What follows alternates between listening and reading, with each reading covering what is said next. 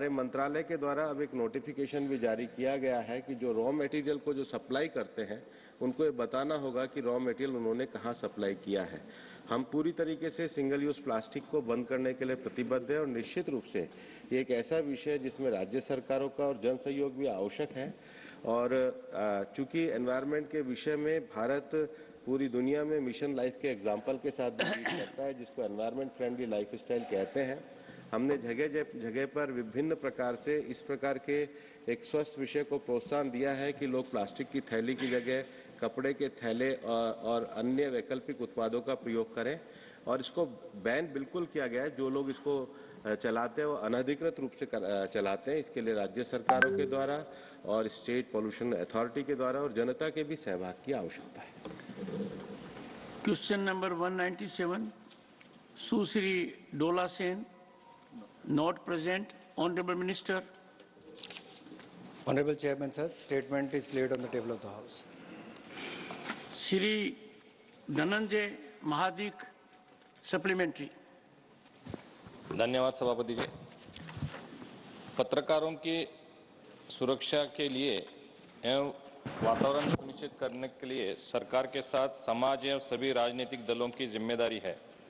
क्या सरकार पत्रकारों की सुरक्षा के लिए सत्ता एवं दलों के राजनीति से ऊपर उठकर सभी से चर्चा करके देश हित में, लोकतंत्र के हित में सरकार पत्रकारों की सुरक्षा के लिए क्या कदम उठा रही है, मैं माननीय मंत्री से जानना चाहता हूं। Honourable minister.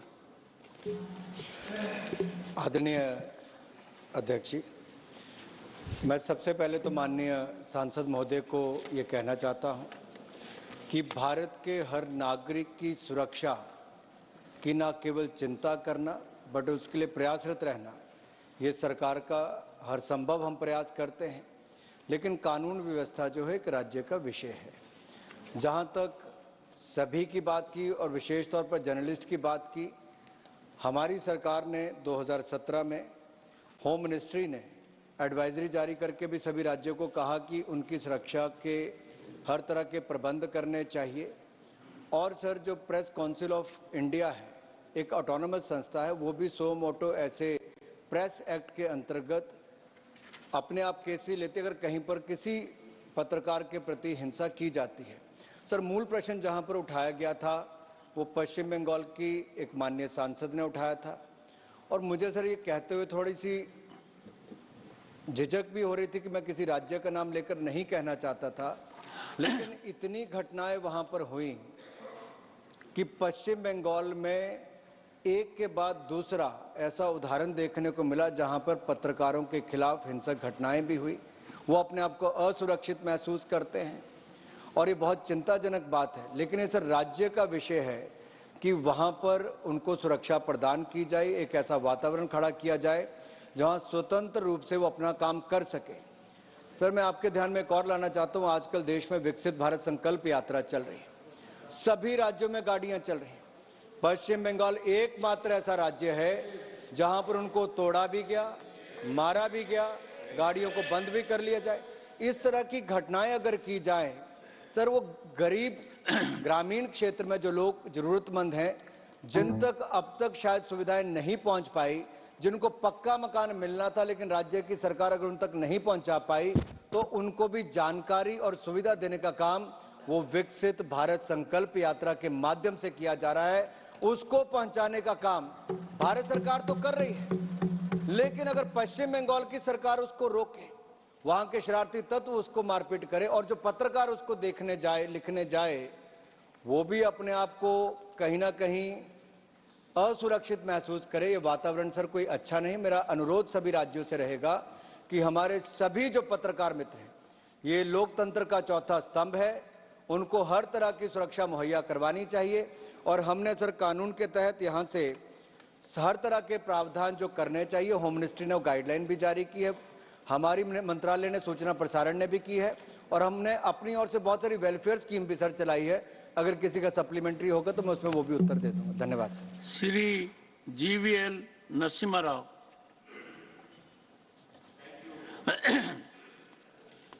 Thank you, Chairman, sir.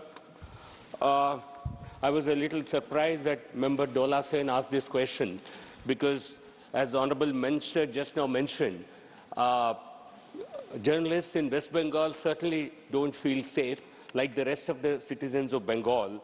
My question to him is, when certain governments, particularly the TMC in this example, do not allow journalists to present the reality to the people and they act oppressively against them, many such occasions they have reported to Press Council of India, but there are occasions when it is felt that Press Council of India also does not take a very independent and autonomous view. And some narratives are actually, particularly political narratives against BJP, have been built only to defame the government. So I'd like to ask the Honorable Minister, so what steps can be taken to ensure a truly independent and autonomous Press Council of India, and what action has been taken to ensure that India's reputation in world ranking of journalist freedom, it is highly distorted. So what action can the government take to remove this distortion, which is actually an attempt to defame India? Thank you, sir. Honorable Minister, sir मैं and I also take note of the input of the Honorable Member, as I am also associated with the Press Council in some measure. जी sir. Wait for 2-3 weeks, we are at it, Honorable Minister. Sir माननीय सांसद ने बहुत गंभीर प्रश्न उठाया है. That the Press Council is in the dock? Sir उसके सदस्य एक ऑटोनोमस बॉडी के नाते एक चयन प्रक्रिया है, वो चुने भी जाते हैं, लेकिन मुझे लगता है हर संस्था में सुधार के अवसर मिलने चाहिए. अगर वहां पर कुछ सुधार की आवश्यकता है तो हम निश्चित से वो कदम उठाएंगे ताकि वो और प्रभावी हो सके और सुविधाएं और सुरक्षा हमारे सभी पत्रकार मित्रों को दे सके. सर जहां तक फ्रीडम ऑफ प्रेस और उनके सेफ गार्डिंग की बात है, सुओ मोटो बहुत सारे ऐसे मुकदमे वो लेते भी हैं. एक माननीय सांसद ने यहाँ पे प्रश्न उठाया कि पश्चिम बंगाल में ऐसा क्या घटा. सर मैं थोड़ा सा बताना चाहता हूँ. 20 जर्नलिस्ट को सर मारा गया डे ऑफ सिविक पोल इन अक्टूबर 2015. 20 पत्रकारों को मारा गया, उनके रिपोर्टर्स के कैमरा और सब कुछ छीन लिए गए. ये जो अखबारों में भी रिपोर्ट है सॉल्ट लेक एरिया में. फिर 4 जर्नलिस्ट को मारा गया फरवरी 2022 में दमदम में और मिदनापुर में, ये भी पश्चिम बंगाल की घटना है. सर 10 जर्नलिस्ट को मारा गया कलकत्ता में और डिफरेंट डिस्ट्रिक्ट्स में, जबकि नॉमिनेशन फाइल करने की बात थी 2023 में. जून 2013 में भी सर 3 फोटो जर्नलिस्ट को मारा गया, हॉस्पिटलाइज किया गया बाराकपुर में N24 परगना जिले में. सर ऐसे मेरे पास लगभग लंबी लिस्ट है और इतने सीनियर पत्रकारों की लिस्ट है. मैं नहीं चाहता कि मैं पूरी लिस्ट पढ़ के बताऊं, लेकिन ये चिंताजनक स्थिति है कि लोकतंत्र में अगर पत्रकार अपने आप को किसी राज्य में असुरक्षित महसूस करें तो ये सवाल खड़ा करता है लॉ एंड ऑर्डर सिचुएशन पर. दूसरा सर, माननीय सांसद तो है नहीं जिन्होंने पश्चिम बंगाल से सवाल पूछा, लेकिन उसी राजनीतिक दल के एक और सांसद जो दूसरे सदन से आते हैं, जिस तरह की हरकत उन्होंने 2 दिन पहले की, पिछले कल की, सर मुझे लगता है वो कुकृत्य देश को शर्मसार करने वाला है. पूरे विपक्ष को उसमें माफी मांगनी चाहिए थी. जो किया गया ना केवल सर को कुकृत्य उनका, बल्कि जो फिल्म बनाई गई जिस एक सीनियर पॉलिटिशियन ने किया, उसके कारण भी सर नाम पहले ही ऐसा हो चुका है कि उसका नाम लेने का कोई फायदा नहीं है. नाम बड़े और दर्शन और काम तो हमने सबने देख ही लिए सर कैसे हैं.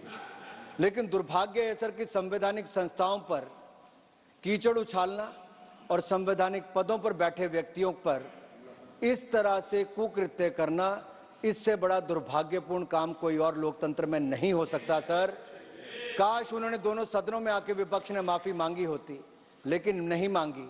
देश माफ नहीं करने वाला सर. लोकतंत्र में जनता सबसे बड़ी होती है, वो इसका जवाब देगी ही सर. और सर मैं जितना मर्जी है मीडिया का, और जो उन्होंने पूछा कि मीडिया की रैंकिंग, सर जो लोग बाहर से रिपोर्टिंग करने आते, मैं तो आज तक कभी 2.5 साल में ऐसी किसी संस्था से नहीं मिला. मैंने सभी बड़े समाचार पत्र समूह से, ये इलेक्ट्रॉनिक मीडिया, इनकी जो संस्था है, मैंने उनसे पूछा आपके पास कभी आए, उनके पास कभी नहीं आए. मुझे नहीं पता सर ये रिपोर्ट कहां से कैसे बनाई जाती है, लेकिन एक बात की गारंटी मोदी की सरकार की गारंटी है कि मीडिया का फ्रीडम ऑफ प्रेस और उनका सेफगार्ड करना ये हमारी प्राथमिकता है और प्राथमिकता रहेगा। अभिव्यक्ति की आजादी यहां पर हर व्यक्ति की भी है और हमारे यहां पर प्रेस की तो अभिव्यक्ति की आजादी और उनको लिखने का स्वतंत्र अधिकार है सर, और आगे भी रहेगा। Shri Narayana Koragappa. Sir, my question is, Class 132 Bharatiya Shiksha Bill gives protection only advocates and professional communication, but it is not covering journalists. Section 15(2) of the Press Council of India Act 1978 provides complete protection to journalists from disclosing their source. But this protection only operates against the Press Council of India and does not extend to any investigation, inquiry, to trial. Secondly, the Law Commission in its 93rd report of 1983 recommended that immunity to extend to journalists from revealing their source. So I would like to know from the Honorable Minister, will we consider adding journalists under the 132 Bharatiya Shiksha Bill? Thanks. Honorable Minister. Sir मैं इसको एक सुझाव के रूप में लेता हूं। धन्यवाद sir. Question number 198 Shri Vijaypal Singh Tomar. धन्यवाद सभापति महोदय। Honourable minister. सदन के पटल पे रखा गया। सप्लीमेंट्री 1 जी माननीय श्री विजयपाल सिंह तोमर। माननीय सभापति महोदय, मैं आपके माध्यम से माननीय मंत्री जी से जानना चाहूंगा, वैसे तो रिकॉर्ड वृक्षारोपण हुआ है और उत्तर प्रदेश इसमें काफी अग्रणी रहा है, लेकिन पुराने जो वृक्ष थे वो बड़े बरगद का वृक्ष है, नीम का वृक्ष है, जामुन का है, शीशम का है, शाल का है, ये हुआ करते थे, देवदार का। आज वृक्षारोपण के नाम पे एनजीओ, छोटी संस्थाएं, सरकारी गैर सरकारी, बहुत ही ऐसे वृक्ष लगाती हैं जो छोटे वृक्ष हैं। और उत्तर प्रदेश के बारे में थोड़ा सा मैं जानकारी माननीय मंत्री से चाहूंगा कि जो खाली पड़ी जमीनें हैं, चाहे वो परती जमीन है, बंजर है या और खाली पड़ी है, इन पर जो वृक्षारोपण हुआ है अभी तक कितनी भूमि पर हुआ है और शेष लक्ष्य क्या है? Honourable minister. माननीय सभापति महोदय, माननीय सदस्य के द्वारा दो विषय उठाए गए हैं। पहला उनका यह कहना है कि अभी जो परंपरागत रूप से पेड़ लगाए जा रहे हैं, जो हमारे मौसम और जलवायु के अनुकूल पेड़ हैं, उसके अतिरिक्त कुछ ऐसी स्पीशीज लगाई जा रही है जिसका जमीन से कोई वास्तविकता नहीं है। मैं उनको ये कहना चाहूंगा कि अभी हमारे मंत्रालय के द्वारा जो वृक्षारोपण के लिए इस समय देश भर में एक्टिविटी चलाई जा रही है, उसमें national mission for green India, compensatory afforestation fund management और प्लानिंग अथॉरिटी कैंपा के अंतर्गत, तीसरा integrated development of wild life habitat और चौथा एक्सट्रीमली एडेड प्रोजेक्ट के माध्यम से वृक्षारोपण किया जाता है। हमारे मंत्रालय के द्वारा अब हर जिले में जो वहाँ की स्थानीय स्पीशीज हैं, जो वहाँ की नेटिव स्पीशीज है और वहाँ के वातावरण के अनुकूल है, उसकी पूरी एक डायरेक्टरी भी तैयार की गई है और इसको संवर्धित करने के लिए, ताकि लोकल लोग इसका प्रयोग करें, हमने नर्सरी को भी विकसित करने का प्रयास किया है। और इसलिए उन स्पीशीज पे ज्यादा जोर दिया जा रहा है जो हमारी परंपरागत और नेटिव स्पीशीज हैं। दूसरा विषय उन्होंने एग्जैक्ट संख्या उत्तर प्रदेश की भूमि के संबंध में मांगी है, वो मैं उनको पत्र के द्वारा उपलब्ध कराऊंगा। Second supplementary Shri Vijaypal Singh Tomar.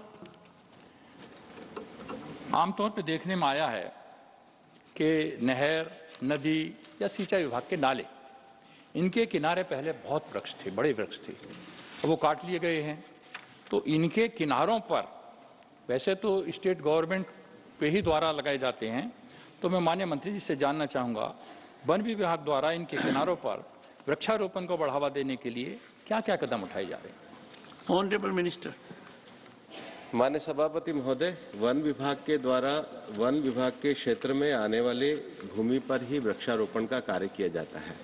लेकिन अभी जैसे मैंने अपने पूर्व के एक उत्तर में ये बताया था कि अभी COP28 में भी जो हमने ग्रीन क्लाइमेट एक्शन प्रोग्राम को जो शुरू किया है, ऐसे वन क्षेत्र जो डिग्रेडेड हो गए हैं, फ्रेगमेंटेड हो गए हैं, वहां पर निजी क्षेत्र को बढ़ावा देने के लिए हमने एक ग्रीन फंड की स्थापना करी है, जिसके अंतर्गत निजी क्षेत्र अपने एक तरीके से सेवा कार्य के अंतर्गत वहां वृक्षारोपण कर सकता है।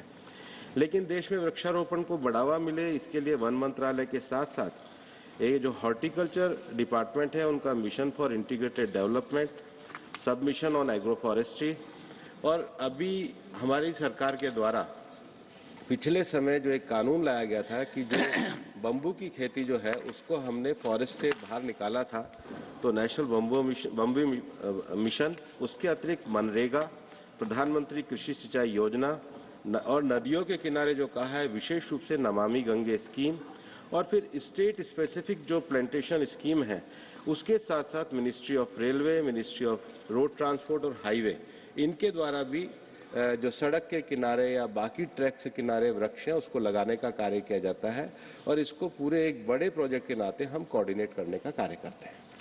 माननीय सदस्यगण, मैंने इस सदन में आग्रह किया था कि माननीय सदस्यगण एक साल में वृक्षारोपण में कुछ परफॉर्मेंस दिखाएं। मैं जहां भी देश में जाता हूं, ये मेरी प्राथमिकता रही है। I had indicated to the honorable members that their performance will be reflected both in the House and on Sunset TV. I hope you take note of it again and let us have right performance. I had indicated to the Honorable Minister Dharmendra Pradhan ji to make available to all members our Vedas, because most of us have not seen it. He has done it. I congratulate him. But I expect the honorable members, they will set an example by engaging in plantations at a massive scale. Shri Birendra Prasad Besse. Thank you, sir. To fight against the pollution, air pollution, tree plantation is one of the best ways, sir. Sir, Assam create history, sir. On Assam in tree plantation, Assam create history, sir. On 17 September 2023, on the auspicious occasion of Honorable Prime Minister, under the leadership of Assam Chief Minister, more than 100 crore tea plantation done in Assam, sir. This is your supplementary. And not only that, sir. Please ask your supplementary. More than 48 lakhs people participated in the tea plantation in Assam on the occasion of the birthday of Honorable Prime Minister. I want to know from the Honorable Minister, this is a very good initiative taken by the state government, especially on the 17th December, 2nd October, birthday of your supplementary. Mahatma Gandhi. If your ministry is planning to subsidize or Honorable Minister, allocation will give to state government for Honorable Minister, novel projects, sir.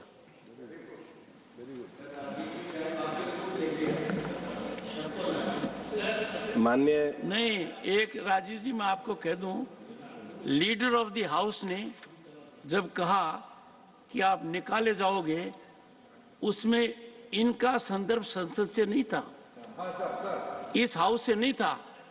ये संकेत कहीं और दे रहे थे, आपको सचेत कर रहे थे।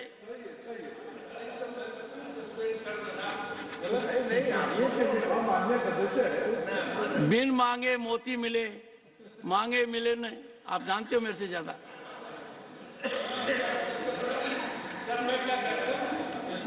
ऑनरेबल मिनिस्टर,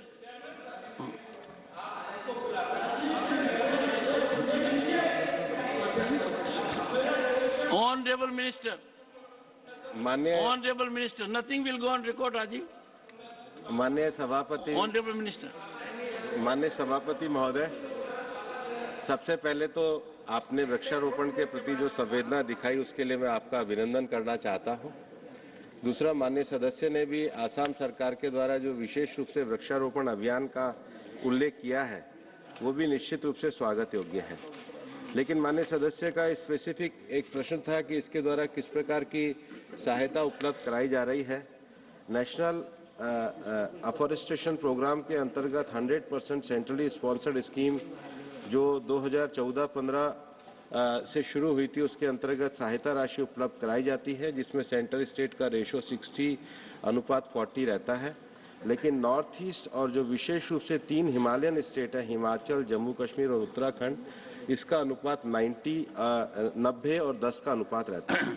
इसके अतिरिक्त भी देश भर में शहरी क्षेत्रों में, क्योंकि माननीय सदस्य ने ये विशेष रूप से उल्लेख किया था कि शहरी क्षेत्रों में वायु प्रदूषण के लिए ज्यादा पेड़ लगाए जाने चाहिए, केंद्र सरकार के द्वारा नगर वन योजना उस कार्यक्रम को किया जाता है जिसको स्पॉन्सर किया जाता है, और इसके अतिरिक्त जो कैंपा का फंड भी है इसमें एलोकेट किया जाता है, और एक 20 टारगेट प्रोग्राम भी इसके अंतर्गत किया जाता है जो हम फॉरेस्टेशन की गतिविधियों को, पेड़ों के लगाने की गतिविधियों को बढ़ाने के लिए स्पॉन्सर्ड कार्यक्रम करते हैं।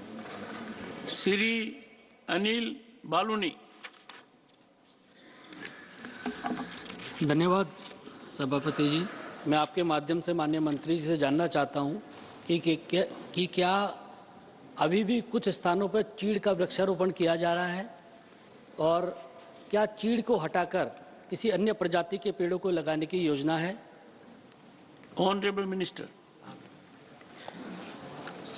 माननीय सभापति महोदय कि जहां पर भी पेड़ लगाने का कार्यक्रम है ये स्टेट स्पेसिफिक एक्शन प्रोग्राम है, और सभी प्रजातियां एक ही तरह के जलवायु क्षेत्रों और सब जगह पाई नहीं जाती है। बीच बीच में वन विभाग के द्वारा जिस प्रकार के प्रयोग हुए हैं उसमें कई पेड़ों की हमें दुष्प्रभाव भी देखने को मिले हैं, तो ये स्टेट स्पेसिफिक और एरिया स्पेसिफिक है। माननीय सदस्य अगर मुझसे व्यक्तिगत रूप से कभी एरिया स्पेसिफिक विषय पूछेंगे तो निश्चित रूप से मैं उनके विषय का समाधान करूंगा। Lieutenant general doctor DP Vats, retired. माननीय सभापति जी, आपके माध्यम से मैं certain concerns about tree felling, यानी कि जब नेशनल हाईवेज बनाए जाते हैं तो सर्टनली बर्ड पीपल, नीम, शीशम के पेड़ काटे जाते हैं। उनकी रिप्लेसमेंट के लिए एफोरेस्टेशन का बड़ा एफर्ट है, मगर उस एफर्ट में खासकर बर्ड पीपल के पेड़ को रोज बड़े चाव से खाता है, और वन विभाग द्वारा लगाए गए ट्री गार्ड जो हैं उसका हाइट 5 फुट या 6 फुट है, जबकि रोज जंप करके 8-7 फुट तक चला जाता है खाने के लिए, और पेड़ बढ़ते नहीं। यानी survival of the planted trees is my concern. And second thing, जो शीशम में 5 साल के बाद बंट आ जाता है, फंगस आ जाता है और बड़े बड़े पेड़ सूख जाते हैं, उसके बारे में सरकार क्या कर रही है? Honourable minister. माननीय सभापति महोदय, जब हम वृक्षारोपण की बात करते हैं या पेड़ों को संवर्धन और संरक्षण करने की बात करते हैं तो हम सभी प्रकार के पेड़ों के संरक्षण करने की बात करते हैं, और इन सब प्रकार के जब पेड़ों के संरक्षण करने की बात करते हैं तो हम जानते हैं कि हमारी बायोडायवर्सिटी में भी कुछ स्पीशीज या पेड़ ऐसे हैं जो एंडेंजर्ड किस्म के हैं, और उसको हम बनाए रखने के लिए विशेष रूप से रिजर्व एरिया जो हमारा फॉरेस्ट का एरिया है, नेशनल पार्क है, सेंचुरीज हैं, और उसके साथ साथ जो कम्युनिटी रिजर्व्स हैं वहां पर हम इसके पूरे प्रोटेक्शन का कार्य करते हैं।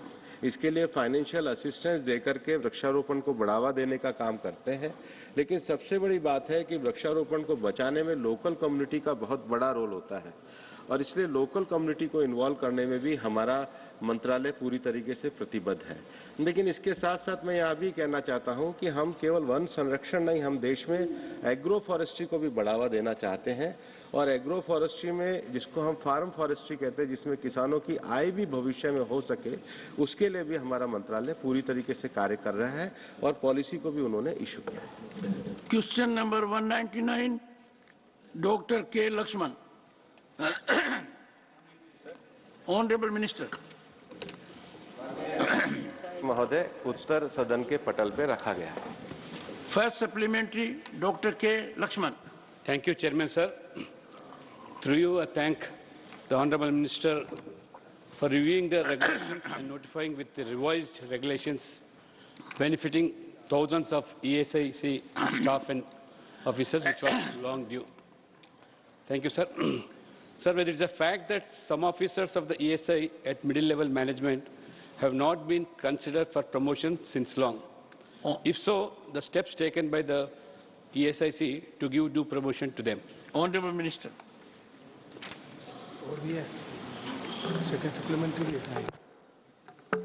माननीय सभापति महोदय, माननीय सदस्य के द्वारा जो प्रश्न उठाया गया है कि क्या ईएसआईसी के जो रेगुलेशंस हैं उनको हमने बाकी जो सरकारी कर्मचारी है उनके बराबर समकक्ष किया है या नहीं किया है, मैं उनको ये बताना चाहूँगा कि ये एक लंबे समय से विषय पेंडिंग था, लेकिन ईएसआईसी में हम लोगों ने एक 5 सदस्यीय कमेटी का गठन किया और कमेटी का गठन करके 15 दिसंबर 2022 को हमने इस ओएम को निकाला है और इस ओएम के बेसिस पे हमने एम्प्लॉय स्टेट इंश्योरेंस कॉर्पोरेशन के स्टाफ की कंडीशन और रेगुलेशन ये 2023 में निर्धारित किए हैं और इसलिए उसके अंतर्गत अब जो हमने ग्रेडिंग करी है उसके द्वारा जो एक लंबे समय से अधिकारियों के पदोन्नति का विषय था उनका समाधान हुआ है और उन्हीं नियमों के अंतर्गत हम अब इस सारी कार्रवाई को विस्तृत रूप से करने जा रहे हैं। Second supplementary, Dr. K. Lakshman. Sir, whether the ESI impelled any other hospitals or medical practitioners, etc., to provide the medical treatment to its staff and officers where some services are not available with the ESIC? If so, the details thereof, sir. Honorable Minister.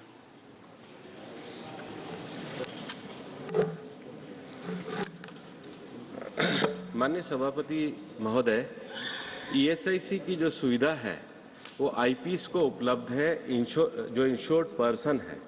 Bharat सरकार के अंतर्गत जो संगठित क्षेत्र में काम करने वाले कामगार हैं जो उसकी मान्यता के अंतर्गत आते एक निश्चित वेतनमान के अंतर्गत उनको आईपी बनाया जाता है।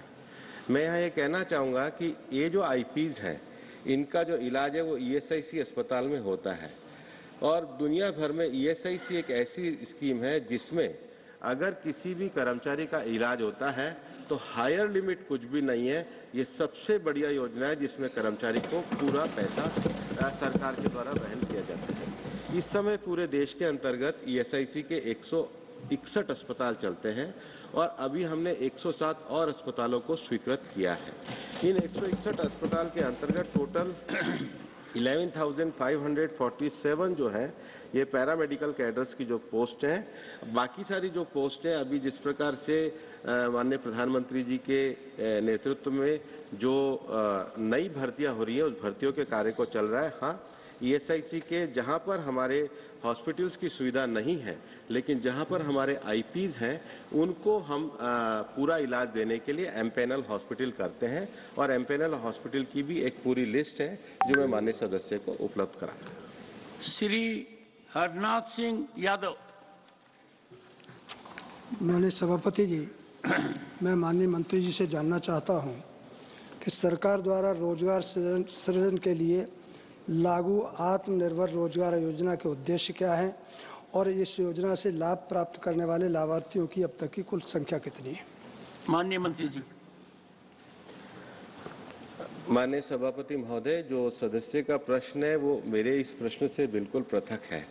ये जो मूल प्रश्न है ये सरकार के द्वारा जो ईएसआईसी की सुविधा है उसके संबंध में है। ईएसआईसी की सुविधा सरकार की केवल मेडिकल बेनिफिट की सुविधा नहीं है, इसमें मेडिकल बेनिफिट के साथ साथ sickness benefit, extended sickness benefit, disablement benefit, maternity benefit, dependent benefit, funeral expenses और अदर बेनिफिट दिए जाते हैं। ये कर्मचारियों के स्वास्थ्य का संरक्षण करने वाली एक वृहद स्कीम है जिसमें 13.5 करोड़ के लगभग लाभार्थी इसके अंतर्गत आते हैं। माननीय सदस्य ने जो प्रश्न पूछा है वो आत्मनिर्भर स्वरोजगार योजना के बारे में पूछा है, वो इससे बिल्कुल पृथक है। मैं उनका एक भिन्न प्रश्न है इसलिए मैं व्यक्तिगत रूप से उनको उत्तर दूंगा, उसका इस प्रश्न के साथ कोई संबंध नहीं। Question number 200, Shri Sushil Kumar Modi. पूछता हूँ। Honourable minister. माननीय सभापति जी, उत्तर सदन के पटल पर रखा गया है। First supplementary Shri Sushil Kumar Modi. सभापति महोदय, माननीय मंत्री ने अपने उत्तर में यह स्वीकार किया है कि 2020 में 106 टाइगर्स की मौत हुई, 2021 में 128 और 2022 में 121। मैंने आज NTCA की वेबसाइट पर देखा कि 146 tigers dead in 9 months, highest in 11 years. तो इस साल के 9 महीनों में मरने वाले टाइगर्स की संख्या 146 पहुंच गई है कि 9 महीनों के अंदर। तो मैं माननीय मंत्री महोदय से जानना चाहता हूं कि इतनी बड़ी संख्या में टाइगर्स की मृत्यु क्या, क्योंकि मंत्री ने अपने उत्तर में एक और बात कही है कि नेचुरल कारणों से जो मृत्यु हुई है वो 60 से घटकर 37% हो गया। इसका मतलब है कि 37% नेचुरल कारणों से डेथ हुई है और अननेचुरल और पोचिंग से 63% डेथ हुई है। तो मैं केवल यही जानना चाहता हूं कि इतनी बड़ी संख्या में टाइगर्स की डेथ का क्या कारण और सरकार उसको रोकने के लिए क्या प्रयास कर रही है। माननीय मंत्री जी, सो नियर एंड सो फार। माननीय सभापति जी, उत्तर तो आपको देख के देना होता है, सदस्य की दूरी की महत्व नहीं रखती। It's a very healthy practice, please take note of it. जी, धन्यवाद सभापति जी। माननीय सदस्य ने जो प्रश्न पूछा है टाइगर्स की मृत्यु के लिए, हमारे यहाँ NTCA जो है, नेशनल टाइगर कंजर्वेशन अथॉरिटी, उसके द्वारा एक पूरी तरह से SOP बनाई जाती है। उस SOP के अंतर्गत किसी भी टाइगर की अगर डेथ हो जाती है तो उसका एक पूरा डेटाबेस रखा जाता है जिसमें राज्य सरकार की रिपोर्ट और टाइगर की डेथ के कारणों को इंगित किया जाता है। इसके अतिरिक्त भी हम जब भी किसी टाइगर की डेथ होती है तो जो थर्ड पार्टी सोर्सेज है उससे भी कंफर्मेशन किया जाता है और उसकी एक पूरी तरीके से प्रक्रिया है और उस प्रक्रिया के अंतर्गत वो नेचुरल डेथ हुई है, पोचिंग से डेथ हुई है। और हम ये भी जानते हैं कि जिस प्रकार से अभी मानवीय आबादी का दबाव पड़ रहा है, कुछ टाइगर की डेथ एक्सीडेंट के कारण, ट्रेन या सड़क के एक्सीडेंट के कारण भी वो डेथ के कारण बने हैं। इन सबको रोकने के लिए हम समय समय पर लगातार अपनी गाइडलाइन भी जारी करते हैं और उसके साथ जो देश के जो टाइगर कंजर्वेशन की जो हमारी सबसे बड़ी सफलता हुई है कि उनका जो कोर एरिया है उस कोर एरिया में ज्यादा दबाव ना आए, इसलिए हम कोर एरिया से विलेज के रीलोकेशन के लिए भी काम कर रहे हैं। और मैं NTCA को यहाँ पे अप्रिशिएट भी करना चाहूंगा कि उन्होंने एक बहुत बड़ी सफलता भी उस पर पाई है ताकि जो ह्यूमन आबादी का प्रेशर है वो टाइगर्स पे ना आ पाए। एक और विषय भी है, कई बार हमें लगता है कि टाइगर हैबिटेट में जो टाइगर है वो कई बार हम कहना चाहते हैं कि केवल वो टेरिटरी की रक्षा नहीं करता। अभी NTCA ने एक एटलस प्रकाशित किया है कि भारत की जो 53 टाइगर रिजर्व्स हैं उसमें बहुत बड़ी संख्या में नदियां भी निकलती है, ट्रिब्यूटरी भी निकलती है। तो हमारी एक तरीके से ट्रिब्यूटरी की भी रक्षा है। इसलिए पूरे कोर एरिया को जो हम संभाल के रखते हैं उसका हमारा अर्थ ये है कि टाइगर कंजर्वेशन के साथ साथ वहां पर बायोडायवर्सिटी, बाकी स्पीशीज भी है, इसलिए इसको मेंटेन रखने के लिए हम पूरा प्रयास करते हैं। और जो डेथ के कारण है उसकी पूरी SOP हम लोग करते हैं और इसको हम पूरी तरीके से अपनी वेबसाइट में अपडेट करके रखते हैं ताकि इसमें एक निष्पक्षता का विषय रहे और सही में जो टाइगर कंजर्वेशन हमारी बायोडायवर्सिटी को कंजर्व और प्रिजर्व करने के लिए हम कार्य करते हैं उसको समुचित तरीके से हम कर सकें। इसलिए उसमें पूरे डेथ के कारण हम उस SOP के मान्यता के अंतर्गत ही करते हैं। श्री सुशील कुमार मोदी। मेरे एक दूसरे प्रश्न के उत्तर में माननीय मंत्री ने स्वीकार किया है कि 5 टाइगर रिजर्व ऐसे हैं जहां एक भी टाइगर नहीं है और 7 टाइगर रिजर्व ऐसे हैं जहां केवल मात्र एक टाइगर है। लेकिन इन टाइगर रिजर्व की जो ग्रेडिंग की गई है, जिसको मैनेजमेंट इफेक्टिव इवैल्यूएशन कहते हैं, उसमें उनको गुड का दर्जा दिया गया। तो जब एक भी टाइगर नहीं है तो उनको गुड का दर्जा दिया गया, फेयर का दर्जा दिया गया और बांधवगढ़ जहां 135 टाइगर है उनको भी गुड या वेरी गुड का दर्जा दिया गया। तो मैं माननीय मंत्री से ये स्पष्ट जानना चाहूंगा कि ये इवैल्यूएशन का क्या तरीका है कि जहां 135 टाइगर है वो गुड या वेरी गुड में और जहां एक भी टाइगर नहीं है उस टाइगर रिजर्व को मैनेजमेंट इफेक्टिव इवैल्यूएशन के अनुसार गुड या फेयर के दायरे में रखा गया है। माननीय मंत्री जी। माननीय सभापति महोदय, माननीय सदस्य ने सही प्रश्न पूछा है और इसका कुछ हिंट मैंने अपने पूर्व उत्तर में भी दिया है। ये जो टाइगर जो पूरा हैबिटेट एरिया है, ये टाइगर के साथ साथ हमारी ट्रिब्यूटरी निकलने का, हमारी बायोडायवर्सिटी का, वहाँ के इकोसिस्टम का, वहाँ के इकोसिस्टम में जो नेचुरल सिस्टम है उसका, वो पूरा हैबिटेट को हम पूरी तरीके से देखते हैं। जो 5 टाइगर रिजर्व माननीय सदस्य महोदय ने कहे हैं, मैं मानता हूं कि अभी जो फिलहाल की जो हमारी इस समय की जो गणना है उसमें सह्याद्री, सतकोशिया, कंवल, दांपा और कामलंग, ये जो टाइगर रिजर्व्स हैं इस समय टाइगर के चिन्ह नहीं देखे गए हैं। हमारे जो 53 टाइगर रिजर्व्स हैं ये आपस में कॉरिडोर के साथ भी जुड़े हुए हैं। एक समय में पलामू में भी हमारे पास कोई टाइगर नहीं था, लेकिन बाद में आज पलामू में हमारे टाइगर बड़े हैं। एक समय में हम ऐसी भी स्थिति में थे कि पन्ना में हमारा जो पूरा टाइगर रिजर्व था उसमें से टाइगर खत्म होने जाता है। पन्ना में हमारे सबसे अच्छे टाइगर रिजर्व आए हैं। तो टाइगर अगर किसी क्षेत्र में अभी नहीं पाया जा रहा है तो इसका अर्थ ये नहीं है कि वहाँ की बायोडायवर्सिटी, वहाँ का इकोसिस्टम, वहाँ का प्रे एरिया, वो जो बाकी सारा इशू है जो इकोसिस्टम का मैनेजमेंट है, क्योंकि जब भी हम किसी टाइगर रिजर्व को ग्रेडेशन देते हैं तो टाइगर के साथ साथ बाकी उसका इकोसिस्टम कैसा, उस इकोसिस्टम को हमने किस प्रकार से मेंटेन करके रखा है, क्योंकि ये इकोसिस्टम हमारी अपने आप में धरोहर है। और मैं ये मानना चाहूंगा, बताना भी चाहूंगा कि इस समय जो हमारा बक्सा का टाइगर रिजर्व है, हमारा नामदापा का, मुकुंदा हिल्स का, रामगढ़ विषधारी राजस्थान में, पलामू का, ये जो टाइगर इंद्रावती का जो टाइगर रिजर्व है, इसमें एक समय में टाइगर कुछ में कम भी हुए, लेकिन आज हम वापस से टाइगर को वहां पर बसाने में या उसके प्रजनन को आगे बढ़ाने में हम लोग कामयाब सिद्ध हुए हैं। इसलिए केवल ये मान लेना कि आज टाइगर नहीं है तो कल निश्चित रूप से कॉरिडोर के माध्यम से या जहां पर हमारी टाइगर की आबादी ज्यादा भी हो जाती है वहां पर भी हम रीलोकेट करते हैं, लेकिन उसके बसने की संभावना, बायोडायवर्सिटी की संभावना, जंगल की सघनता, जंगल का विविधीकरण, जंगल की जैव विविधता, जंगल का जो बाकी का जो इकोसिस्टम है वो किस प्रकार से, वो हमारे ग्रेडिंग का आधार होता है। और इस ग्रेडिंग को हम बहुत ट्रांसपेरेंट मैनर में करते हैं और हम चाहते हैं कि जो भी लोग हैं वो इसको पूरी तरीके से देखकर एक इसको खरे और अच्छे मानक करें। और हम इस बात पे गर्व भी करते हैं कि हमारे देश में 53 टाइगर रिजर्व्स हैं और पिछले 9 वर्षों में जब अभी 50 ईयर ऑफ टाइगर कंजर्वेशन मनाया था माननीय प्रधानमंत्री जी ने, तो इस देश में अब टाइगर की संख्या पर्याप्त और बड़ी है। आज दुनिया के 70% टाइगर भारत के अंतर्गत पाए जाते हैं, जिसमें भारत में श्री बाबूराम निषाद जी।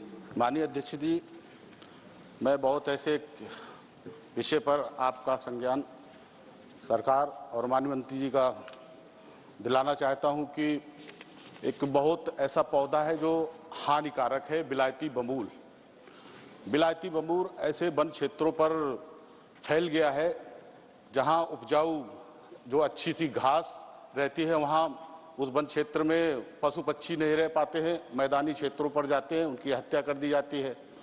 और इस बिलायती बमूल से मनी बहुत ढेर सारा क्षेत्र ऐसा रोपित कर दिया गया है जो नुकसान पहुंचाता है। इसको हटाकर ऐसे वन क्षेत्रों पर फलदार वृक्ष लगाने का सरकार का क्या उपाय है और सरकार ने क्या प्रयास किए हैं, मैं जानना चाहता हूं। यही मेरा प्रश्न है। माननीय मंत्री जी, और इस पर भी प्रकाश डालें, ये विलायती नाम कैसे पड़ा, कब पड़ा, कैसे पड़ा? माननीय सभापति जी, ये बात सच है कि कुछ स्पीशीज इस प्रकार की हैं जो हमारे नेटिव स्पीशीज में नहीं आती हैं। किसी न किसी कारण से वो स्पीशीज जो हैं हमारे जंगल में आ गई और उनका बहुत तेजी से, जिस प्रकार से कीटाणु फैलते हैं, इस प्रकार से उनका जो पड़ा है। तो चूंकि वो हमारी स्पीशीज नहीं थी, बाहर से आई थी, इसलिए मुझे लगता है कि साधारण बोलचाल की भाषा में चूंकि वो नेटिव नहीं थी उसको विलायती। नहीं, मैंने इसलिए पूछा कि घास के बारे में बड़ी चर्चा होती थी। जी, प्रश्न इसलिए, लेकिन ये जो स्पीशीज है, माननीय सदस्य ने जो अपनी आशंका व्यक्त करी है वो एकदम सही है। हमारे जंगल के कुछ क्षेत्रों में लगातार ये जो स्पीशीज बढ़ती हैं, उसके विलायती बबूल या लेंटाना भी जिसमें हम कहते हैं, उसके कारण हमारे जंगल का एक जो बड़ा क्षेत्र है वो घिर जाता है और उसका हमें ध्यान में नहीं होता है, लेकिन जो वहाँ का जो एक पूरा बायोडायवर्सिटी सिस्टम है उसमें वो एक गतिरोध भी उत्पन्न करते हैं। हमारे जो हर फॉरेस्ट एरिया और विशेष रूप से जो रिजर्व फॉरेस्ट एरिया है वहाँ का एक फॉरेस्ट मैनेजमेंट प्लान बनाया जाता है। फील्ड ऑफिसर उस प्लान को स्वीकृति देते हैं। उस स्वीकृति के अंतर्गत अगर इस प्रकार का जो बहुत ज्यादा बढ़ा हुआ एरिया होता है उस बड़े हुए एरिया में वो उसको निकालने का कार्य करते हैं। लेकिन ये चूंकि जंगल तो पहाड़ और बहुत दूर है, सड़क भी नहीं होती, इसलिए उसको किस प्रकार से निकाल के दोबारा से वो बीज पनपे ना, उसके लिए भी वो लोग स्थायी व्यवस्था का काम करते हैं। अभी एक विषय और हम लोगों ने शुरू किया है, नीचे जो साउथ में हमारे इस प्रकार की स्पीशीज है बांदीपुरा के जंगल में, वहाँ की सोलेगा ट्राइब से उन्होंने एक अच्छा विषय शुरू करा है। उन्होंने उसके जो स्पीशीज को रेडिकेट करके निकाल के उसके फर्नीचर बनाने का, उससे कुछ अच्छे आर्ट की चीजें बनाने का काम किया है। इसको कुछ जगह पे बाकी भी निकाल के परमानेंट हटाने का काम किया जा रहा है, पर ये बहुत सीमित प्रयोग है और हमारे जो फॉरेस्ट मैनेजमेंट के द्वारा है, अधिकारियों के द्वारा फील्ड स्तर पे इसका निर्णय लिया जाता है, उसको निकालने का काम करते हैं, क्योंकि जंगल के लिए हमारी एक बड़ी चुनौती है जिसको हम लोग समाधान करने में लग रहे हैं। ये सुनिए मिनिस्टर। जब डॉक्टर के पास गया तो मुझे बताया गया कि मुझे एक एलर्जी है, कांग्रेस ग्रास से एलर्जी है। तो मंत्री जी कुछ हमारे को प्रकाश डालें कि कांग्रेस ग्रास से एलर्जी कैसे हो जाती है। मंत्री जी की जहां पढ़ाई हुई है ना, और जिस प्रांत में पढ़ाई हुई है वहां भी बहुत व्यापक चुनौती था ये, और मंत्री जी को पूरी जानकारी है इसके बारे में। आप मंत्री जी से अकेले में बात कर लीजिए, आपको इलाज भी बता देंगे। सबको ज्ञान है तो अच्छा। It is for the honourable minister to respond. Shri okay, सभापति के निर्देशों का पालन करूंगा, अकेले में बात करूंगा। श्री पवित्र margherita. Sir, my question to Honorable Minister is that what are the rules and regulations framed or steps taken for ease of commercial tree plantation by people in general? Honorable Minister.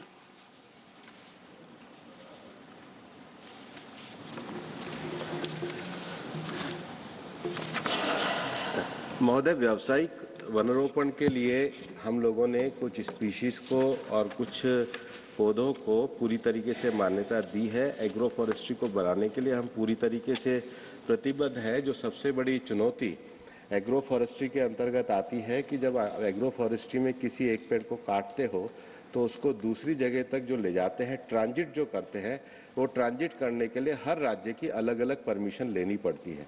इसके कारण इसकी commercially viability नहीं आती है और इसलिए अब हमारे मंत्रालय ने इसको सुविधा देने के लिए एक नेशनल लेवल पे ट्रांजिट प्लान का प्रोग्राम बनाया है, जिसके अंतर्गत विभिन्न राज्यों ने अपने राज्यों से दूसरे राज्य में लकड़ी के आवागमन को ले जाने से एक तरीके से प्रतिबंध से मुक्त किया है। क्योंकि एग्रो फॉरेस्ट्री एक बहुत बड़ा ऐसा विषय है जिसके कारण हमें लकड़ी के आयात करने पर डिपेंड होना पड़ता है और इसके कारण कई जगह सघन जंगल भी कट जाते हैं। इस जो नेशनल ट्रांजिट प्लान सिस्टम को शुरू किया गया है, मंत्रालय की वेबसाइट पे उपलब्ध है और कमर्शियल और एग्रो फॉरेस्ट्री के संबंध में जो नियम लगाए गए हैं वो भी मंत्रालय की वेबसाइट पे पूरी तरीके से उपलब्ध है। Shri Niranjan BC. Chairman sir, I would like to know from Honorable Minister that what step the ministry is taking to redress the challenges posed by deforestation and habitat loss for wildlife conservation. Honorable Minister. महोदय, मैंने अपने जो पूर्व प्रश्न में जो national की जो भारत सरकार की योजनाएं बताई गई हैं, जहां पर वनों के काटे जाने पे वापस से ग्रीन प्रोग्राम के अंतर्गत, अफॉरेस्टेशन प्रोग्राम के अंतर्गत, कैंपा प्रोग्राम के अंतर्गत, भारत सरकार की विभिन्न योजनाओं के अंतर्गत वनों के संवर्धन करने का कार्य किया जाता है। भारत सरकार के द्वारा हर 2 वर्ष में एक बार फॉरेस्ट सर्वे ऑफ इंडिया के द्वारा पूरे फॉरेस्ट का सर्वेक्षण किया जाता है और उस फॉरेस्ट के सर्वेक्षण के द्वारा हम ये तय करते हैं कि कि हमारे यहाँ सघन वन या फ्रेगमेंटेड वन, 3 प्रकार के जो वनों की कैटेगरी है, वो किस प्रकार के वनों की कैटेगरी है, फ्लोरा फोना कैसा है, और फिर स्थानीय स्तर पर जो हमारे फॉरेस्ट मैनेजमेंट प्लान के द्वारा उनके संवर्धन, संरक्षण और विकास के कार्य को किया जाता है। Question number 201, Shri Eranna Kadadi. प्रश्न संख्या 201। Honourable minister. महोदय, उत्तर सदन के पटल पर रखा गया है। सप्लीमेंट्री 1, श्री ईराना कडाडी। धन्यवाद सभापति महोदय। जलवायु परिवर्तन का एक प्रमुख कारण बढ़ता प्रदूषण भी है, जिसके लिए अच्छे वेस्ट मैनेजमेंट तकनीकी की आवश्यकता है।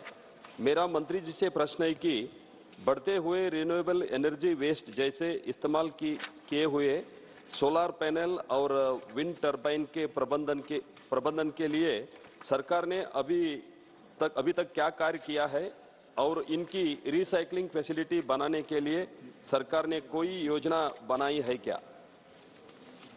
Honourable minister. माननीय सभापति महोदय, वेस्ट टू वेल्थ ये भारत सरकार की एक बड़ी महत्वाकांक्षी कार्य योजना है और हमारे मंत्रालय के द्वारा गाइडलाइन इशू की जाती है, और इसलिए रिसाइकिल को लेकर के विभिन्न विषयों में, चाहे रबड़ वेस्ट का विषय हो, चाहे बाकी विषय हो, समय समय पर मेटल, यूज्ड ऑयल, इन सब विषयों को लेकर के, रिसाइकिल वाले अलग अलग सेगमेंट को लेकर के हमारे मंत्रालय के द्वारा समय समय पर दिशा निर्देशिका जारी की जाती है। इस संबंध में नीति आयोग के द्वारा भी विस्तार से रिसाइकिल विषयों पर काम किया गया है और अन्य मंत्रालय भी, खासकर जो सॉलिड वेस्ट वगैरह है उसके लिए अर्बन डेवलपमेंट मंत्रालय द्वारा भी कार्य किया जा रहा है। हमारे मंत्रालय के द्वारा पर्यावरण अनुकूल इन विषयों के लिए व्यापक दिशा निर्देशिका जारी की जाती है, जो विभिन्न क्षेत्रों में हमने जारी की है। Second supplementary, Shri Eranna Kadadi. जलवायु परिवर्तन के नियंत्रण के लिए माननीय प्रधानमंत्री श्री नरेंद्र मोदी जी द्वारा मिशन लाइफ शुरू किया गया है। मेरा मंत्री जी से प्रश्न है कि कृषि क्षेत्र में जलवायु परिवर्तन की और प्रदूषण के रोकथाम के लिए मिशन लाइफ के माध्यम से किसानों के लिए सरकार द्वारा क्या सहायता की जा रही है? Honourable minister.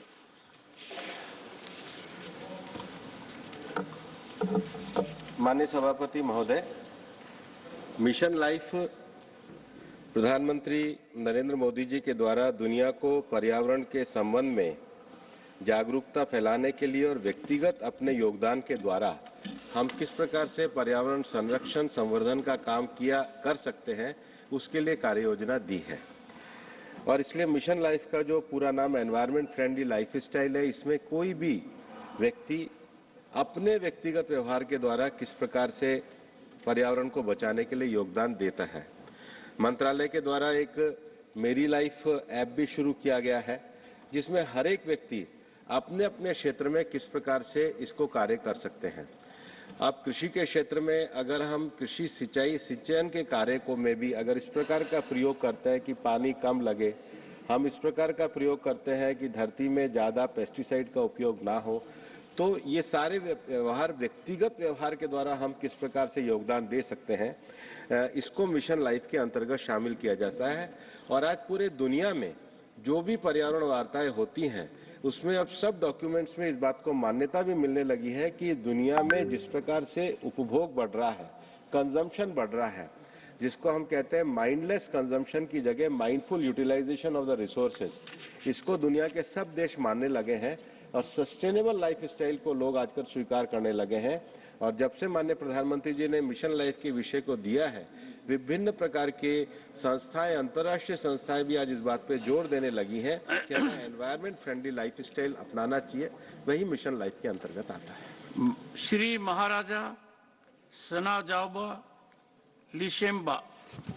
Sir, my question to Honorable Minister is that due to mass poppy plantation in the hilly areas of Manipur and other neighboring northeastern states, drastic climatic change is happening now.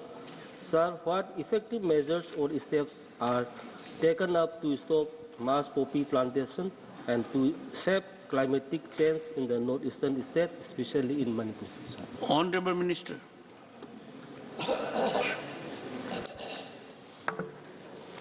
माननीय सभापति महोदय, ये बात सच है कि जलवायु परिवर्तन के कारण एक बहुत बड़ा जो प्रभाव है वो कृषि क्षेत्र में भी पड़ता है। कृषि क्षेत्र में मौसम में होने वाले बदलाव, कृषि क्षेत्र में तापमान में होने वाले बदलाव के कारण हमें जलवायु परिवर्तन के प्रभाव दिखते हैं और इसलिए इसको देखने के लिए देश में एक एडेप्टेशन प्रोग्राम बनाया गया है।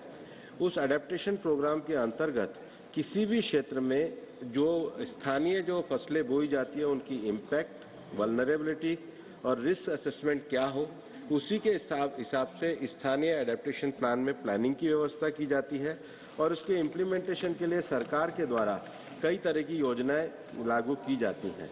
और अंतर्राष्ट्रीय स्तर पर भी इस बार ये माना गया है कि कृषि क्षेत्र एक ऐसा क्षेत्र है जो जलवायु परिवर्तन के कारण सबसे ज्यादा प्रभावित क्षेत्र है और इसलिए भविष्य में इस बार के COP28 में भी इस बात को एम्फेसाइज किया गया कि इनकी मॉनिटरिंग, इवैल्यूएशन और लर्निंग प्रोसेस को हम कैसे आगे बढ़ा सकें, इसको आगे बढ़ाने की जरूरत है और इसको लेकर के दुनिया के सब देश कार्य कर रहे हैं और भारत में भी जो नेशनल क्लाइमेट एक्शन प्रोग्राम बनता है उसमें इन विषयों को पूरी तरीके से शामिल किया जाता है। Shri रायगा कृष्णनैया, the honorable member will speak in Telugu.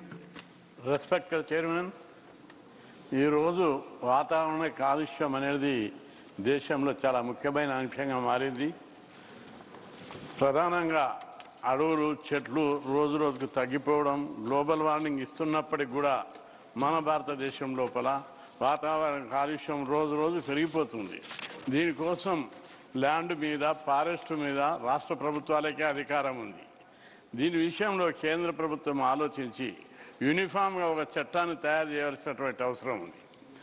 Forest మీద, ల్యాండ్ మీద కేంద్ర ప్రభుత్వం యొక్క ఆధిపత్యాన్ని తీసుకున్నట్టయితేనే ఈ ఫారెస్ట్ లోపల పెంపకం, వాతావరణ కాలుష్యాన్ని అరికట్టడానికి అవకాశం ఏర్పడుతుంది.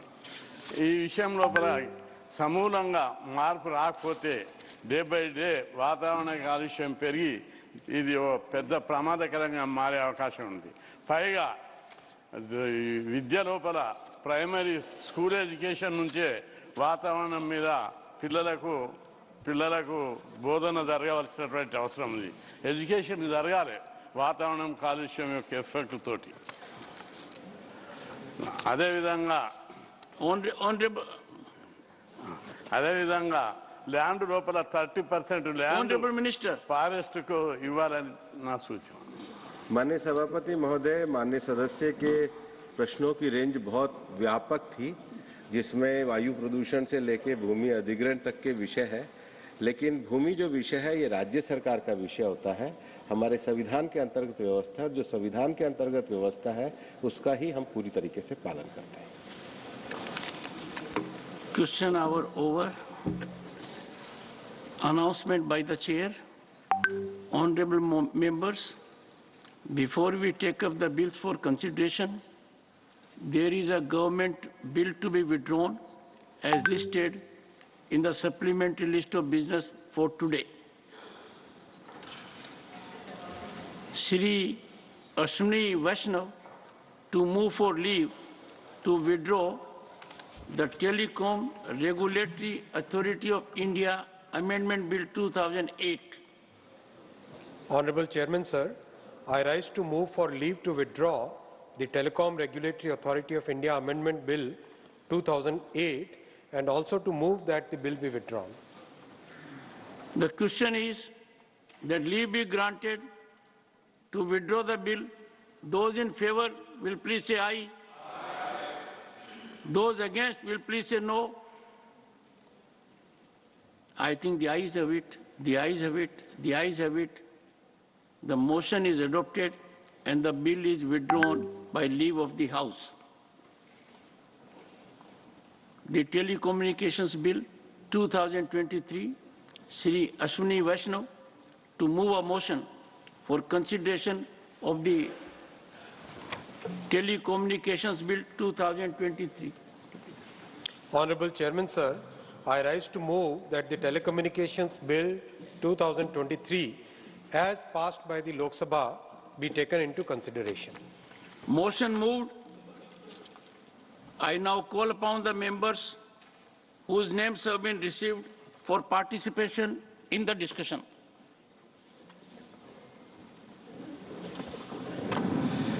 Mani Dr. Sasmit Patra.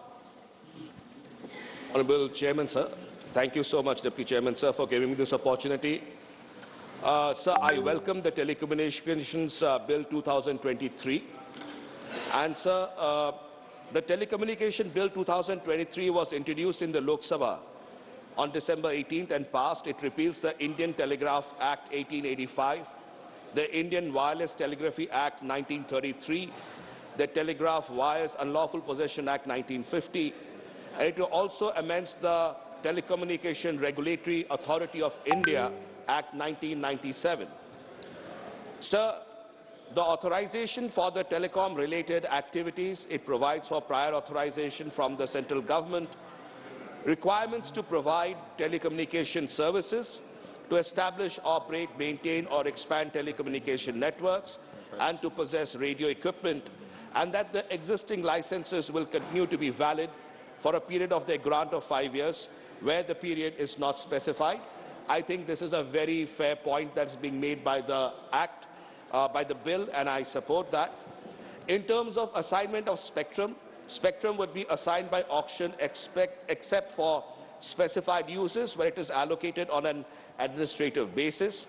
This would include purposes such as national security and defense, disaster management, weather forecasting, transport, satellite services, etc. I think it is a very good move that is being made by the government through this bill to ensure that a natural resource like spectrum is being auctioned. I commend the Honourable Minister for that. In terms of powers of interception and search, messages of between two people may be intercepted, monitored based on certain grounds, which includes very specific prescribed grounds relating to the security of the state, prevention of incitement of offences, public order. And you know, sir, because we have many border states, we have cases where cross-border terrorism is very rampant, and therefore it's very essential that such things are there.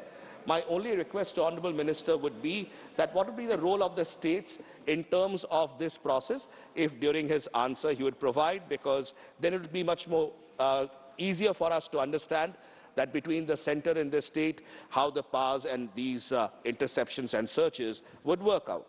In terms of powers to specify standards that have been provided, the right of way for facility providers to seek a right of way over public or private property to establish telecom infrastructure has been provided for. It's a very good provision.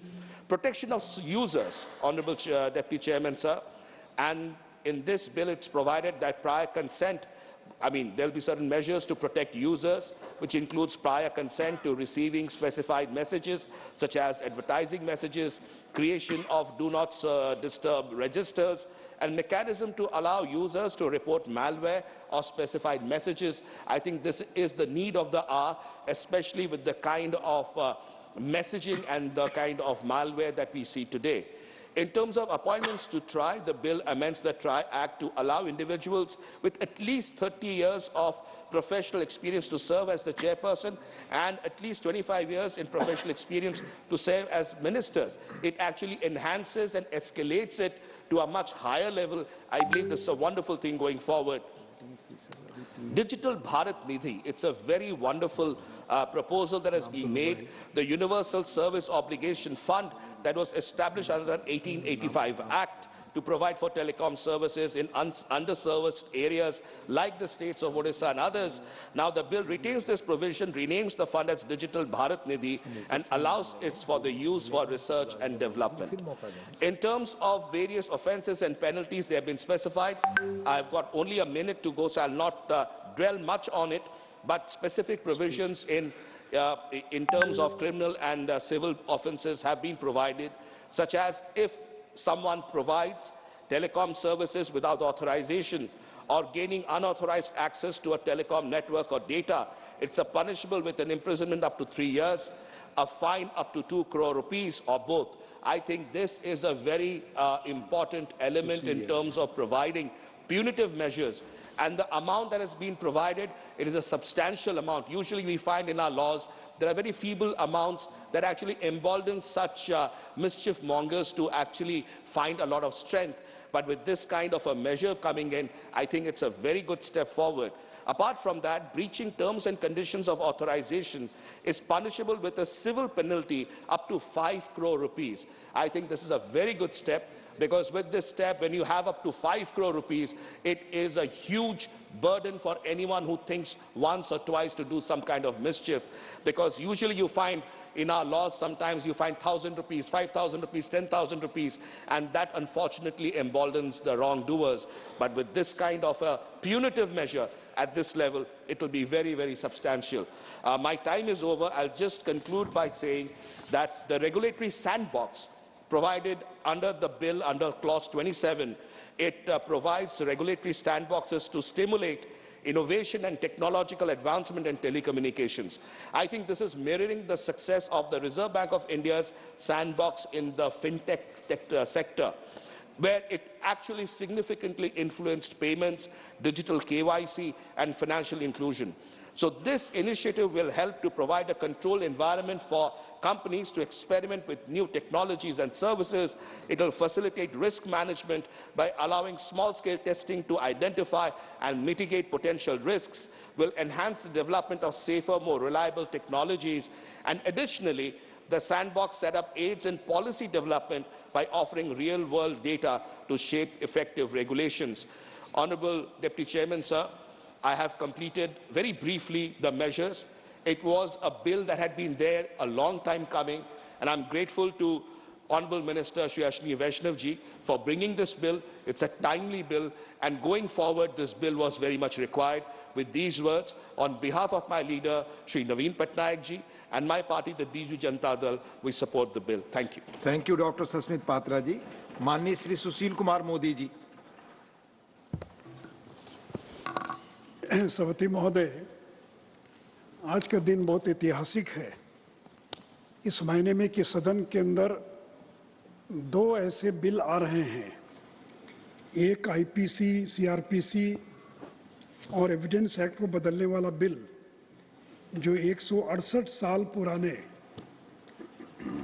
और जो न्याय से संबंधित जो कानून थे उनको बदलने के लिए बिल आने वाला है, और ये दूसरा बिल 138 साल पुराना Indian telegraph act 1885, Indian wireless telegraph act 1933 और telegraph wires unlawful position act 1950, ये तीन लगभग 100 साल से ज़्यादा पुराने, जिसमें इंडियन टेलीग्राफ एक्ट 138 साल पुराना है, इसको रिपील कर नया द टेलीकम्युनिकेशन बिल 2023 जो है और सदन के अंदर प्रस्तुत किया गया है। मैं आदरणीय प्रधानमंत्री जी को धन्यवाद देना चाहूँगा, जिन्होंने जो कॉलोनियल मानसिकता है उसे बाहर निकलने की अपील की थी। इसलिए वैसे कानून जो अंग्रेजों के ज़माने में बने अब जब आउटडेटेड हो गए हैं, समय के अनुसार उनमें सुधार की आवश्यकता है, वैसे कानूनों को रिपील कर और उनके स्थान पर नए कानून लाए जा रहे हैं। सती महोदय, आपको याद होगा कि 2G स्पेक्ट्रम का मामला जब सुप्रीम कोर्ट में गया था और उसमें यूपीए की सरकार थी और स्पेक्ट्रम एलोकेशन को इलीगल करार कर दिया गया था, 100 से ज़्यादा लाइसेंस कैंसिल कर दिए गए थे, और उसके बाद जब नरेंद्र मोदी जी की सरकार बनी तो स्पेक्ट्रम का एलोकेशन कैसे किया जाए, ये एक बड़ा मुद्दा था। एक नीतिगत निर्णय लिया गया कि स्पेक्ट्रम का जो प्रेफरेबल जो मोड होगा वो ऑक्शन के माध्यम से ही आवंटन किया जाएगा। और मैं सदन को बताना चाहूँगा कि अभी तक जो स्पेक्ट्रम का ऑक्शन हुआ है उससे करीब 4,30,000 करोड़ की इनकम और सरकार को हुई है।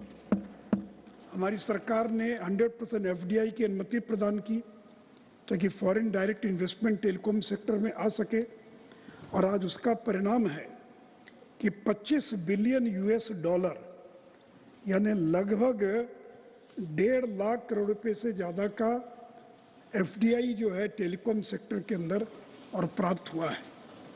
सती महोदय 10 साल के अंदर टेलीकॉम सेक्टर में जो सुधार किए गए उसी का परिणाम है कि मोबाइल बेस स्टेशन जो इसका मुख्य आधार है, जहां हमारी सरकार आने के पहले या उसके आसपास 6.25 लाख थे, उसमें 4 गुना की वृद्धि होकर 25,50,000 हो गए हैं। ब्रॉडबैंड इंटरनेट यूजर ये जहां 1.5 करोड़ थे, that has been increase to 85 crore.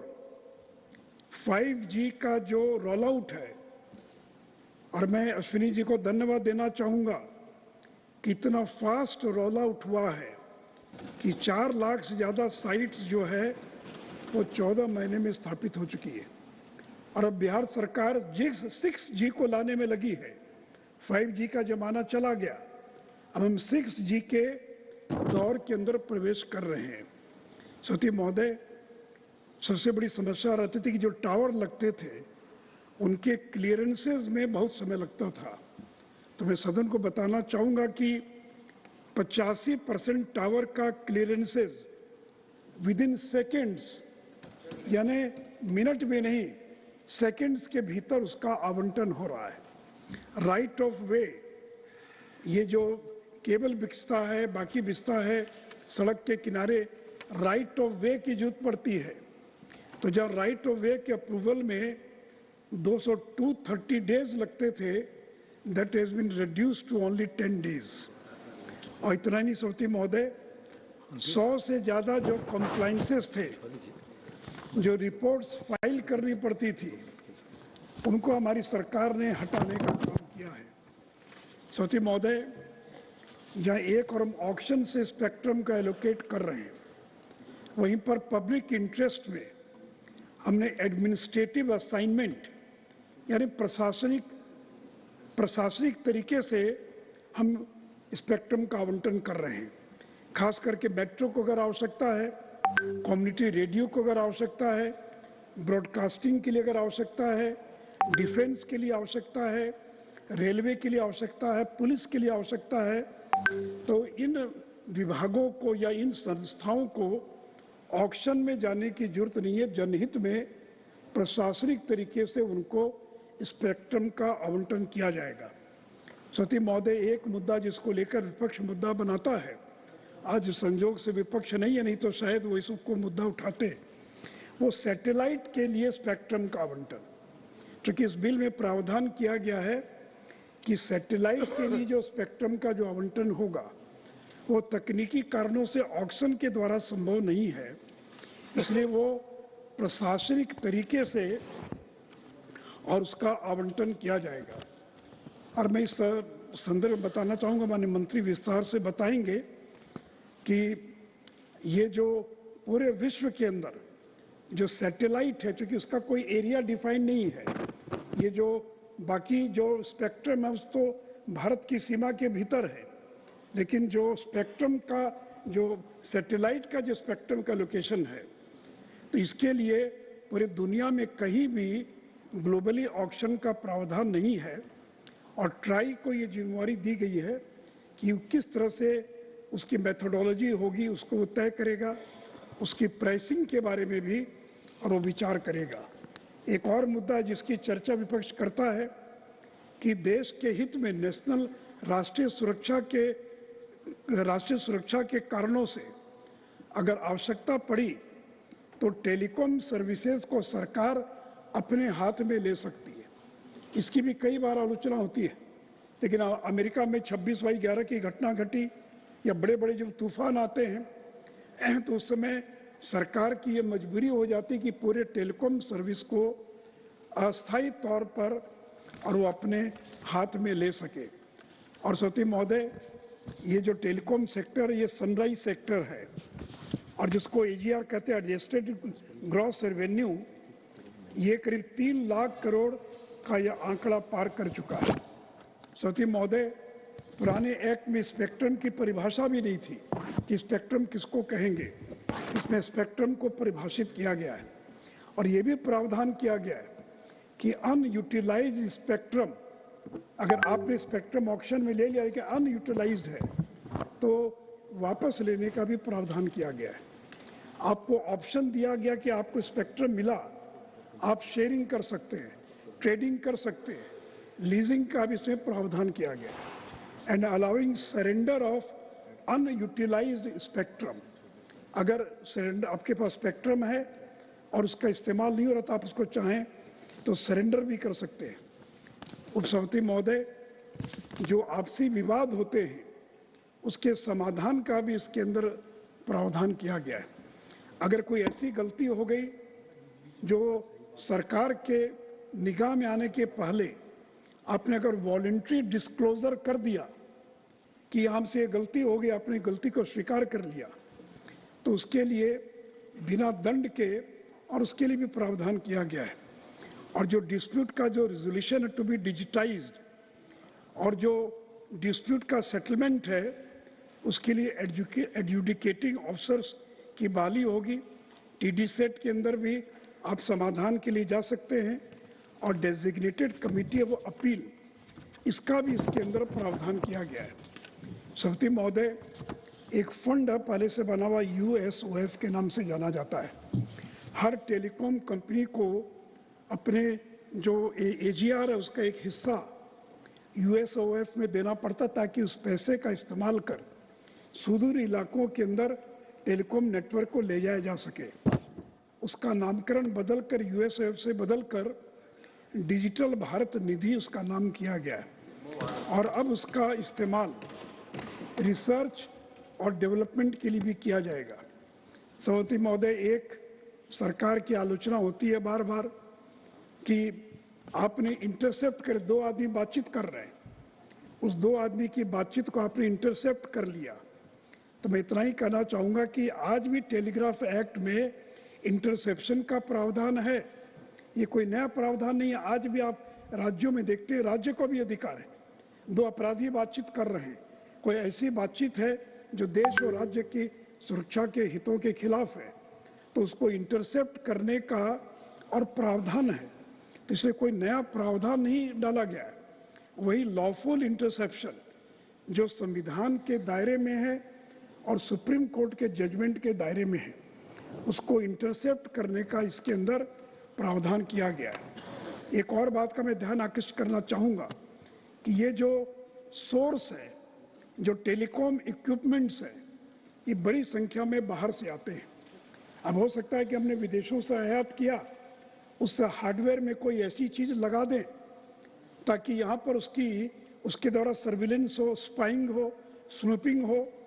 इसके लिए हमने इस बिल में इस बात की सुनिश्चित व्यवस्था की है कि ट्रस्टेड सोर्स जो है, ये रिजिम जो ट्रस्टेड सोर्स होगा और टेलीकॉम नेटवर्क के प्रोटेक्शन का भी और सरकार ने पूरी चिंता की है।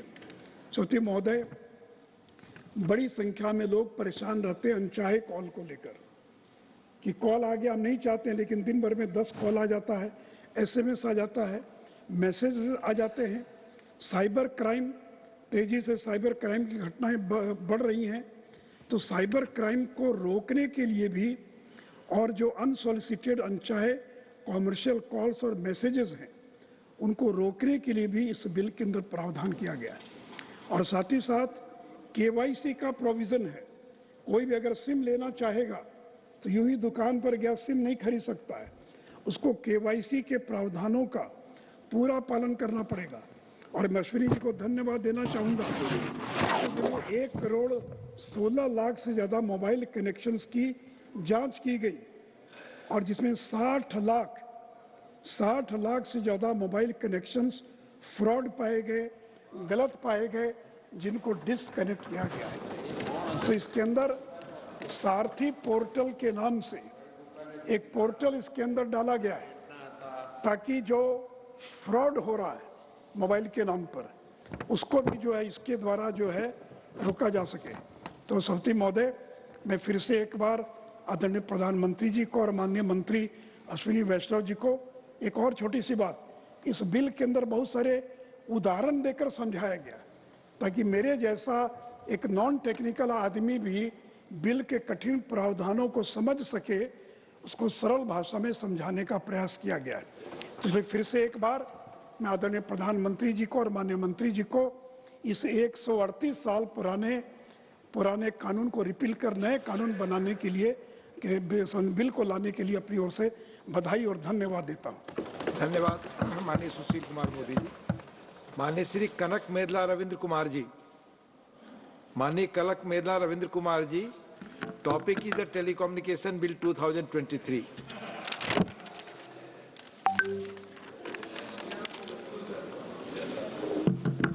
Sir, I am very thankful you for giving this opportunity to participate in the bill discussion and passing. The bill seeks to replace the Indian Telegraph Act 1885 and the Indian Wireless Telegraph Act 1933. The bill makes it mandatory to obtain authorization from the central government to establish and operate telecommunication networks, provide telecommunication services, possess radio equipment. The bill also states that the spectrum will be allocated through auction except for specified entities and purposes which will be assigned to administratively. Sir, one of the aspects mentioned in the bill is that telecommunications may be intercepted on specified grounds, including security of the state, public order, or prevention of offences. Telecom services may be suspended on similar grounds. The bill provides for mechanism to exercise the right of way for laying telecom infrastructure in public as well as private property. The central government may provide for measures to protect users as requiring prior consent to receive specified messages and creation of a do not disturb the register. Sir, in the recent times, it has been observed that wherever the agitation, protest, shutting down, internet services has become a regular feature. How long the internet services are shut down in such areas has to be considered. In the instant bill, it has been stated that the telecommunication may be intercepted on specified grounds, including security of the state, public order, or prevention of offences. Telecom services may be suspended on similar grounds.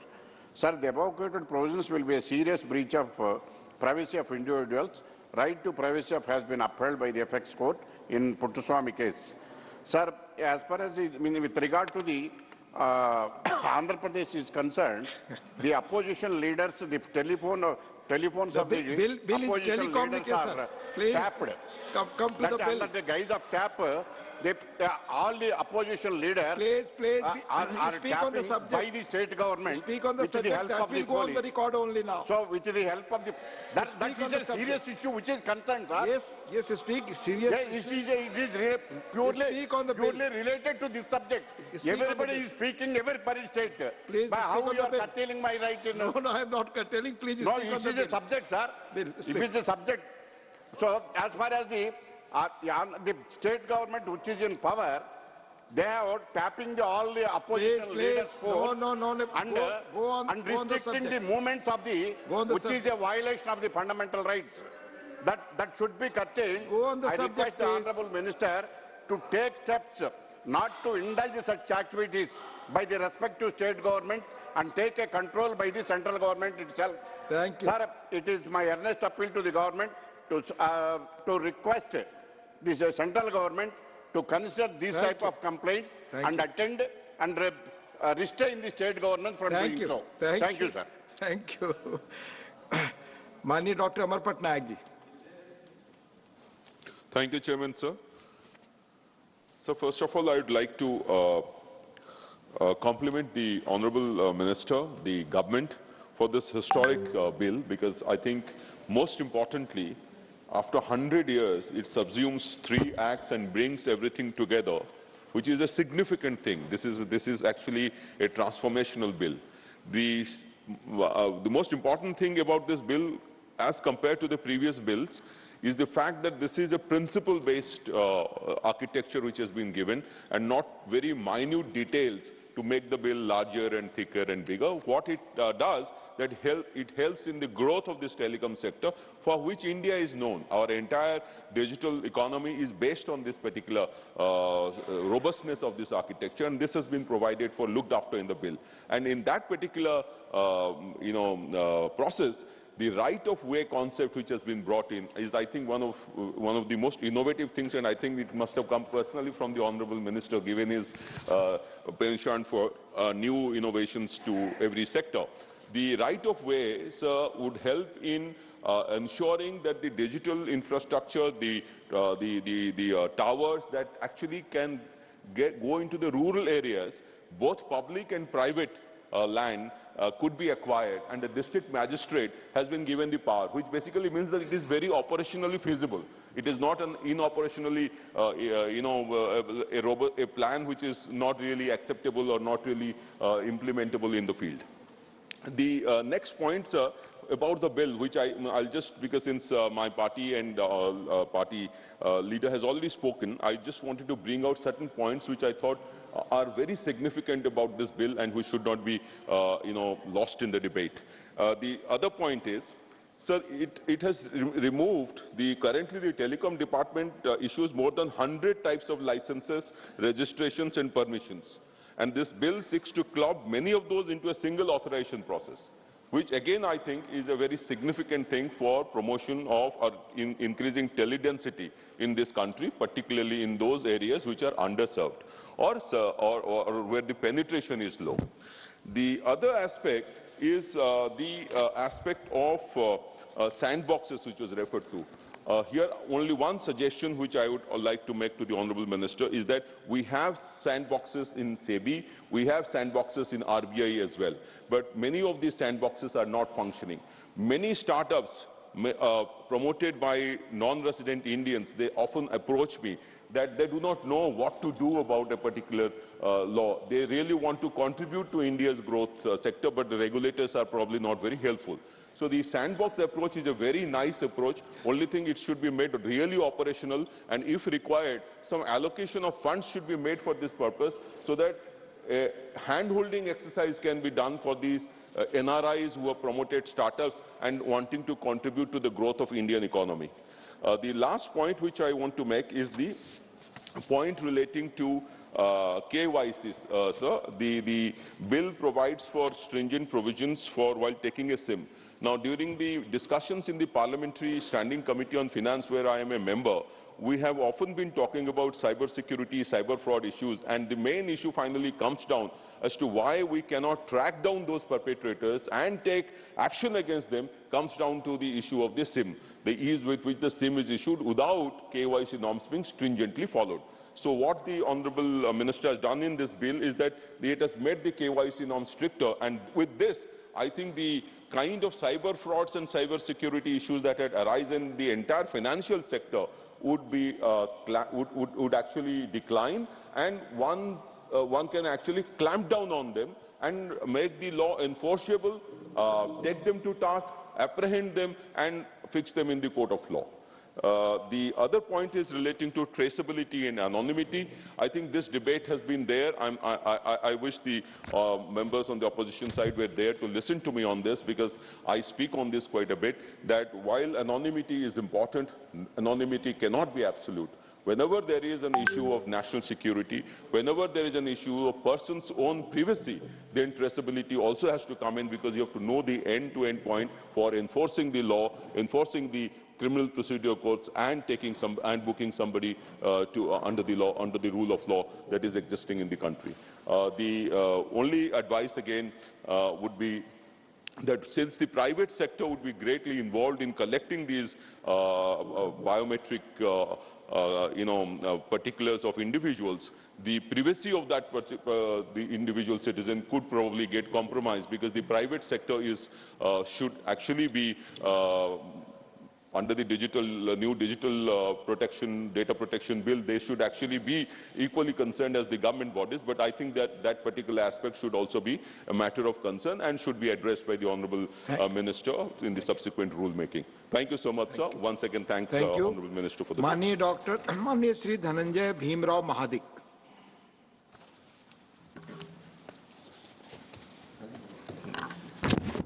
धन्यवाद उपसभापति जी, आपने मुझे the telecommunication bill 2023 पे बोलने का मौका दिया।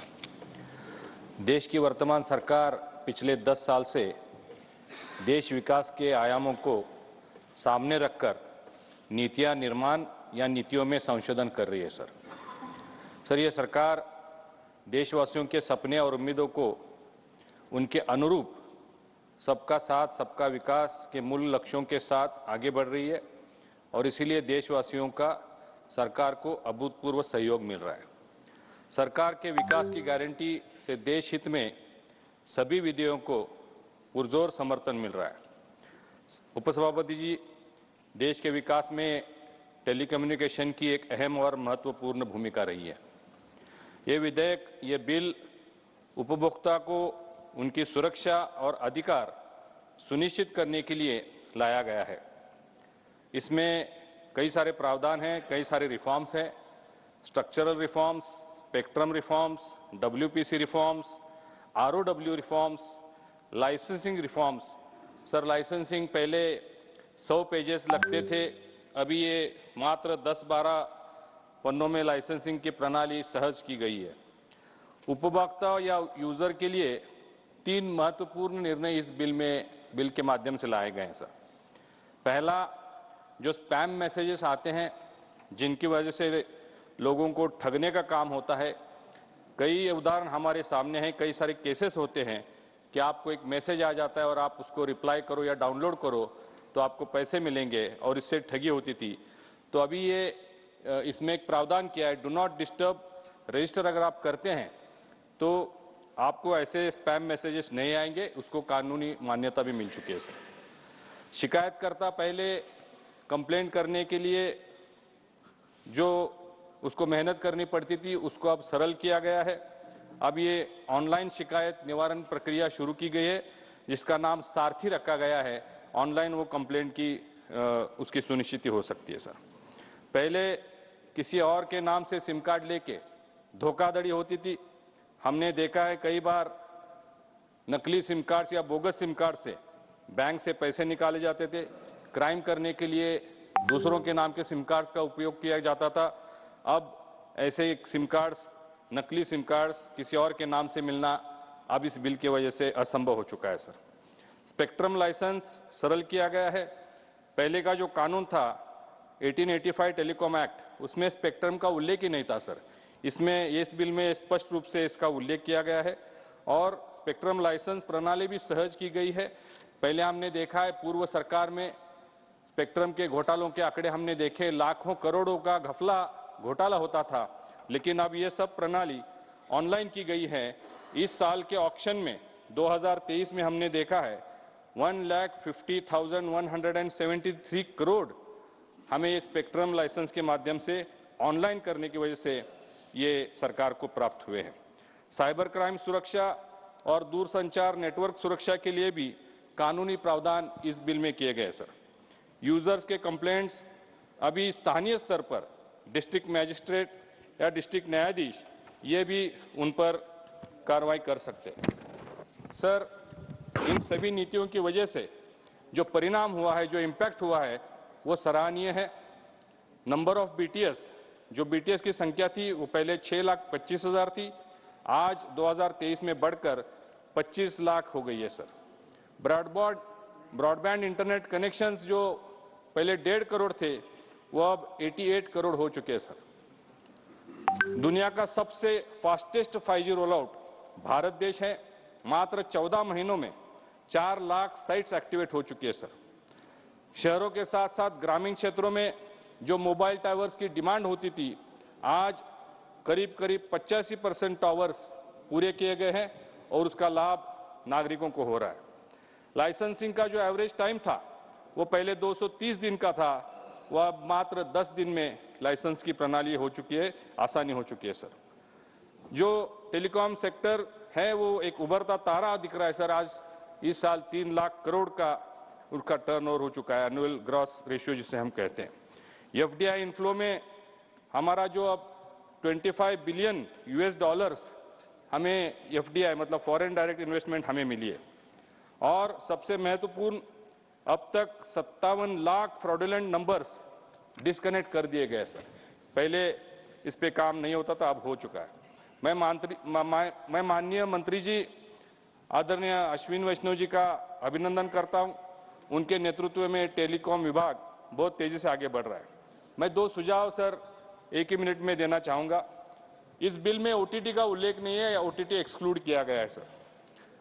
OTT के लिए भी कोई रेगुलेटरी एक्ट लाना जरूरी है, कानून लाना जरूरी है, क्योंकि इन प्लेटफॉर्म्स पर हमारा कोई कंट्रोल नहीं है और खासकर इनके कंटेंट पर बिल्कुल कोई हमारा कंट्रोल नहीं है। कई बार गलत विभत्स दृश्य दिखाए जाते हैं जिसकी वजह से क्राइम बढ़ने की संभावना है। हमारे बच्चों के हाथ में आज इंटरनेट है, मोबाइल है, टीवी रिमोट उनके हाथ में होता है, तो उस पर हमारा कोई कंट्रोल नहीं है। तो ओटीटी के लिए भी कोई एक्ट लाना जरूरी है, ये मैं मानता हूं। मैं माननीय मंत्री जी से गुजारिश करता हूं। दूसरा सर, एजुकेशन के लिए अभी इंटरनेट अनिवार्य हो चुका है। प्राइवेट स्कूल कॉलेजेस में ब्रॉडबैंड कनेक्शंस होते हैं, डिजिटल क्लासरूम्स होते हैं, जिनकी वजह से उन बच्चों को पढ़ाना आसान होता है। गवर्नमेंट स्कूल्स में ऐसी कोई प्रोविजन नहीं है। मैंने मेरे क्षेत्र कोल्हापुर में एक इनिशिएटिव लिया है। हमने जिला नियोजन का जो फंड्स होता है उसमें से मेरे कोल्हापुर डिस्ट्रिक्ट में 1970 स्कूल्स हैं जो ग्रामीण क्षेत्र में हैं। हम जिला नियोजन के फंड से उन सब को जोड़ने के लिए हमने अभी टेंडर निकाला हुआ है। हम इंटरनेट ब्रॉडबैंड हर एक छोटे से छोटे गांव के छोटे से छोटे स्कूल को भी हम इंटरनेट कनेक्शन दे रहे हैं, जिसकी वजह से इन बच्चों को भी प्राइवेट स्कूल की या शहरी स्कूल की तरह इनको भी आधुनिक प्रणाली से शिक्षा मिल पाएगी सर। मैं माननीय मंत्री जी से आग्रह करूंगा कि देश के सभी जिलों में इस तरह इनिशिएटिव अगर लिया जा सके, ग्रामीण क्षेत्र के बच्चों के लिए खासकर इसका उपयोग हो सकता है। अगर ये कर पाए तो उनको बड़ा लाभ होगा। मैं इसके माध्यम से गवर्नमेंट का पूरा कंट्रोल भी इन स्कूल पर आ जाएगा। सर मैं खत्म कर रहा हूं। गवर्नमेंट के सभी स्कूलों में जो बच्चे पढ़ते हैं उनका रियल टाइम डेटा भी अपने हाथ में आएगा और जो पढ़ाया जा रहा है उस पर भी हम कंट्रोल रख पाएंगे। धन्यवाद। मैं इसका इसीलिए मैं मंत्री से 2 मांगे करता हूं। मैं इस बिल का पुरजोर समर्थन करता हूं। धन्यवाद sir. Mahadik ji. Doctor M Thambi Durai ji. Sir, you have to give some more time because others. No, sir. Only hardly 5 minutes, sir. Because we have to pass this bill within the stipulated time. Sir. Mr. Deputy Chairman, sir, I rise to participate in the telecommunication bill. As many members mentioned, the bill seeks to replace the Indian Telegraph Act 1985 and the Indian Wireless Telegraph Act 1933, which are very old acts. This bill provides for authorization to be required for the central government to establish and operate telecommunication networks and to provide telecommunication services. It further states that the spectrum will be auctioned through auction, which is very good. Sir, I would like to bring to the notice the government that this had not been followed in the case of 2G spectrum case. Sir, everybody knows that there is scam that took place in the UPA government. 1,75,000 crores scandal took place at that time, UPA government. CAG also gave us the report. Supreme Court also directed to take necessary action on the scandals. Sir, especially at that time in UPA government, DMK party minister and one member also put some time in the Bihar jail. But even though the judgment has come differently, but government has gone to the appeal. Because Honorable Prime Minister recently has said about the DMK party. Please speak on the minister. No, sir, I am telling the spectrum is action. Yes. This is a part of the thing I have to tell, right. Sir. Spectrum is that because the DMK party at that time part of the government which involved that minister. I don't want to mention the minister name. That DMK minister at that time Union Cabinet involved. He was 1 year in the jail also. And also one member, former chief minister's daughter also 6 months in jail. That kind of scandal UPA government colluded with the DMK government, spoiled the exchequer, 1,75,000 crores. You are repeating now. No, our Prime Minister is very particularly said this scandal has to be taken seriously. I request the government has to take seriously, and because the appeal is there. At that time, what the lower court said at that time, CBI not cooperated, that is why they could not, but there is a validity said. He waited 1 year to judgment, that piece he could not. But I request the government, let the CBI take seriously, and also government also, as Prime Minister wishes, that scandals, who have been scandals, they have to take serious action, especially DMK party is the main party involved in the scandal. You are repeating because now. This action is coming in the action. That is why action telling. I am presenting the action what is coming, but without action, that at that time UPA government 2G spectrum allocated because of the scandal took place. Therefore, still I am requesting the Honorable Minister, as our Prime Minister requesting, and also my party leader, Edapadi Palaniswamy, former Chief Minister of Tamil Nadu, many times expressed you requested the government, central government, to take action and see that who are involved those kind of people who cannot escape.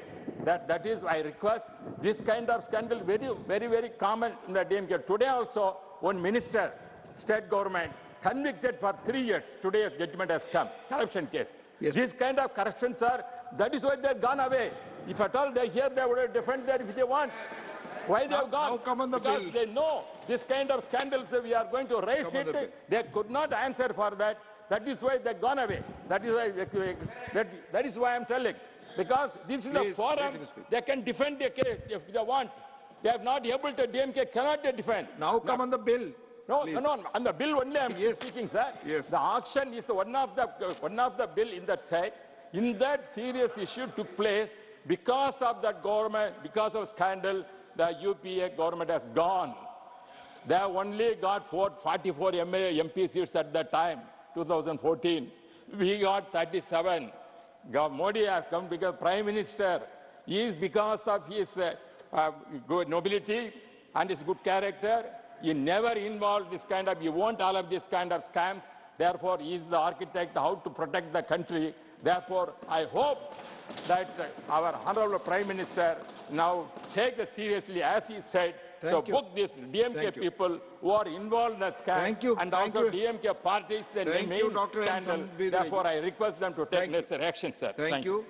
Mani Shri GVL Narsimha Rao ji, please be brief. Be brief. Yeah. Thank you, sir. Thank you for the opportunity. So this bill, the Telecommunications Bill 2023, it replaces two acts, primarily the archaic pre-independent British-era acts of Indian Telegraph Act and also the Indian Wireless Telegraph Act. This seeks to reform, simplify regulatory and licensing regime. I'll highlight only a few important aspects of the bill, sir. One, it simplifies the license procedures. Earlier, 100 licenses were required. Now it needs a simple authorization. One simple authorization instead of 100 licenses that were required earlier. It's a major reform aimed at ease of doing business, which has actually been the leitmotif of the current government. I'd like to congratulate Honorable Prime Minister Modi ji, Honorable Minister for bringing, Shri Ashwini Vaishnav ji, for bringing in such a serious major reform measure. Sir, this requires only authorization for three aspects, that is providing telecom services, operating and expanding telecom networks, and possessing radio equipment. And any unauthorized services, telecom services, are mentioned as an offence and are punishable by either a sentence or by a penalty of 2 crores. And also possessing unauthorized equipment. So the act, the bill, clearly lays out what are the various procedures and what are the procedures to be followed, and the clear punishments are also listed in this. Sir, the spectrum reform, as it was mentioned by the Honorable Minister in the Lok Sabha, the previous Indian Telegraph Act, 1885 Act, did not define spectrum clearly in that bill, in that act. But today, this is very clearly laid out in the bill, and the auction, as has been the practice of the government under Honorable Prime Minister Modi ji, auction will be the principal and the preferred mode for assignment of spectrum, and the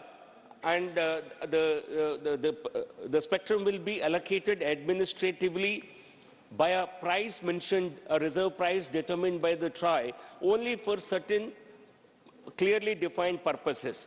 So certainly the spectrum will be allocated through the administrative process for metro, community radio, broadcasting, such public interest services. It will also be allocated for government functions like defense, railways, police, security, etc. And only in certain cases like backhaul and satellite services, which includes, say, teleports, TV channels, DTH services, digital satellite news gathering, etc. So the bill, the first schedule of the bill clearly lays out such satellite services where administrative mechanism will be adopted. So the bill also specifies, as other honorable members mentioned, it clearly provides for a well-defined right-of-way framework, and telecom networks, they have been protected from any kind of arbitrary shutdowns, ceilings without any prior authorization. So in a way, this will certainly strengthen the government's support for right-of-way, and telecom companies will certainly get a better treatment for their infrastructure, and any damage or interruption or interference of telecom services will certainly be, the companies will be authorized. They can take their complaints to the district administration, and district magistrate and judge will adjudicate on such matters. Certainly, and a major relief for the telecom users. So this bill provides for user protection. The do not disturb register, which may have existed for some years, this will now get the legal mandate, and all telecom operators will be required to set up online grievance redressal mechanisms. Subsequently, to ensure better identity and security, anybody who uses SIMs or acquires SIMs fraudulently by stealing anyone's identity will certainly be made a punishable offense. So, last important point, the interception. Some people have expressed certain doubts about the provisions for interception of services, but this clearly, the bill has made no changes to the existing provisions for such interception. Whatever Supreme Court guidelines have been framed, which have been in use since 1996, they will remain unchanged, and the same safeguards and guidelines will continue. And the only change that has been made is the word telegraph in the context of interception has been replaced with telecommunication. Except that, there is no change made. Certainly, I think anyone who is talking of privacy and any kind of removal of safeguards is actually trying to mislead the public.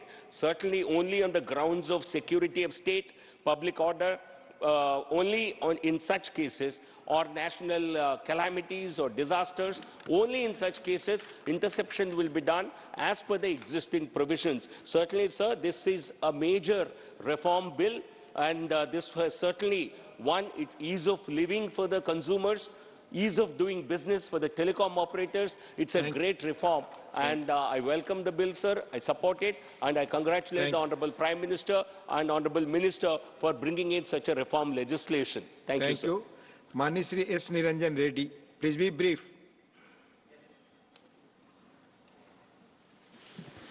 Sir, thank you, sir, for giving me this opportunity.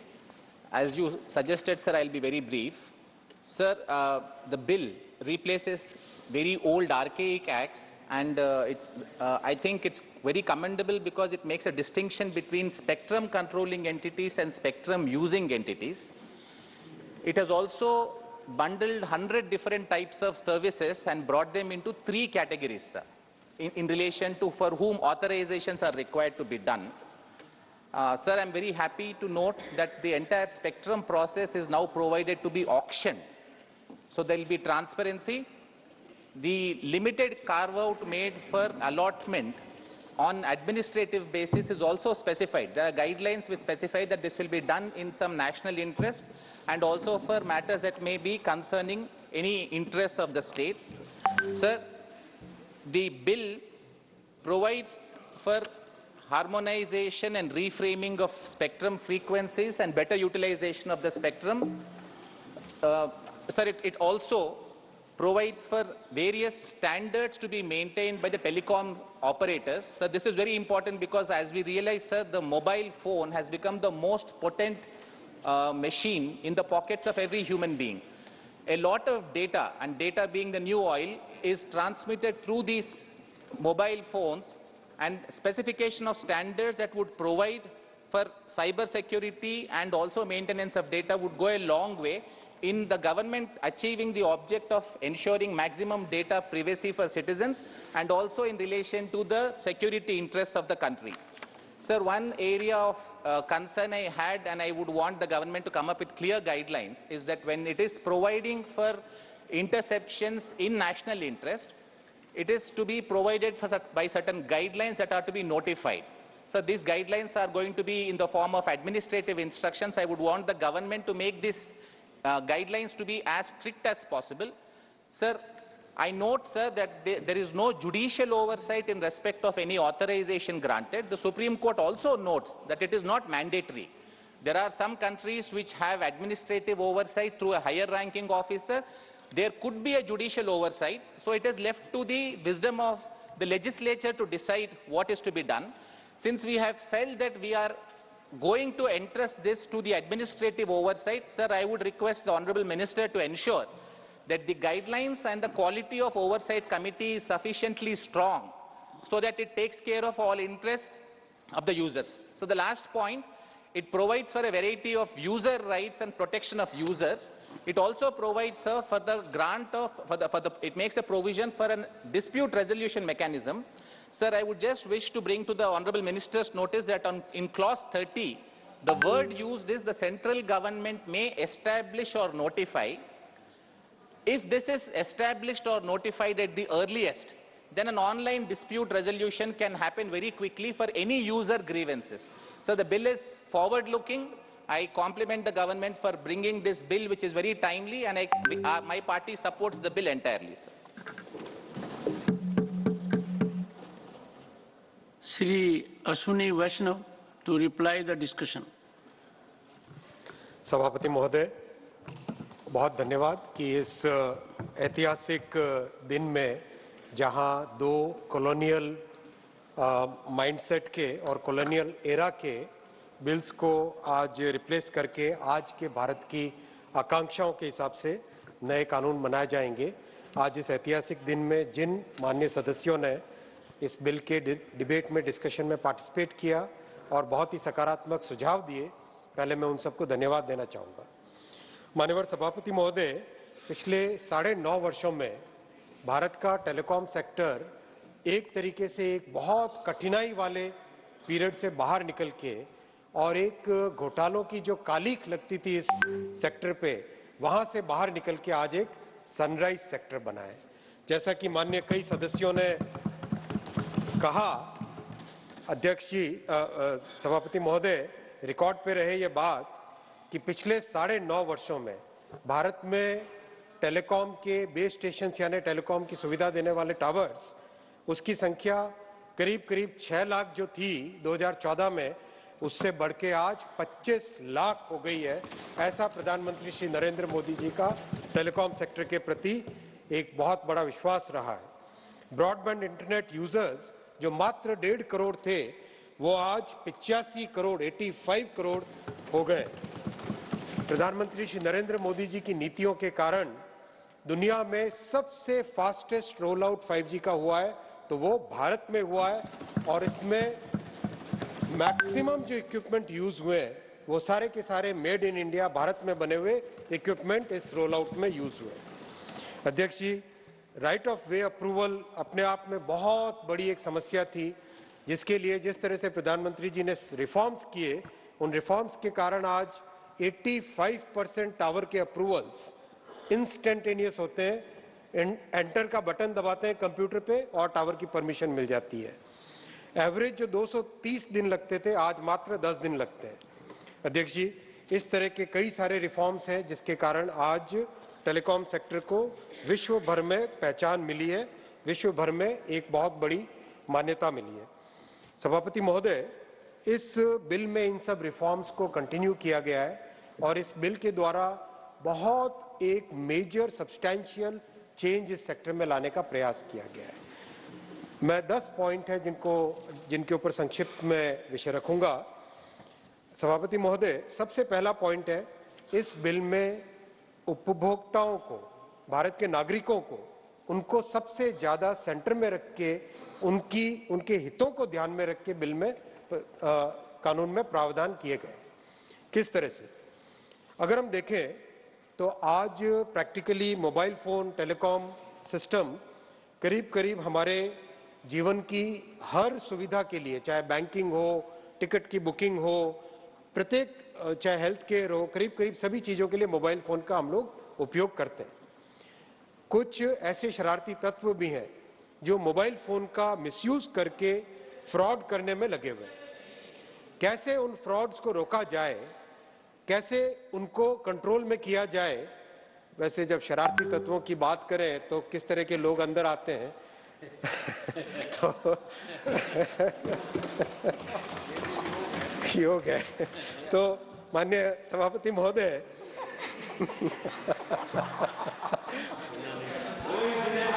Coincidence है। माननीय सभापति महोदय, कैसे उन लोगों को wait कर रहे थे कि आप बोलोगे, शरारती तत्वों को रब घुसेगी। माननीय सभापति महोदय, उनके ऊपर लगाम कसने के लिए इस बिल में एक बहुत ही महत्वपूर्ण प्रावधान लाया गया है। हाँ, बहुत ही महत्वपूर्ण प्रावधान लाया गया है। अगर कोई इम्पर्सोनेशन करके, गलत डॉक्यूमेंट देके फर्जी तौर पे सिम अक्वायर करता है और टेलीकॉम सर्विस को उपयोग करता है, सभापति महोदय, उसके लिए 3 साल की सजा और 50 लाख तक का जुर्माना रखा गया है। इसी तरह से जो एक बहुत बड़ा फ्रॉड का कारण होता है, सिम बॉक्स, एक ही बॉक्स के अंदर बहुत सारे सिम लगा के, अगर कोई सिम बॉक्स का उपयोग करके करता है तो उसमें भी 3 साल की जेल और 50 लाख का जुर्माना रखा गया है। वैसे ही टेलीफोन नंबर को स्पूफिंग करके सॉफ्टवेयर के माध्यम से किसी एक व्यक्ति का टेलीफोन नंबर उपयोग करके दूसरे को अगर फोन करके फ्रॉड करने का प्रयास करे तो उसमें भी 3 साल और 50 लाख की सजा रखी गई है। माननीय सभापति महोदय, बहुत सारे हमारे कंज्यूमर्स को, बहुत सारे नागरिकों को जो ग्रीवेंस होती है, उस ग्रीवेंस को सॉल्व करने का आज एक बहुत ही इफेक्टिव तरीका इस बिल के माध्यम से रखा गया है, ऑनलाइन डिस्प्यूट रेजोल्यूशन। और मैं धन्यवाद दूंगा श्री रेड्डी जी को, जिन्होंने कहा कि इसको जल्दी से जल्दी लागू भी किया जाए। इस तरह से एक आधुनिक digital by design online dispute resolution mechanism इस बिल के माध्यम से लाया गया है। माननीय सभापति महोदय, दूसरा विषय है राइट ऑफ वे रिफॉर्म्स। हम सब जानते हैं कि टेलीकॉम के लिए राइट ऑफ वे की बहुत जरूरत पड़ती है, केबल लगाना हो, ऑप्टिकल फाइबर लगाना हो। इस बिल के माध्यम से राज्य सरकार में डिस्ट्रिक्ट मजिस्ट्रेट और डिस्ट्रिक्ट जज के माध्यम से, चूंकि ये बहुत ही हमारे फेडरल स्ट्रक्चर के अंदर रखा गया है, तो डिस्ट्रिक्ट मजिस्ट्रेट और डिस्ट्रिक्ट जज के माध्यम से बहुत एक सुगम राइट ऑफ वे रिजीम लाने की कोशिश की गई है। साथ ही साथ एक बहुत ही प्रोग्रेसिव, माननीय प्रधानमंत्री श्री नरेंद्र मोदी जी ने एक बहुत ही प्रोग्रेसिव एलिमेंट इसमें रखने का कहा था, जिसमें किसी भी हाईवे के साथ हो, रेलवे के साथ हो, नहर के साथ हो, जहां पर भी एक लीनियर इंफ्रास्ट्रक्चर जा रहा है, उसके साथ एक कॉमन केबल कॉरिडोर बने जिसका उपयोग ओपन एक्सेस बेसिस पे हर कोई कर सके।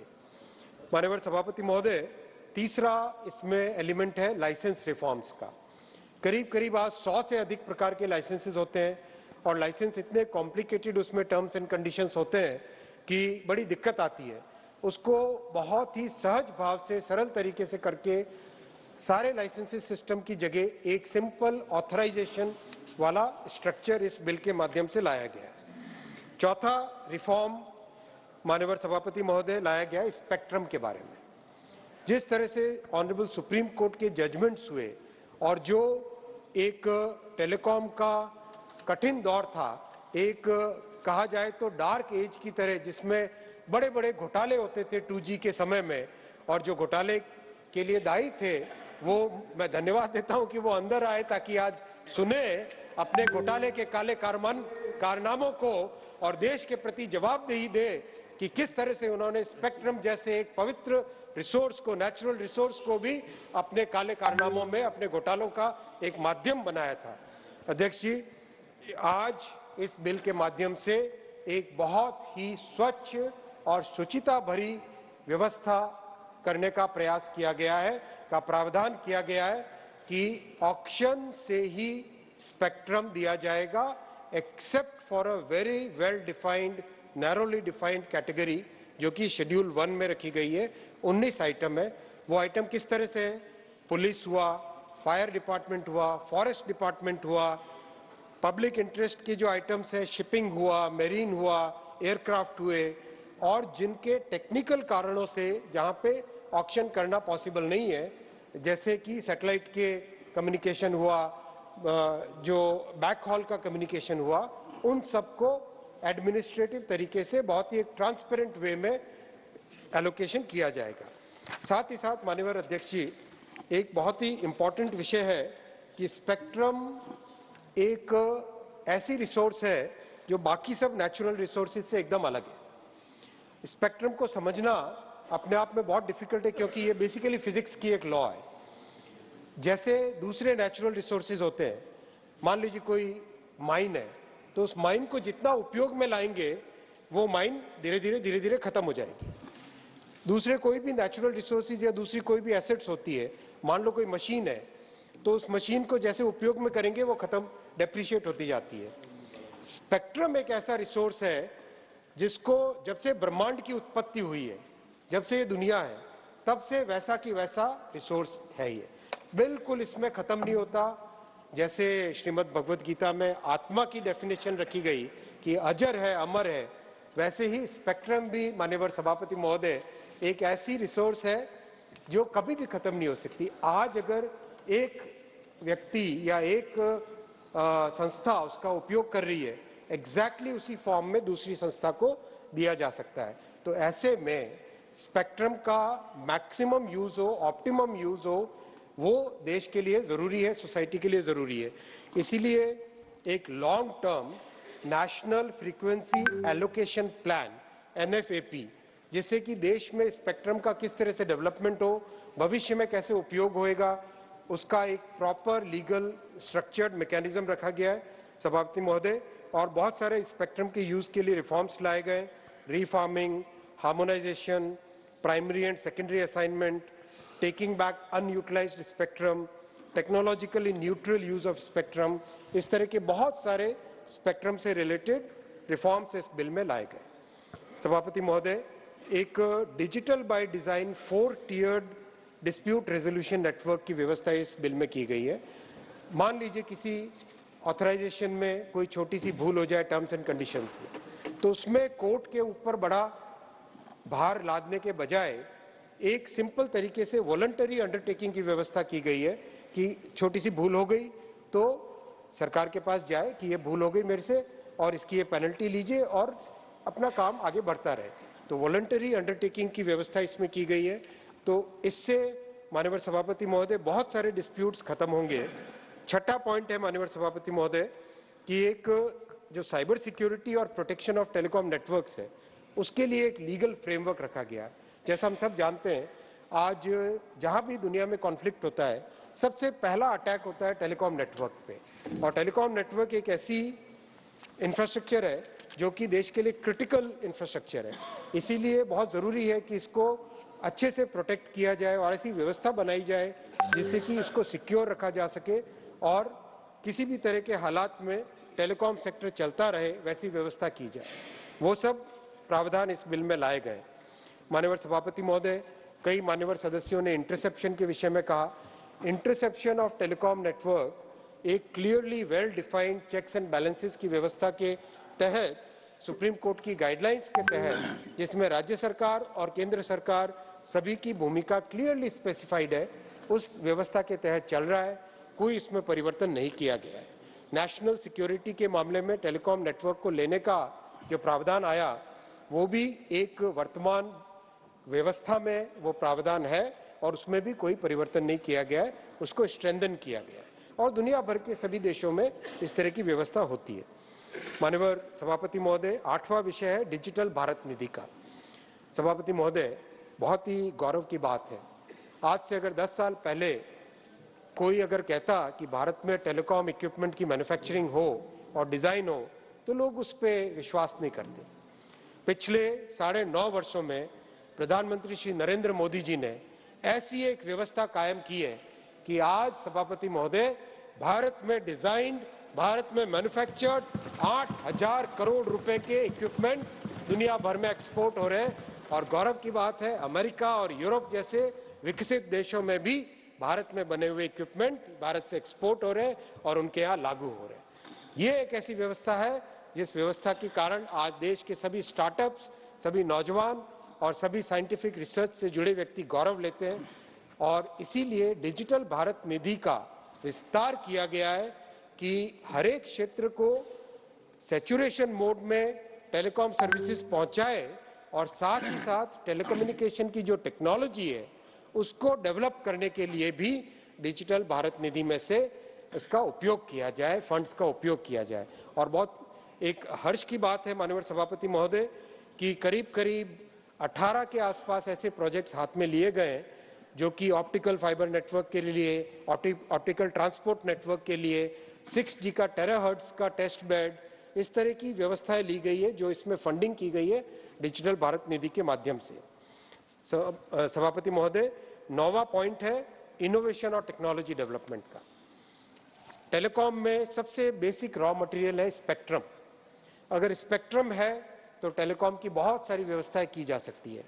इसीलिए एक रेगुलेटरी सैंडबॉक्स के माध्यम से एक ऐसी व्यवस्था की गई है कि एक एक्सपेरिमेंटल बेसिस पे किसी भी स्टार्टअप को, जैसे अभी हाल ही में एक स्टार्टअप ने बहुत ही एक अच्छा सिस्टम बनाया जो कि स्पेशली नॉर्थ ईस्ट के फोकस में रख के और लेह लद्दाख को फोकस में रख के एक प्रोडक्ट का डेवलपमेंट कर रहे हैं, उनको एक्सपेरिमेंटल बेसिस पे दिया गया।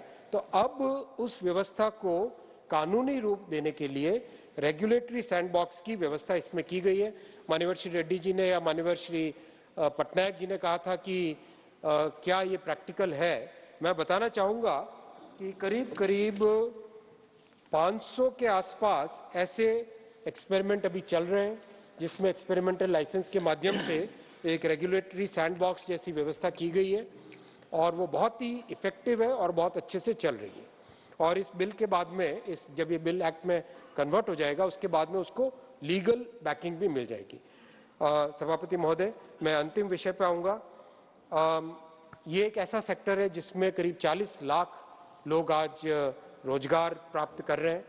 किसी भी तरह से इस सेक्टर में कोई डिसरप्शन नहीं हो, इतना बड़ा रिफॉर्म आए और कोई उसमें डिसरप्शन नहीं हो, ये बहुत ही ध्यान रखा गया है। प्रधानमंत्री श्री नरेंद्र मोदी जी ने स्पष्ट तौर पे कहा था कि एक एक बिल, एक एक लाइन, एक एक शब्द को इस तरह से रखना है कि पूरे के पूरे सेक्टर में स्मूथली रिफॉर्म हो, बिना कोई डिसरप्शन के रिफॉर्म हो। सभापति महोदय, ये एक बहुत ही कॉम्प्रिहेंसिव है, बहुत ही बड़े स्ट्रक्चरल रिफॉर्म्स प्रधानमंत्री श्री नरेंद्र मोदी जी के विजन से आए हैं और जो टेलीकॉम सेक्टर की जो पुराने घोटाले वाले लोगों की जो लेगेसी थी, उस लेगेसी को छोड़ के एक सनराइज सेक्टर बनाने की व्यवस्था इस बिल के माध्यम से होगी। इसलिए मैं निवेदन करूंगा इस हाउस से कि इसको यूनानिमसली पास किया जाए। धन्यवाद। The question is that the Telecommunications Bill 2023 as passed by Lok Sabha be taken into consideration. Those in favor will please say aye. Those against will please say no. I think the ayes have it, the ayes have it, the ayes have it. The motion is adopted. We shall now take up clause by clause consideration of the bill. Clauses 2 to 62 stand part of the bill. Those in favor will please say aye. Those against will please say no. I think the ayes have it, the ayes have it, the ayes have it. Clauses 2 to 62 are adopted. The first schedule, the second schedule, and the third schedule stand part of the bill. Those in favor will please say aye. Those against will please say no. I think the ayes have it, the ayes have it, the ayes have it. The first schedule, the second schedule, and the third schedule are adopted. The clause 1 the enacting formula and the title stand part of the bill. Those in favor will please say aye. Those against will please say no. I think the ayes have it. The ayes have it. The ayes have it. Clause 1, the enacting formula and the title are adopted. Shri Ashwini Vaishnav to move that the bill be passed. Honorable Chairman, sir, I rise to move that the bill be passed. Motion moved that the bill be passed. The question is that the bill be passed. Those in favor will please say aye. Those against will please say no. I think the ayes have it. The ayes have it. The ayes have it. The bill is passed.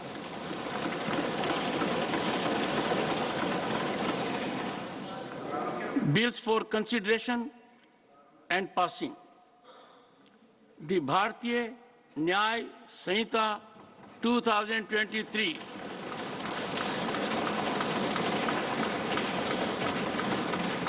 The Bharatiya Nagrik Suraksha Sanhita 2023 and the Bharatiya Sakshya Bill 2023 to be discussed together.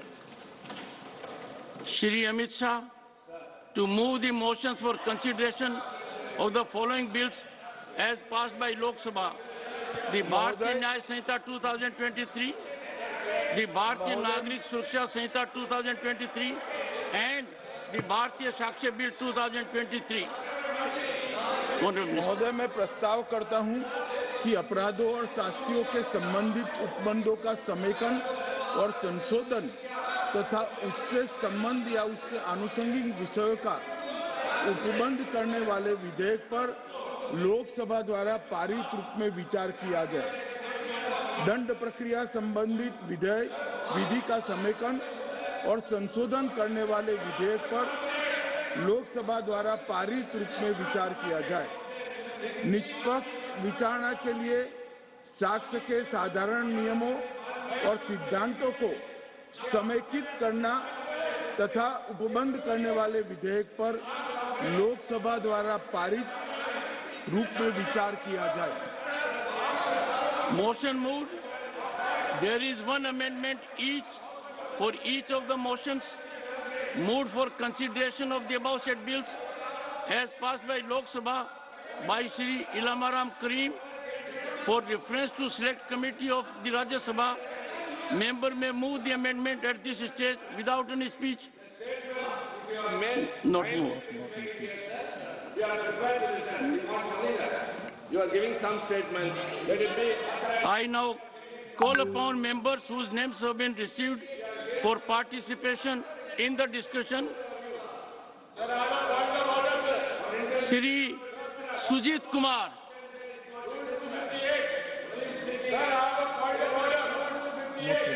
Shri Brajlal.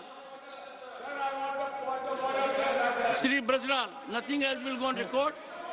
Shri Brajlal. धन्यवाद सभापति महोदय। आज एक ऐतिहासिक दिन है महोदय।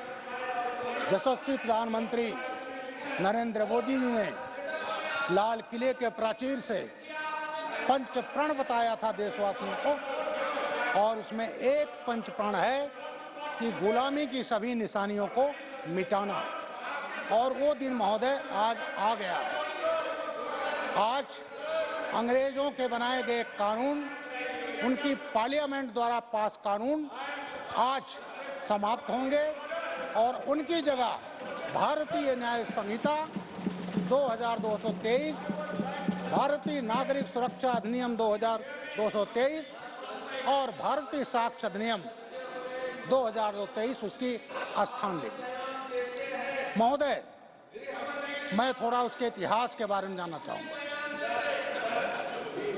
1857 का फर्स्ट वॉर ऑफ इंडिपेंडेंस हुआ, उसमें जो शुरुआत हुआ बैरकपुर से और मंगल पांडे जी ने शुरुआत की, और महोदय उनको जो प्रोत्साहन दिया था वो दिया था श्री माता दीन भंगी।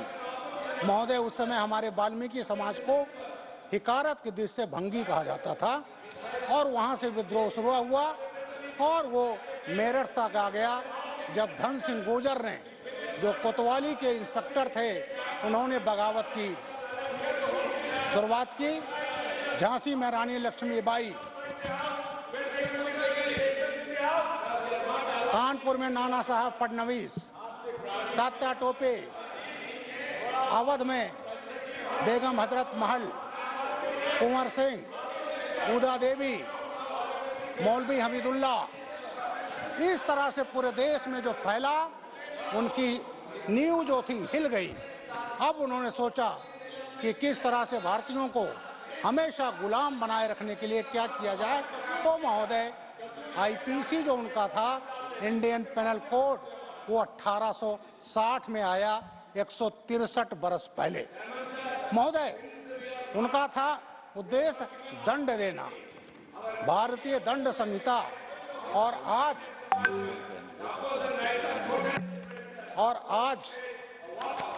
जो ये बिल आया है, इसका नाम है न्याय संहिता। हम दंड नहीं दे रहे हैं, न्याय दे रहे हैं। महोदय, भारतीय संविधान बना और लागू हुआ 26 जनवरी 1950।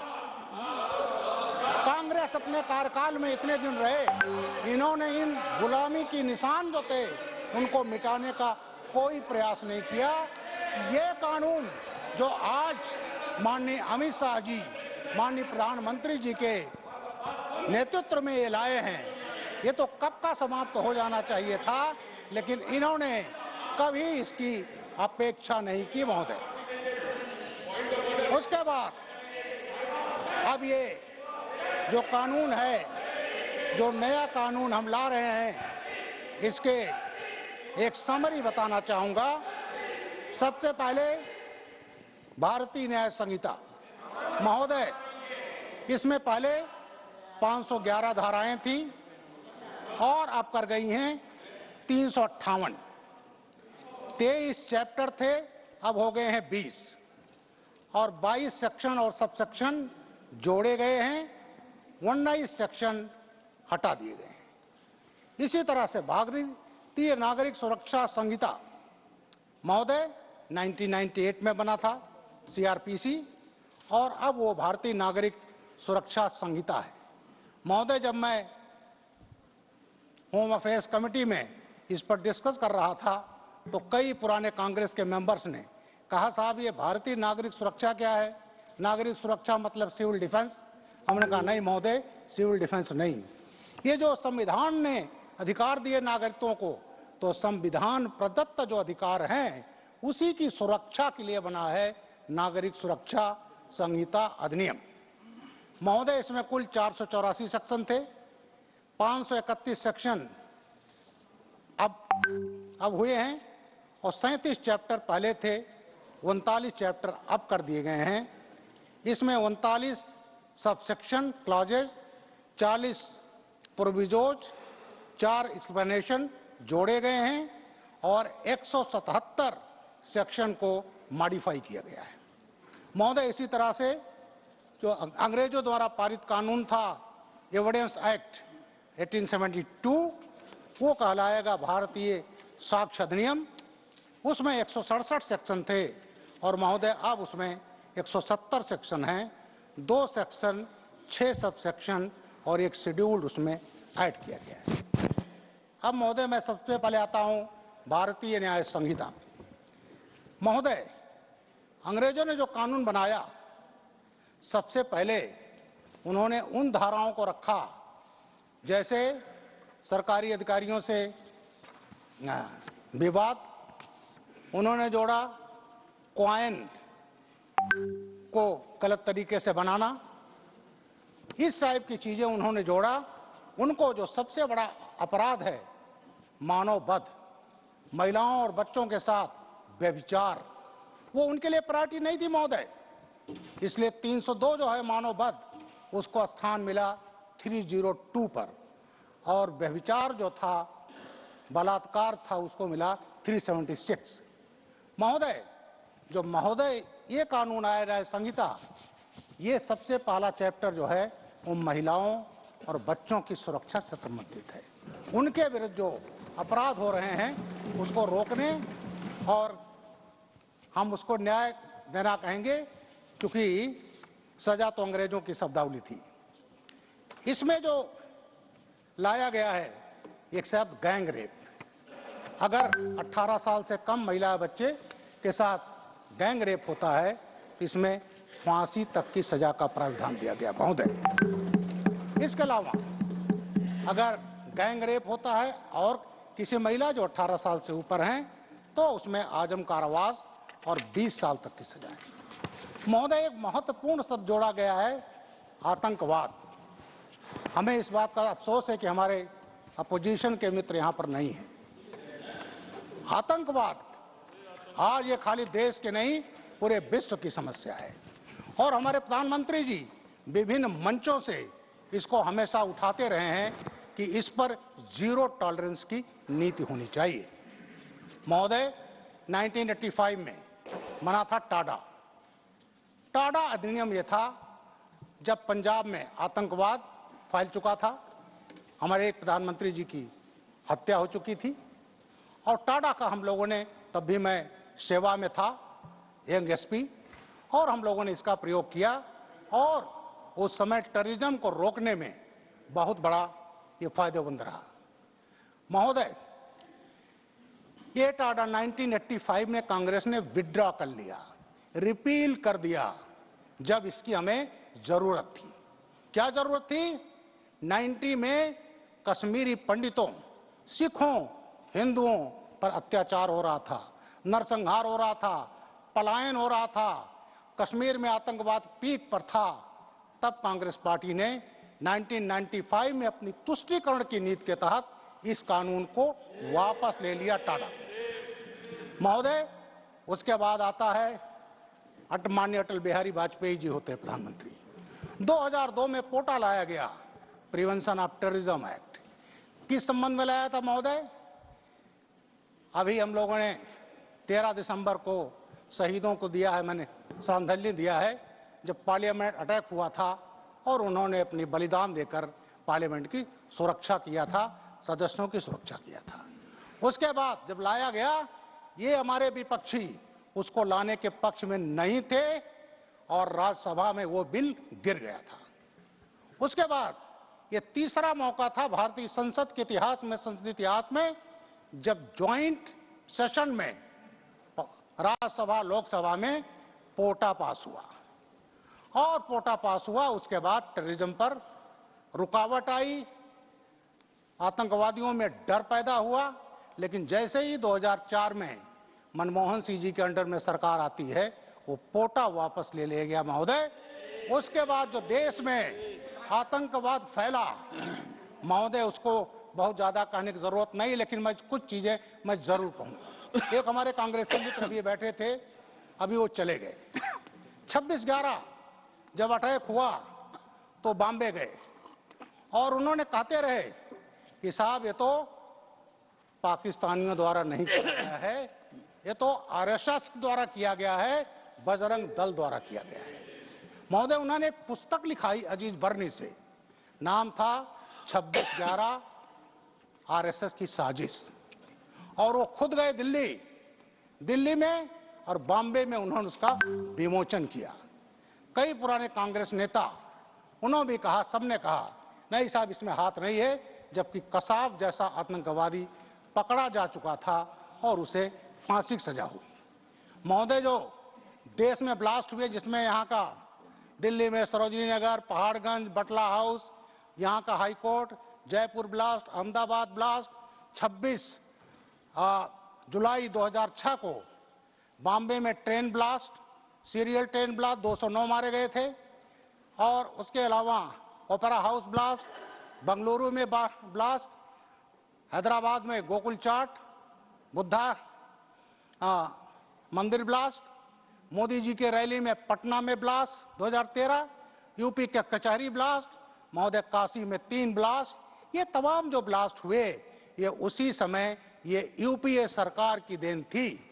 और दुखद ये था कि कानून समाप्त कर दिया गया था और आतंकवाद रोकने के बजाय ये कांग्रेस पार्टी अपनी तुष्टीकरण के नीति में इसको एक भगवा आतंकवाद का एक शब्द दिया अपनी तुष्टीकरण के लिए। जिससे वो पावर में आ सकें। लेकिन आज पूरा देश देख रहा है कि आज कांग्रेस का पूरे देश से सफाया हो रहा है। महोदय, दूसरा मैं कहना चाहता हूं ऑर्गेनाइज क्राइम। महोदय, ये ऑर्गेनाइज क्राइम, ये तमाम माफियाज हैं, हर स्टेट में है, उनकी पैरेलल इकोनॉमी है और उस पैरेलल इकोनॉमी के लिए, उसको क्रश करने के लिए उनको कानून के कटघरे करने में कोई कानून नहीं था। महोदय, कुछ जगह स्पेशल एक्ट थे, जैसे उत्तर प्रदेश में उत्तर प्रदेश गैंगस्टर एक्ट, महाराष्ट्र में मकोका, उसका इस्तेमाल हुआ और उत्तर प्रदेश में योगी आदित्यनाथ के कार्यकाल में आप देख रहे होंगे जितने माफिया सब जेलों में हैं। इसके अलावा उनकी संपत्तियां हजारों करोड़ में हैं, उसको कन्फिस्केट किया गया है। और आज उसी का कारण है कि जब एक शांति व्यवस्था की स्थिति पैदा होती है आदर्श, और तब निवेश आता है। उत्तर प्रदेश में पिछले साल 36 लाख करोड़ का निवेश आया। आज भारत में निवेश ही निवेश है। महोदय, जब यहां आतंकवाद था, ब्लास्ट होते थे, तो विदेशों से एडवाइजरी जारी होती थी, भारत सुरक्षित देश नहीं है। और जब ऐसी स्थिति आती थी तो यहां विदेशी निवेश करने नहीं आता था, टूरिज्म नहीं आता था, हमारी टूरिज्म इंडस्ट्री थी बैठ गई थी। महोदय, आज मोदी जी के नेतृत्व में आतंकवाद पर, ऑर्गेनाइज क्राइम पर जीरो टॉलरेंस की नीति है, इसलिए हमारी अर्थव्यवस्था पूरे दुनिया में ब्राइट स्पॉट है। आज हमारी ग्रोथ जो है 7.6% है। महोदय, उसका सबसे बड़ा कारण है यहां आतंकवाद के प्रति जीरो टॉलरेंस और क्राइम के प्रति जीरो टॉलरेंस, उसकी व्यवस्था की गई है। अब महोदय, मैं बताना चाहूंगा अपनी महिलाओं के बारे में। एक अपराध बहुत होता है चेन स्नैचिंग, पर्स स्नैच कर लिया, चेन स्नैच कर लिया, और इसके लिए कोई स्पेसिफिक आईपीसी में धारा नहीं थी। और उसमें क्या होता था, कभी चोरी में लिख दिया, कभी वहां गए अच्छा खाली लिख कर दे दो। लेकिन अब उसके निदान के लिए, स्नैचिंग के लिए आईपीसी में एक अलग धारा लाई गई है। महोदय, ये स्वागत योग्य है। अब आता हूं मॉब लिंचिंग। मॉब लिंचिंग के बारे में हमारी विरोधी पार्टियां बहुत हल्ला करती हैं, और कहीं अगर वो बीजेपी शासित राज्य में हो गया तब तो उनका कोई जो है वो छत पर से चिल्लाते हैं, अरे यहां तक कि आदिवासी को नहीं, बैकवर्ड को वो दलित बना देते हैं। मुझे मालूम है एक केस में हुआ था, मेमुला केस, ऐसा हल्ला किया उन्होंने। तो ऐसी पार्टियां जो मॉब लिंचिंग के बारे में चिल्लाती तो बहुत थी, लेकिन कांग्रेस पार्टी रूल की कभी कोई कानून नहीं लाया। महोदय, मॉब लिंचिंग की जो घटनाएं हुई 1984, जब यहां सिखों पर अत्याचार हुए, खासकर दिल्ली में और प्रदेश में हुए, 3000 लोग मारे गए, तो क्या था, मॉब लिंचिंग था। उस पर ये नहीं बोलेंगे महोदय। और तो और इनके पार्टी के नेता शामिल थे, उनको कानून के कटघरे में भी महोदय इन्होंने खड़ा नहीं किया। इनके कार्यकाल में दंगे होते महोदय, बड़े बड़े दंगे हुए। मैं तो उत्तर प्रदेश कैडर का आईपीएस अफसर रहा हूं। वहां पर 1980 में मुरादाबाद दंगा, 87 में मेरठ दंगा, आसाम में नेली दंगा, दुनिया भर में दंगे फसाद होते थे, मॉब लिंचिंग, लेकिन इन्होंने कोई उसकी व्यवस्था नहीं की। कश्मीर में तो कहने की जरूरत नहीं है। और ये मॉब लिंचिंग पर कभी ये कानून नहीं लाए, क्योंकि ये हमेशा तुष्टीकरण की राजनीति करते हैं। और आज मैं गृह मंत्री जी का धन्यवाद करता हूं कि इन्होंने मॉब लिंचिंग जैसा एक कानून लाया। इसके बाद death cause by negligence and rash driving. महोदय, अंग्रेजों के समय में कानून बना, धारा 304A। गाड़ियां उन्हीं के पास थी, बड़े बड़े जमींदारों राजाओं के पास थी। तो ये हुआ कि 2 को मार दो, 4 मर गए एक्सीडेंट में, सजा थाने से ही अवेलेबल था, 2 साल की सजा थी केवल। अब महोदय इसको काफी कड़ा किया गया है। अब 2 साल से 5 साल तक की इसमें सजा दी है महोदय। एक सबसे महत्वपूर्ण जो लाया गया है कम्युनिटी सर्विस। तमाम जेलों में हमारे जो कैदी हैं, जो ज्यादातर गरीब घरों के होते हैं, छोटे छोटे अपराधों में बंद हैं, उनके पास जमानत का पैसा नहीं होता, और आज महोदय ये जो लाया गया है कम्युनिटी सर्विस, अब उनको सजा के तौर पर कम्युनिटी सर्विस का दंड के रूप में कहिए या न्याय के रूप में अब वो कम्युनिटी सर्विस करेंगे। आप स्कूलों में मालीगिरी का करा लीजिए, चौकीदारी करा लीजिए, वो राज्य सरकारें डिफाइन करेंगी कम्युनिटी सर्विस। ये लाया गया। लूनाटिक शब्द था, एक बड़ा डेरोगेटरी वर्ड था, उसकी जगह पर मेंटल इलनेस लाया गया महोदय। और सबसे बड़ा महत्वपूर्ण महोदय कि हमारे विरोधी कभी जब बात आती है भारत की सॉवरेनिटी, इंटीग्रिटी, इस चीज पर आती है, सिक्योरिटी पर आती है, जो सीधे टेररिज्म और तमाम चीजों से जुड़ी होती है, तो हमेशा ये इनका हाथ पीछे हो जाता है। और महोदय सुप्रीम कोर्ट के आदेश से वो खत्म हुआ जिसको हम राजद्रोह कहते हैं, और ये इसमें व्यक्ति प्रधान होता था। और महोदय अब हम लाए हैं देशद्रोह। देश की इंटीग्रिटी, सॉवरेनिटी, सिक्योरिटी से कोई समझौता नहीं हो सकता महोदय। और इसके लिए मैं अपने गृह मंत्री और प्रधानमंत्री जी को मैं बधाई देना चाहूंगा। इसमें मृत्युदंड तक की व्यवस्था की गई है महोदय। ये कुछ चीजें थी सैलिएंट पॉइंट जो मैंने भारतीय न्याय संहिता के बारे में बताया। और अब मैं बताना चाहूंगा जो भारतीय नागरिक सुरक्षा संहिता है, जिसको अंग्रेजों ने क्रिमिनल प्रोसीजर कोड का नाम दिया था महोदय। उसकी कितनी धाराएं बदली गई, कितनी जोड़ी गई, मैं पहले उसको बता चुका हूं। इसमें एक महत्वपूर्ण चीज जोड़ी गई महोदय। एक नागरिक को बड़ी दिक्कत होती है एफआईआर लिखाने की। लोग कहते मेरी एफआईआर नहीं लिखी जा रही है, और कहीं डिस्प्यूट हो गया जुरिडिक्शन का। आप प्रदेशों की बात जानिए, दो प्रदेशों के बीच की, इवन जिलों में, तो उसको दौड़ना पड़ता था वो एफआईआर कहां लिखाए महोदय। पहली बार आज इस नागरिक सुरक्षा संहिता में प्रोविजन किया गया, 0 एफआईआर, घटना कहीं भी लिखा सकते हैं और 24 घंटे में वो एफआईआर संबंधित थाने पर पहुंच जाएगा और उसका इन्वेस्टिगेशन देगा।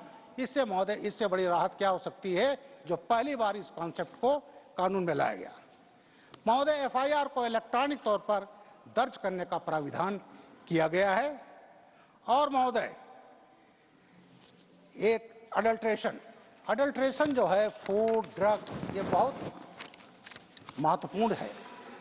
आज हम जो दूध पीते हैं या हम कोई सब्जी खाते हैं, हमें नहीं मालूम होता कि ये अडल्ट्रेटेड है कि नहीं है, लेकिन उसको बहुत कम महत्व दिया जाता था। उसमें मैक्सिमम सजा थी 6 महीने की। अब 6 महीने की मैक्सिमम है तो कोर्ट उसको महीने भर की दे दे, कुछ फाइन दे दे, लेकिन अब इसको कड़ा बनाया गया है। और इसमें महोदय जो 6 महीने का मैक्सिमम था उसको मिनिमम कर दिया है, मिनिमम 6 मंथ, और उसके बाद उसका जो अपराध है उसके अनुसार बढ़ाया जा सकता है। जुर्माना 25,000 तक इसमें कर दिया गया महोदय। एक सबसे बड़ा होता है जो पुलिस पर आरोप लगता है, सर्च और सीजर, कि साहब ये ट्रांसपेरेंट नहीं है, पुलिस ने इतना दिखाया, अपने पास रख लिया। अब जितने भी महोदय सर्च और सीजर कुर्की होगा, उस सब की वीडियोग्राफी का प्रोविजन किया गया है महोदय। ट्रांसपेरेंट है, कोई आदमी अब ये आरोप नहीं लगा सकता। तो ये ट्रांसपेरेंसी के लिए जो ये लाया गया वो बहुत बड़ा स्टेप है। उसके बाद महोदय एक सबसे बड़ा होता है फॉरेंसिक साइंस का इस्तेमाल। अभी हमारे यहाँ कन्विक्शन रेट बहुत कम है, और जब तक पुलिस जाती है सीन डिस्टर्ब हो जाता है, हम वहां से फिंगरप्रिंट उठाते हैं और भेजते हैं, तब तक तमाम चीजें बदलाव हो जाता है। अब महोदय जहां 7 बरस से ज्यादा की सजा होगी वहां फॉरेंसिक टीम का जाना मस्ट है। ये इस कानून में प्रोविजन सभापति महोदय किया गया है।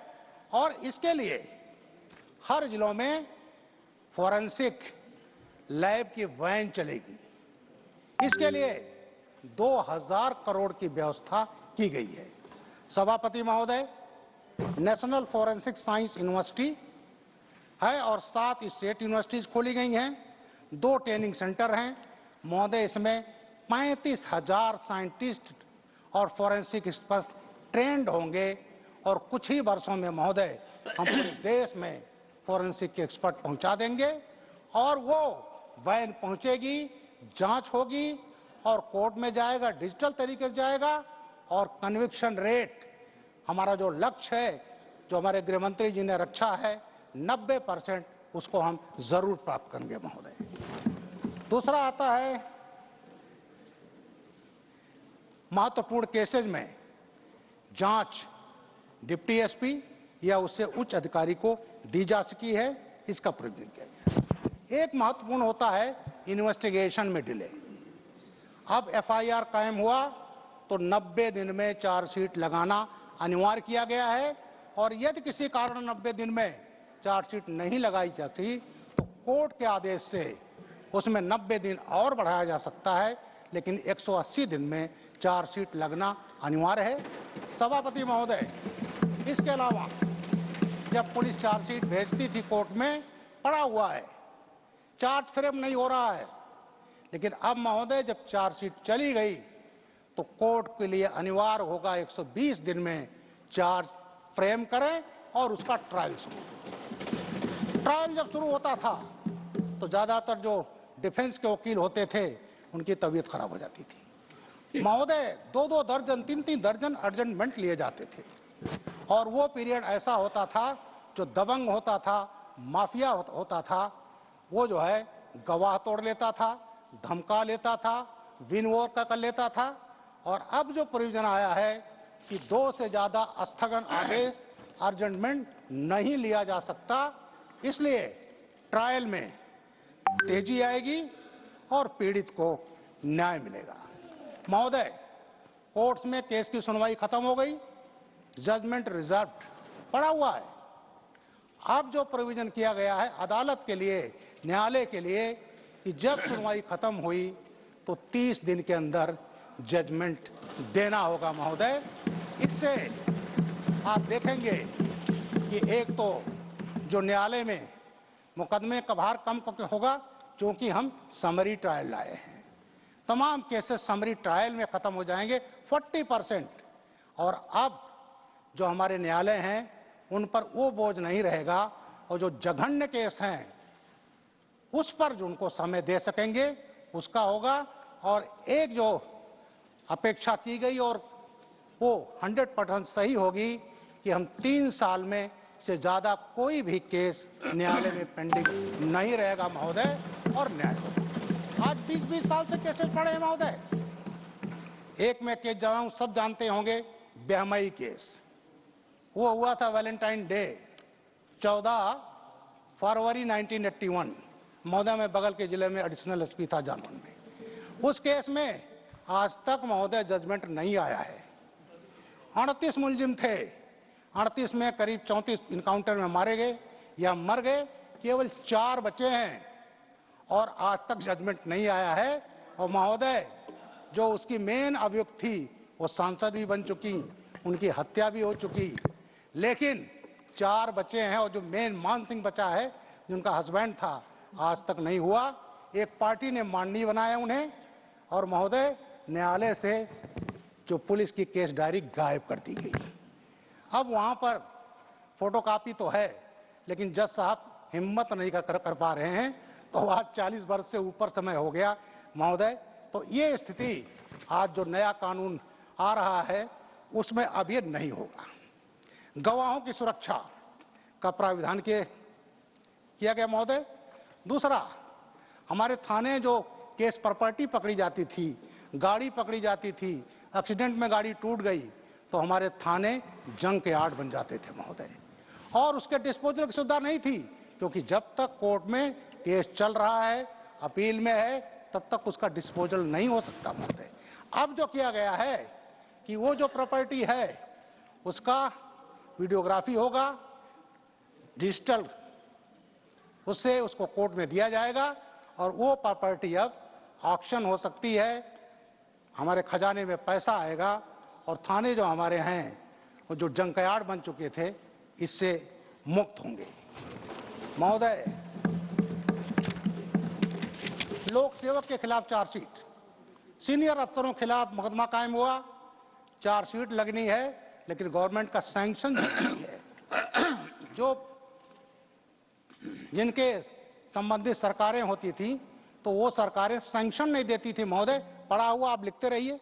सीबीआई चार्जशीट स्तर पर पहुंच गई, राज्य सरकारें उसमें अनुमति नहीं दे रही हैं।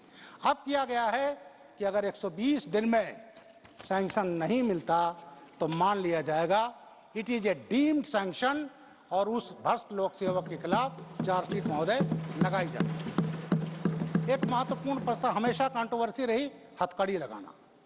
महोदय, मैं तो खुद पुलिस अधिकारी रहा हूं। आज तमाम होता है कि हथकड़ी ना लगाने के कारण मुलजिम एस्केप हो जाता है और पुलिस के जो जवान होते हैं उनके खिलाफ 224 आईपीसी का मुकदमा कायम होता था। अब महोदय इसमें हथकड़ी लगाने का प्रोविजन इसमें किया गया है, आर्थिक अपराधों को छोड़कर जो जघन्य केस के अपराधी हैं। ये सर, मैं जल्दी से समाप्त कर रहा हूं महोदय। और प्रोक्लेम्ड ऑफेंडर, ये बड़ा महत्वपूर्ण है महोदय। बड़े बड़े अपराधी क्राइम किए और बैठे हैं, उनका चूंकि यहां उपलब्ध नहीं है, उनका ट्रायल नहीं हो पाता था। अब महोदय ट्रायल इन एब्सेंसिया हो सकता है, उनको सजा दी सकती है, उनकी प्रॉपर्टीज अटैच की जा सकती है। तो ये महोदय जो प्रोविजन लाया गया है ये बहुत ही महत्वपूर्ण है। अब थोड़ा सा समय दे दीजिए, मैं साक्ष्य अधिनियम पर कुछ बोल दूं। तीसरा अधिनियम है महोदय भारतीय साक्ष्य अधिनियम 2023। इसमें जो है तमाम गुलामी के काल के आकार के शब्द थे। क्या थे? Parliament of UK, notification by crown representative, any dominion colony, possession of her majesty और privy council, her majesty's government and possession of British crown, all that जो कॉलोनियल वर्ड थे इसमें एविडेंस एक्ट में उस सबको निकाल दिया गया महोदय। ये गुलामी के चिन्ह जो थे ये समाप्त हो गए हैं। दूसरा महोदय सबसे महत्वपूर्ण है जो इलेक्ट्रॉनिक एविडेंस है। आज हर चीज में क्राइम होता है कहीं ना कहीं। टेलीफोन, सबसे पहले हम टेलीफोन की, मोबाइल की ही बात करते हैं कि वो मिल जाए तो उसको हम एनालाइज करके मुलजिम तक जितने लोग उसमें शामिल हैं पहुंच सकते हैं। उनको सबको दस्तावेज की श्रेणी में लाया गया महोदय। और साथ ही साथ कि जो हमको एविडेंस मिलेगा वो सेकेंडरी होगा, तो उसमें कोई घपला ना हो उसके लिए भी व्यवस्था की गई है। और ये किया गया है, उसका एक अधिकारी होगा और वो जो होगा उसको देखेगा, सर्टिफिकेट देगा, तब कोर्ट में उसमें मान्यता होगी। महोदय, आपने समय दिया, बहुत बहुत धन्यवाद महोदय। आज ऐतिहासिक दिन है और हम सभी उस इतिहास के हिस्सा बन रहे हैं। और महोदय, मैं तो एक गरीब घर में पैदा हुआ था और आज उस गरीब घर के बच्चे को आज न्यायालय में इसमें इस महत्वपूर्ण ऐतिहासिक दिन पर बोलने का मौका दिया महोदय। और इसके लिए ये मेरे लाइफ का सबसे महत्वपूर्ण दिन है। उस दिन भी था मेरे जब मुझे चेयरमैन बनाया गया था होम अफेयर कमेटी का। इसलिए महोदय मैं बहुत बहुत आपको धन्यवाद देता हूं इस बिल पर मौका दिया। और प्रधानमंत्री जी को और माननीय गृह मंत्री अमित शाह जी को मैं बहुत बहुत बधाई देता हूं। खासकर अमित शाह जी ने, जिन्होंने 4 साल इस बिल को बनवाने में 181 मीटिंग उन्होंने खुद अटेंड किया, मेहनत किया। पूरे देश के जितने विद्वान थे सभी मुख्यमंत्रियों को, सभी एमपीज को, वाइस चांसलर को, सभी यूनिवर्सिटीज को, सबको इन्होंने पत्र लिखे। और पत्र लिखने के बाद तमाम उसके आए, उनके कमेंट्स आए, उनके इनपुट आए और उन सबको मिला करके आपने 4 साल में बिल तैयार किया और 11 अगस्त 2023 को पेश किया। और आज ये राज्यसभा से पास होकर महोदय कानून बन जाएगा। बहुत बहुत धन्यवाद। जय हिंद, जय भारत। मैसेज फ्रॉम लोक सभा secretary general. Sir, with your kind permission, I rise to report that the Lok Sabha at its sitting held on 21st December 2023 has agreed without any amendment to the Chief Election Commissioner and other election commissioners' appointment, conditions of service and terms of office Bill 2023, which was passed by Rajya Sabha at its sitting held on 12th December 2023. Shri Sujeet Kumar. धन्यवाद अध्यक्ष महोदय। महोदय, मैं अपनी party Biju Janata Dal की तरफ से ये 3 ऐतिहासिक कानूनों के समर्थन में खड़ा हूं। महोदय, मेरी पार्टी बीजू जनता दल हमेशा कोई भी कानून जनहित में हो या देश हित में हो, सरकार के साथ हमेशा खड़ी रहती है, चाहे वो 370 धारा को हटाने की बात हो, चाहे ट्रिपल तलाक की बात हो, या चाहे ये 3 कानून हो। और व्यक्तिगत तौर से महोदय, मैं I applaud these 3 bills because these are in the interest of Mother India. They uphold the integrity, unity and sovereignty of our country. Hence, I personally support these 3 bills. और महोदय, मैं अपने आप को खुशनसीब मानता हूं क्योंकि ये बिल पे मुझे बोलने का मौका मिला है, क्योंकि मैं एक अधिवक्ता भी हूं और मैं स्थायी समिति का सदस्य भी हूं जिसको ये बिल्स रेफर किए गए थे और जिसके चेयरमैन ब्रिजलाल जी थे, जिन्होंने अभी अपने अभिभाषण में विस्तृत रूप से बताया। और मैं धन्यवाद दूंगा गृह मंत्री जी का कि बहुत सारे प्रोविजंस, बहुत सारे सजेशंस जो समिति ने दिया था उसको इनकॉर्पोरेट किया गया इस बिल में। Sir, Brijlal ji has already spoken and gone into details about the technical provisions for the bill. I will articulate why I support this bill, giving 5 reasons. Sir, first and foremost, sir, the essence of these 3 bills are justice, equality and neutrality. Justice, equality and neutrality. Sir, these are the 3 foundation pillars of our constitution. Hence, because of the constitutional norms, because we all believe in the constitution of the country, which Honorable Prime Minister said is the Bible of our nation, the Gita of our nation. Hence, sir, I support this 3 bill because this is a tribute to the founding fathers of our constitution, Dr. Ambedkar, Sardar Patel ji. Sir, second reason why I support this bill is because this is a great step in moving away from the colonial hangover. Sir, there were 475 places in the three acts, IPC, CRPC and Evidence Act, Indian Evidence Act. There were 475 mentions of colonial references, Her Majesty, Privy Council, Jury and Barrister, London Gazette. So, sir, at one stroke, these 3 bills are completely doing away with all the vestiges and signs of colonial hangover. Sir, secondly, sir, Indian Penal Code 1860, CRPC, Indian Evidence Act 1872, though they had Indians in their name, they have Indian in their names, but sir, there was nothing Indian about them. The soul was certainly not Indian. The names might have Indian in them, but the soul was of Great Britain. So, sir, because the soul was not Indian, there was no trace of Indian culture, Indian tradition, Indian values. So, sir, through these bills, हम लोग sir इसमें भारत की खुशबू को लाने की कोशिश की है, sir. Sir, the three criminal acts that we have, IPC, CRPC, Indian Evidence Act, they were meant to perpetuate the colonial rule. They were meant to subjugate the Indian subjects into slavery and brutality, sir. So they were never meant to give justice to Indians. They were never meant for the good of Indians. So, sir, these 3 bills, which will replace those 3 colonial legislations, will provide justice to our countrymen, will be for the betterment of our fellow citizens. Sir, in the IPC, CRPC, in IPC, you had, sir, offences against the state, offences against public servant, preceding, sir, heinous crimes like rape and murder. That was, sir, the need of the colonial masters because they gave precedence to offences against them over offences against an Indian. But in this, sir, BNS, Bharat Nyaya Sanhita, offences against crime against women and children have been given precedence, particularly crime against women and children. Sir, Section 124A, sedition, has been done away with. Sir, राजद्रोह को हटा के देशद्रोह को sir लाया गया है. ये बहुत बड़ा परिवर्तन है, sir.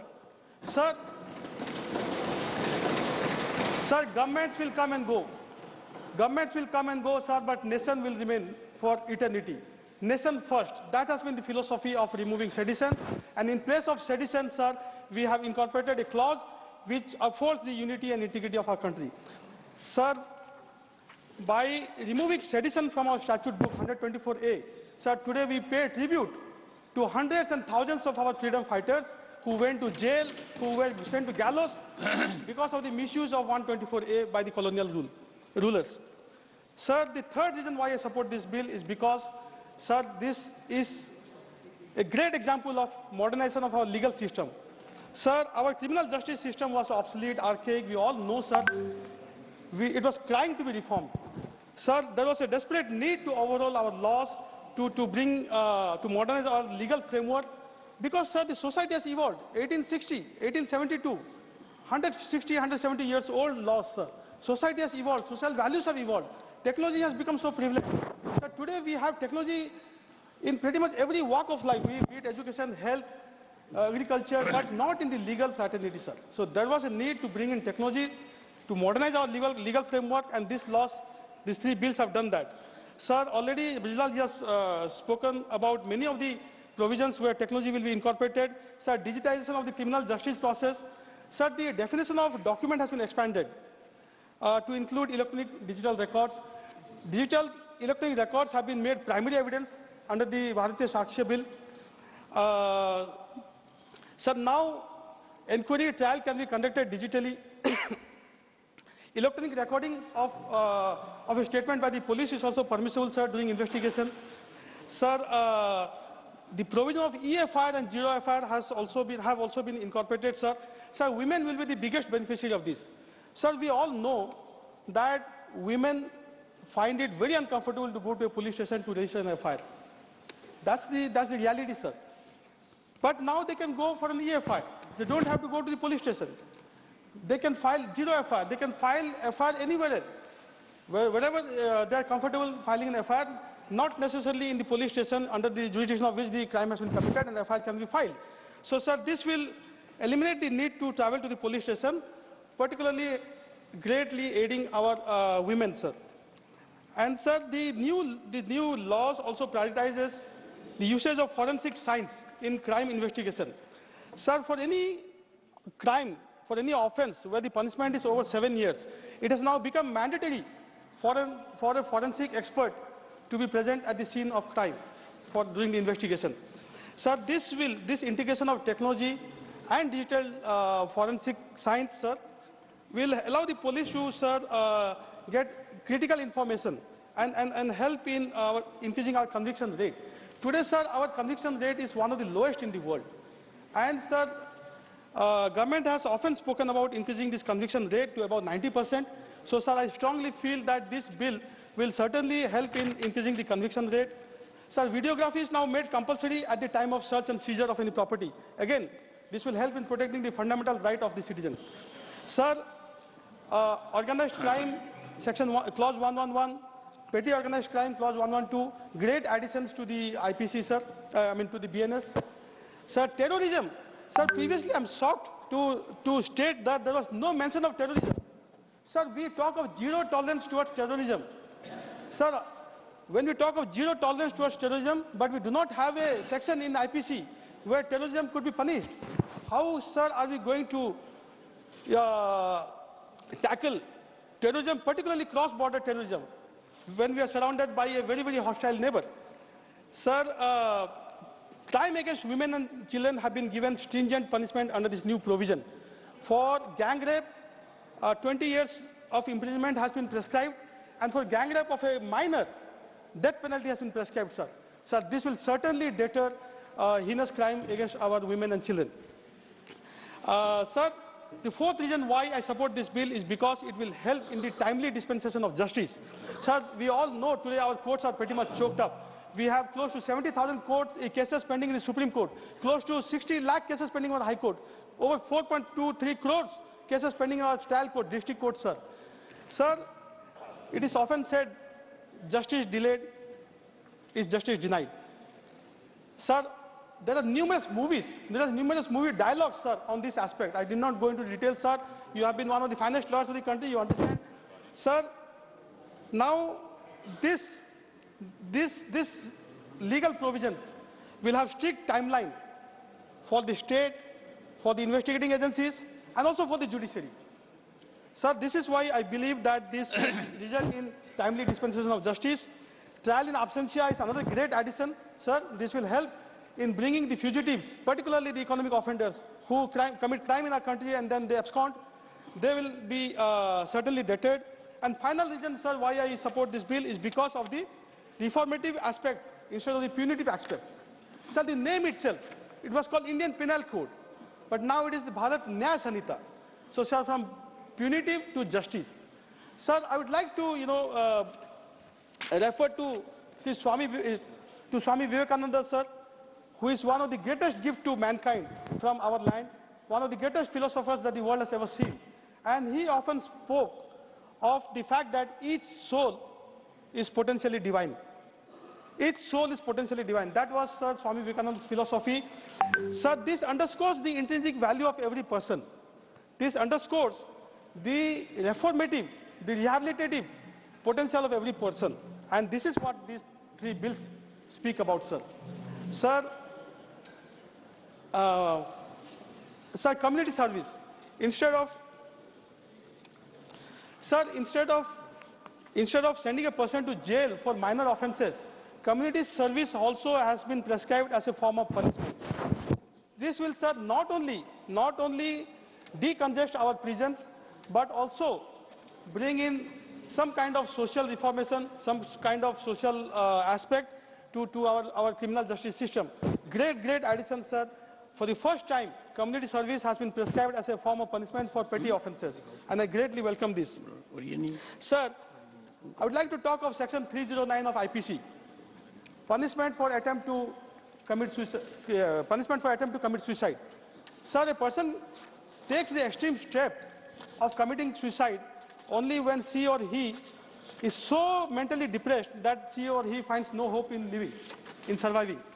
And sir, when that person fails in committing that crime, meaning fails in committing suicide, we then go on to punish that person.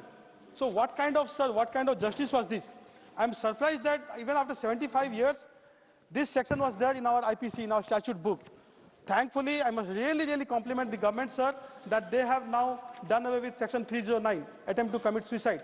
This was already, sir, diluted through the Mental Health Care Act of 2017, but now it's also not there in our criminal statute book. Highly commendable, sir. Sir, I have a couple of suggestions, sir. Sir, one is that, sir, the Law Commission has time and again recommended that the ratio between judges and population in our country should be 50 per million. But today, the judges to population ratio in our country is only 19, which is one of the lowest in the world. So I request the government, ma'am, through you, that they should seriously look into it and increase the number of judges, particularly at the trial court, in the trial courts, and also increase the number of policemen. Today, the global standard is about 220-225 policemen per lakh population. But in our country, it is close to 150. So we really need to increase the strength of our police force. Sir, ma'am, today 77% of our prisoners are UTPs, under trial prisoners. Huge number, 77%. So 3 out of every 4 prisoners is not convicted. And as per law, is innocent, but still finds a place in the prison, thereby congesting our prisons. So not long ago, the Honorable President of India, Madam Draupadi Murmu, also made an emotional appeal in this aspect while addressing the National Law Day celebration. And she lamented that many in India end up being in jail for years for the slightest of crimes, or even when wrongly framed. They have little recourse. This needs to be fixed. This is, Madam President. So I really urge the government, I strongly urge the government that they will look into this issue of UTPs, issue of under trial prisoners crowding our prisons. Not only are they crowding our prisons, it's a violation of basic fundamental right. Every person has a right to be free unless proven guilty. So this is something which I would love the government to look into. And the third suggestion I have, ma'am, is regarding the multiple FIRs. Ma'am, recently we had many cases. We also had a recent case of Miss Nupur Sharma. She had to face, I'm not getting into the merit of what she said and whether there should have been multiple FIRs in her names, or there should have been an FIR in her name. But the fact that she had to face multiple FIRs in different parts of the country, that itself is so problematic, ma'am. This is why I suggest that there should be provision in the statute book that there cannot be any provision of multiple FIR, because not only is it an unnecessary harassment of the accused, but also it delays the criminal justice system. And my last suggestion, ma'am, is regarding the gender neutrality. There have been a lot of positive aspects in the three bills in respect of making them gender neutral as opposed to the old ones. But now that 377 is no longer there in the statute book, and 375, which IPC 375, which is the offence of rape, is not gender neutral. So there is no way a person could be punished for raping a man. And we know, ma'am, that it happens. It happens in our prisons, it happens in our hostels, and it happens in other places. Men are routinely raped, but there is no provision in our statute book to punish for that rape of a man. We have thankfully, there are provisions relating to the kidnapping of children, trafficking. These have been made gender neutral in the BNS, but not the offence of rape. Law Commission in 2000 and the Justice Verma Commission in 2013 had also recommended that offence of rape should be gender neutral, but I'm sad that this has not been done in BNS. I hope this will be taken care of. Ma'am, I would like to finally talk briefly, while I'm on the subject of criminal justice system, I would like to briefly talk about the judicial overreach or the judicial encroaching on the turf of the parliament, which is so dangerous for our parliamentary democracy. Ma'am, separation of power is an essential feature of our constitution. Article 50 talks of separation of power. The three organs of the government have to work in their own respective domain. But ma'am, this fine balance between judiciary and the legislature and the executive is being routinely, I must say routinely being eroded and trampled by the judiciary in the name of fundamental rights, in the name of separation, in the name of independence of judiciary. There is unnecessary interference time and again by the courts in administrative matters, ma'am. This is destroying the spirit of our constitution and is very, very dangerous for our democracy. Ma'am, the judiciary wants to reform every aspect of the government but itself. It wants to reform every aspect of the government, but it doesn't want to reform itself. This is why we have such a large pendency of cases which the judiciary has not taken note of. Ma'am, the parliament and the state assemblies, they reflect the will of the people of India, the sovereign will of the people of India. And it is the duty, the mandate and the responsibility of the parliament and the state assemblies to make laws.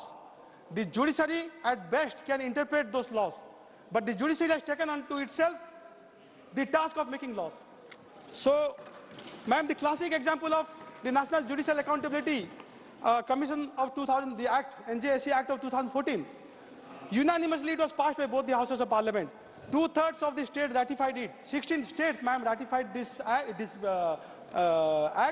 but it was struck down by the Supreme Court of India because the Supreme Court deemed that this was interference into the judicial appointment, thereby violating the basic text of the Constitution, which is independence of judiciary. Ma'am, and here I would like to quote former Finance Minister, late Sri Arun Jaitley, who had called this the tyranny of the unelected. He had called, and in his words, I quote, "If the elected are undermined, democracy itself would be in danger." So, ma'am, I'll end by supporting the three bills. I think they are extremely timely. They are in the interest of the nation. And also, I would like to, I have already stated my concern about judicial overreach, judicial encroachment into the working of the executive and the legislature. And I hope that good sense will prevail and that the separation of power, which is there in Article 50 of the Constitution, will be respected by all the three organs of the government, particularly by the judiciary. Thank you. Shri S.K. Niranjan Reddy.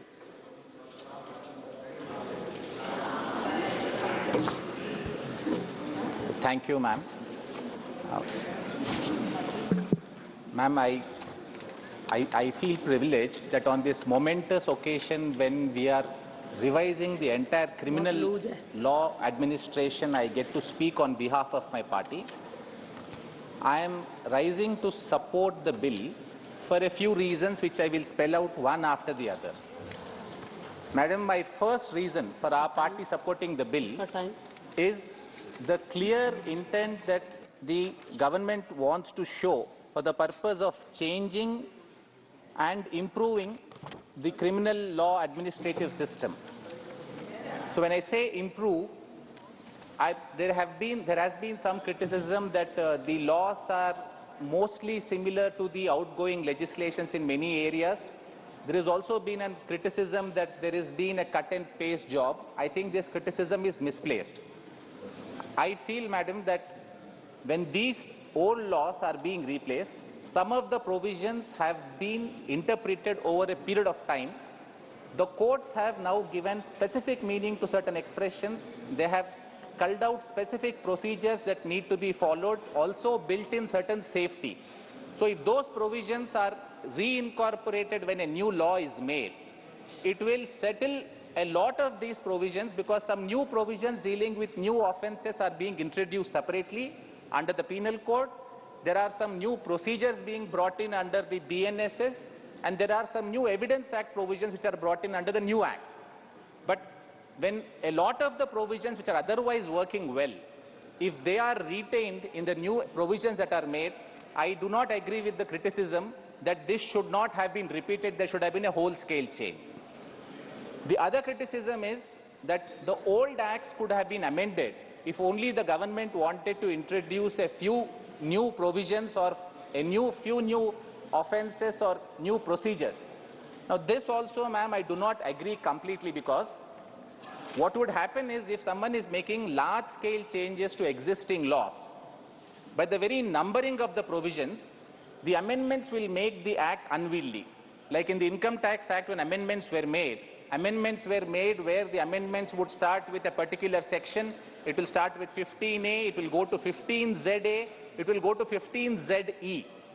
So if we are making certain large-scale changes to the law, I commend the government's approach in bringing in a new law, while retaining the essence of the old law wherever there is no difficulty. Ma'am, having said this, I think the revamp of the criminal justice administration is a journey. It is going to be arduous, but it needs to be earnest. I would want to compliment the government on starting this journey well. It has not stood on a principle or ego, because when these laws were introduced, in the first instance, madam, what is redeeming for me personally is that the government agreed to refer the matter to a joint parliamentary committee, which means the government was willing to look at suggestions. The joint parliamentary committee made certain recommendations. The government, in my view, accepted the correct recommendations. One of the recommendations of the parliamentary committee was contrary to the Supreme Court judgment. The government was cautious. It did not accept that recommendation because it understood that the law has been interpreted in a particular manner. So the provision, one of the recommendations, was not accepted. Now, not only that, when the bill was introduced in the other house yesterday, the government made two further changes, because the government received a proposal from the medical practitioners that some of these provisions may affect the medical practitioners without an intention. So the government is exhibiting a keenness where it wants to keep improving. Now that is a great position to start the revamp of a law, because as I said, madam, the journey will have to be humble, it will have to be earnest, it will have to be by people who are not standing on ego. And I am very glad that this government has shown an openness and willingness for the purpose of making further changes.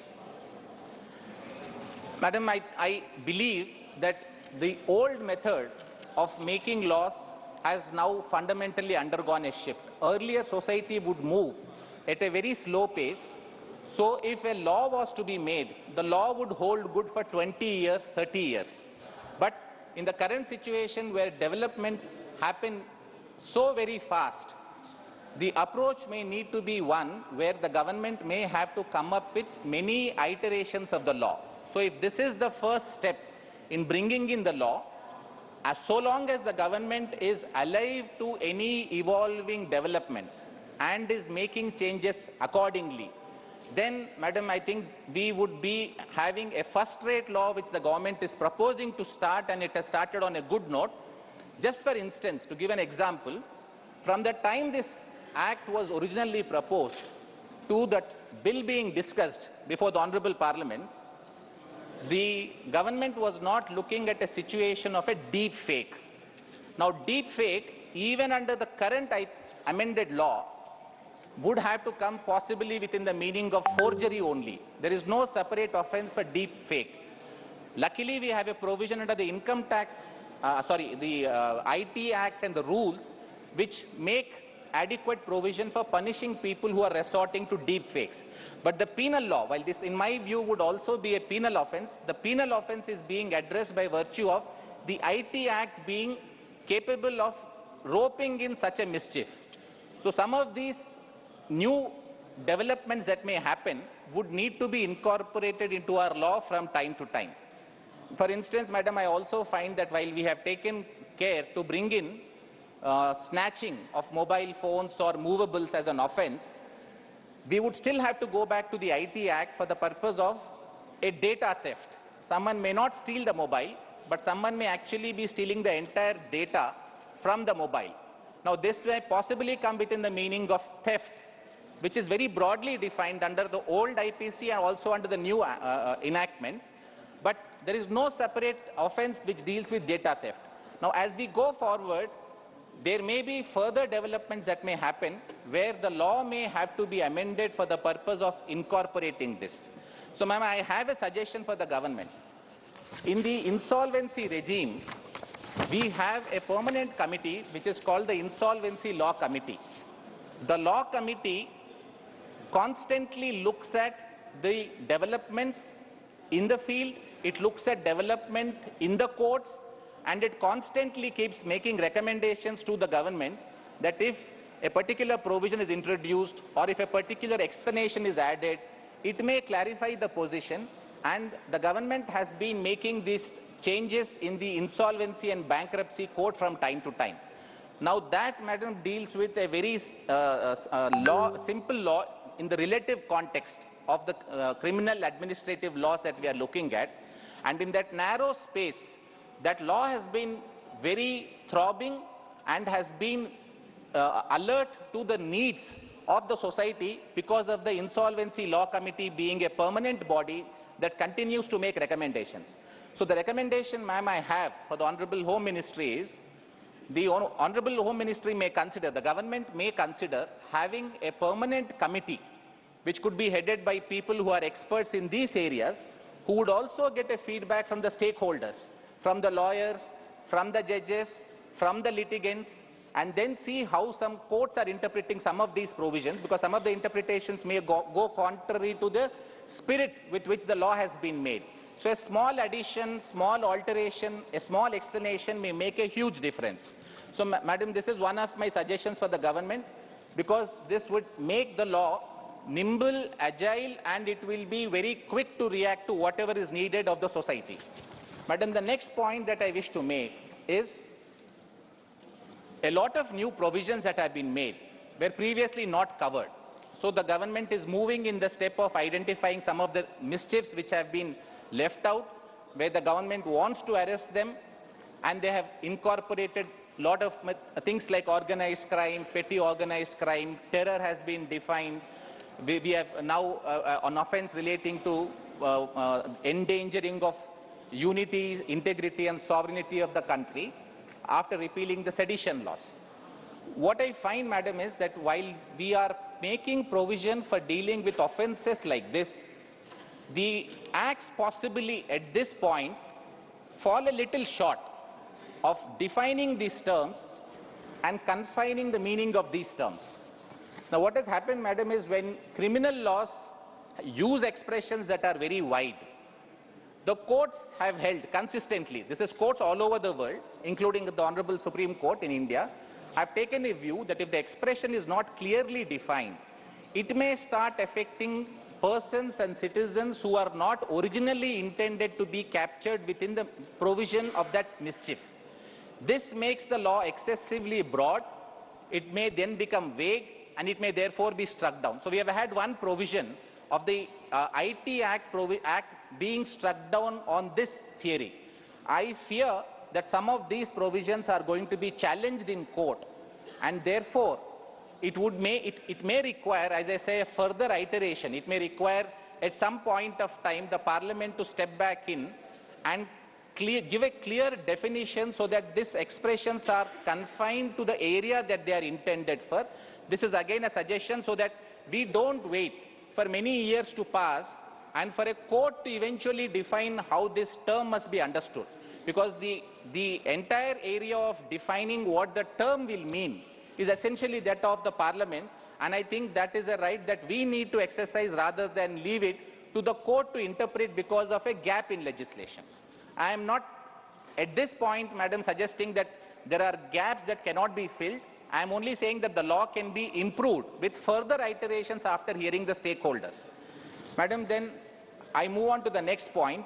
Another reason why we support the bill is the idea to quicken the criminal justice process system, the courts and the manner in which an FIR will be lodged, a final report will be filed, the additional time that will be granted. All of this is good. The idea is noble, but it comes with a set of challenges. Madam, I would want to apprise the government that this is akin to the government wanting to have a very fast train, but the rails, the infrastructure is creaking. Madam, I appear in courts regularly when I am not here, and I have heard judges complain, including in national company law appellate tribunals, NCLTs, commercial courts and other regular courts, that the judges are working in most subhuman conditions because they have no assistants, they do not have a stenographer. Judges are writing 80 pages to 120 pages by hand because the judgment will have to be delivered under the CPC within 30 days after the matter is reserved. Now, we have made a provision that a judgment will need to be delivered within 45 days, but I have serious doubts whether the infrastructure would enable the coming into effect of this clear, noble intention of the government. Madam, I also have a suggestion here. The suggestion is, the central government will face a difficulty because the courts are a state domain. It is the states that will have to make provision for having adequate infrastructure. Center will not be able to sit on the state's head, and we sitting in the Council of States would not wish that the center should impose more than necessary. Now, if that is so, one of the ways the central government could consider ensuring that the intent that it has to have a first-rate criminal justice administration in the country is given effect to, without the states falling behind on providing infrastructure, possibly would be by providing for certain incentives like the Finance Commission does when states meet certain targets, be it in the power sector, be it in the educational sector or solid waste management. Whichever states ensure that they are doing this, the Finance Commission is granting a higher share to the states.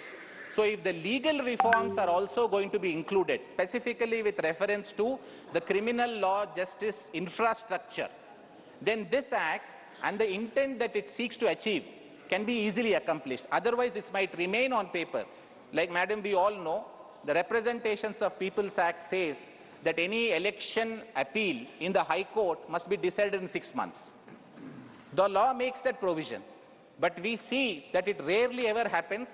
Lucky are those legislators whose cases are decided before the person who won completes his term.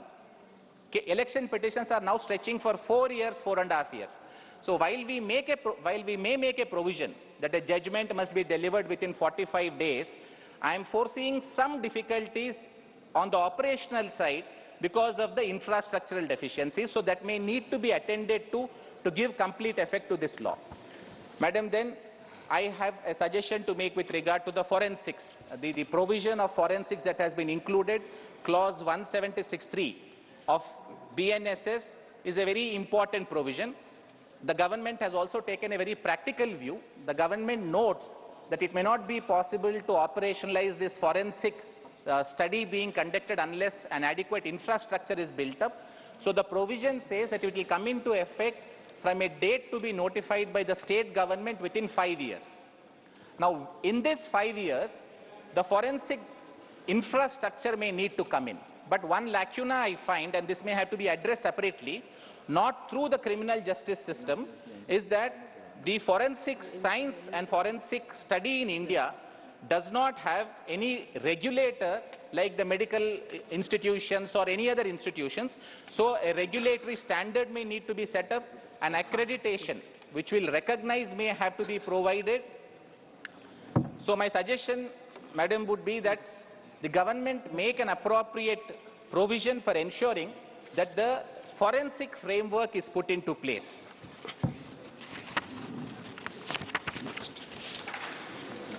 Sir, there is one other area that the government may have to consider, and the IT Ministry of the central government has doing a fantastic job in this.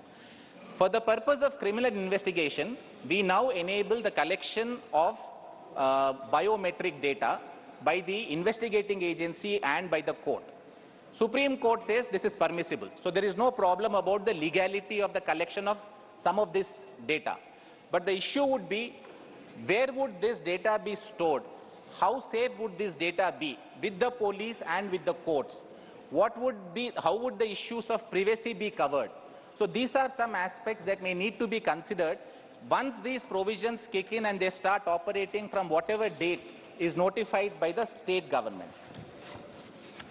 Sir, I then move on to certain aspects, because we are dealing with a set of three different laws.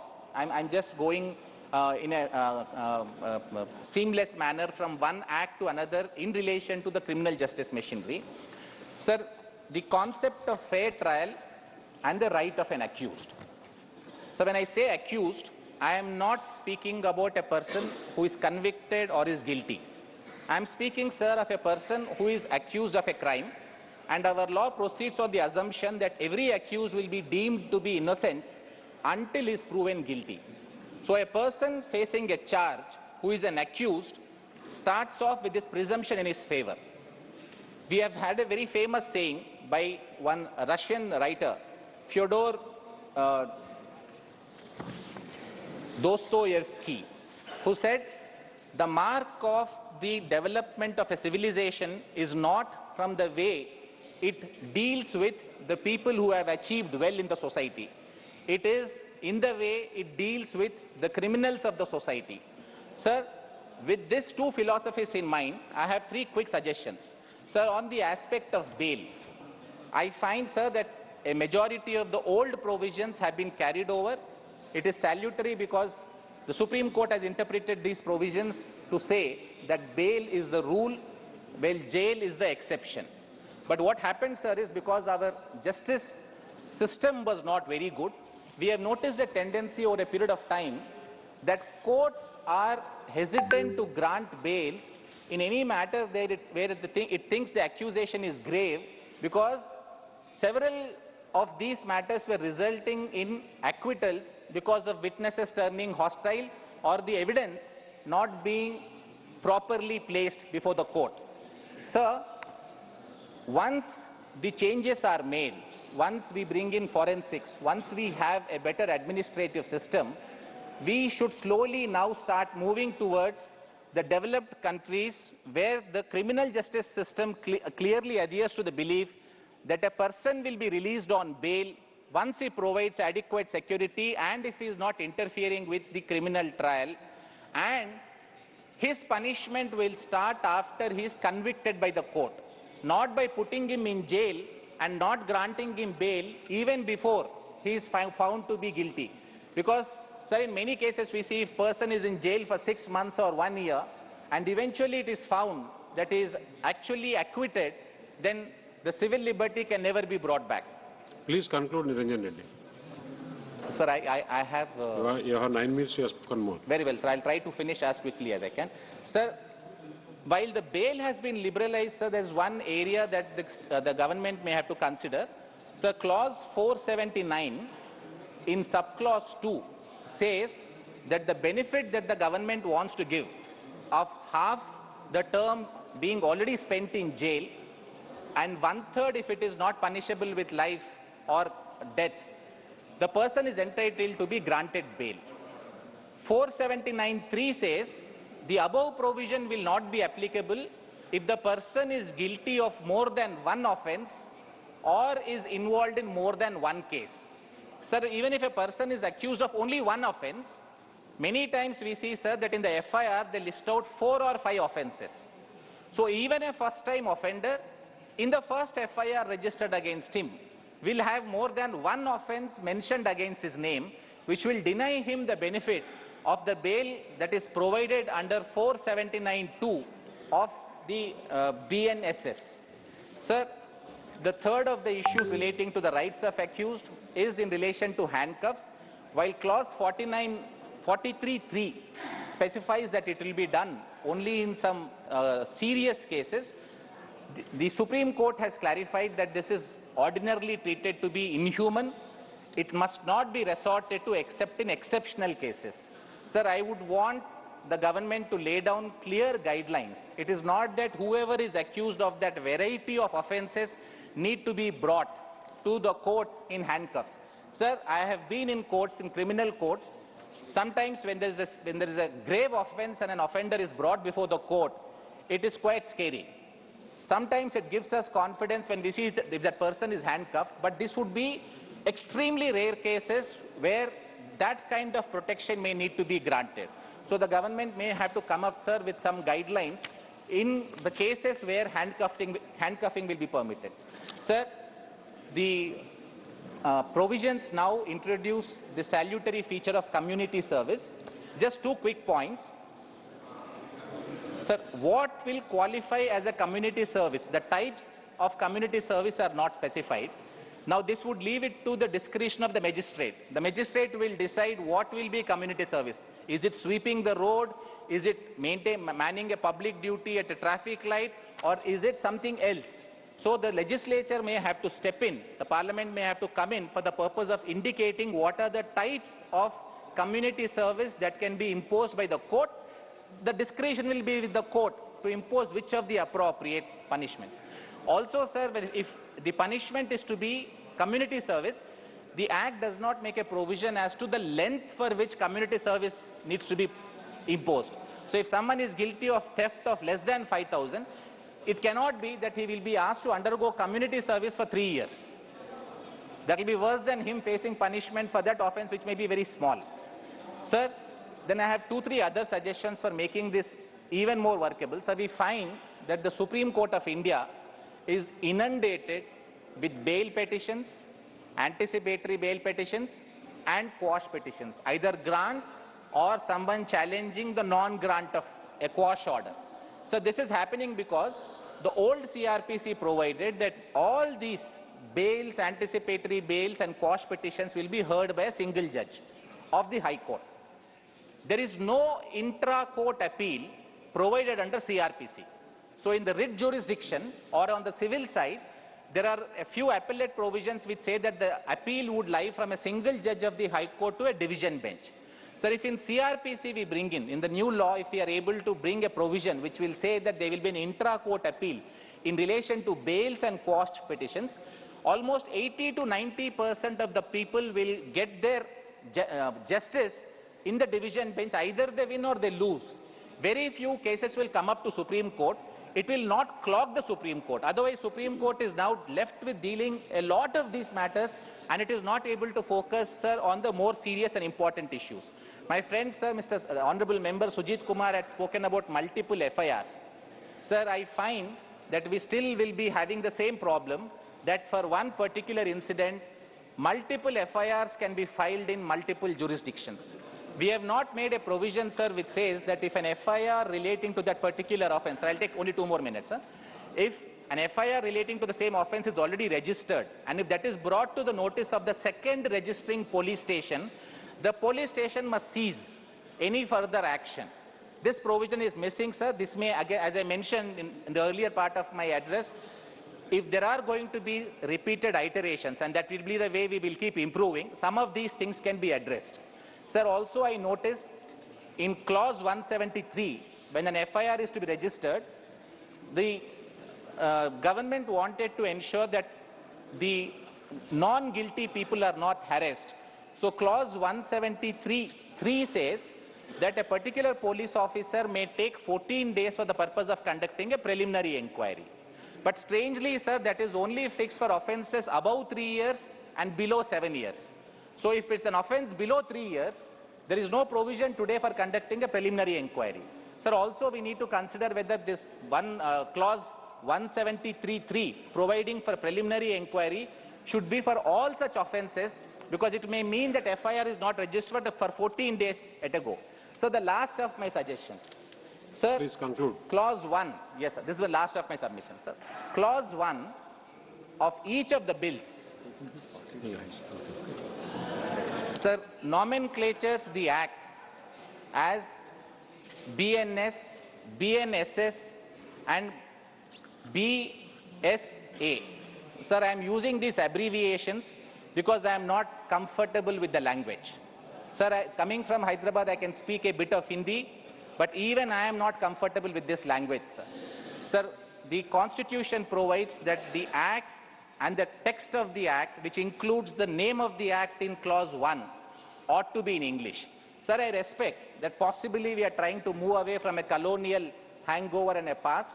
We want to signal a clear sign that this is our own homebred, our own cultured law. Sir, this can be easily achieved without affecting the sanctity of the constitutional provision by saying that this will be called so-and-so in English and also called so-and-so. Okay. So the two names, if they are mentioned, sir, what may happen is, in any event, the language of the court will be the language that the courts are using. The Act becomes much more easier, sir. After spending so much time, sir, I have had this request from a lot of my lawyer friends who keep requesting that when I get to speak on this bill, I must make a request to the government to please include both the English and Hindi titles for this Act, so that the Act will be easily operational. Okay. Sir, I thank you for the opportunity. And I conclude by saying that my party entirely endorses the approach. We want to go along with the government in keep improving the bill. My suggestions are constructive. Sir, I would request the Honorable Home Minister to consider these suggestions. We support the bill fully, sir. Thank you. Shri Kartikeya Sharma.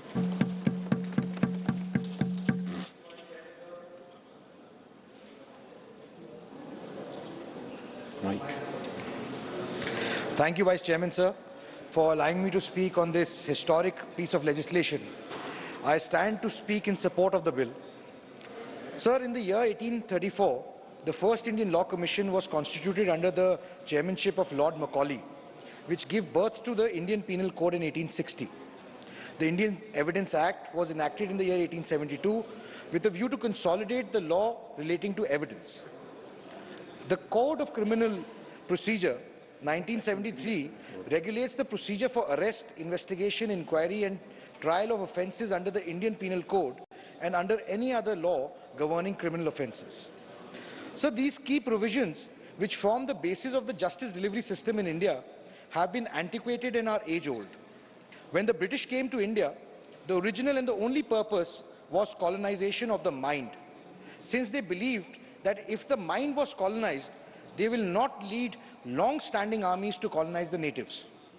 According to the British historian Elizabeth Kolosky, the main idea was that the British felt that the natives and the colonials needed different set of laws under which they were governed, as they felt the natives was incapable of appreciating the rule of law and hence needed stringent laws to be governed. That explains the idea behind the criminal tribes and the Thuggi Acts, which were based on the concept of hereditary criminality, which the British believed was inherent in the natives. Present laws as they stand reeks of colonial hangover. Sir, it still reminds us of the times when the British were ruling us, and they continue to rule us through these acts, written by them for them. These acts were formulated at a time when the population of the country was about 20 crores, and the population today is 7 times as compared to that. The previous acts were designed to serve the Crown and its officers at the cost of the Indian society and resources. The acts were not only exploratory in nature, but far, far away from any kind of justice. It was a result of these inefficiencies that the criminal justice system ended up creating an atmosphere of distrust in the minds of the citizens who remain largely apprehensive of finding any justice after suffering. So due to the changing nature of the society, its attributes, its elements, the laws have become obsolete and fall short in encompassing the overall picture of society and the needs of the prevailing system of the justice at large. A need was thus felt for a long time to overhaul this mechanism, make it more contemporary and inclusive of the existing constructs. So the new proposed laws reflect of the government's intention to align the legal system with the 21st century, emphasizing citizen-centric legal structures, digital transformation, and a focus on the justice rather than the punishment. So the context in which these acts have been introduced is very, very important. And while discussing these, we should not miss the wood for the trees. The intent is to create an ecosystem of justice delivery which is not procedural oriented but justice centric. Sir, I would like to quote a share from Dushyant Kumar, which sums up this entire scenario in a very good way to begin my speech. कैसे मंजर सामने आने लगे हैं, कैसे मंजर सामने आने लगे हैं, गाते गाते लोग चिल्लाने लगे हैं, अब तो इस तालाब का पानी बदल दो, ये कमल के फूल कुमलाने लगे हैं. Sir, many voices have been raised questioning the need for the significance of these bills. I want to substantiate my arguments as well as the need for a total reform of the justice delivery mechanism with a few data points. So at the district courts, almost 4.5 crore cases are pending in various district courts in India. About 1.2 crores are pending for more than 5 years. About 5 lakh cases are pending for more than 25 years. About 40% of these pendencies are due to the fact that either records are awaited or due to non-availability of counsel. If one finds that data worrisome, the pendency report of the high courts is even more worrisome. Almost 70 lakh cases are pending, of which 60% are pending for more than 5 years. The average time in which a decision is likely to be made in a subordinate court is nearly 6 years. 6 years, sir. Chandrayaan 3 reached the moon in 40 days. And if your case moves to any other higher courts, 10 years is the average time to get justice. The average number of hearings, the turnaround time between the two hearings, and the caseload is extremely high. So is the cost of litigation as well as the man hours lost while attending these hearings.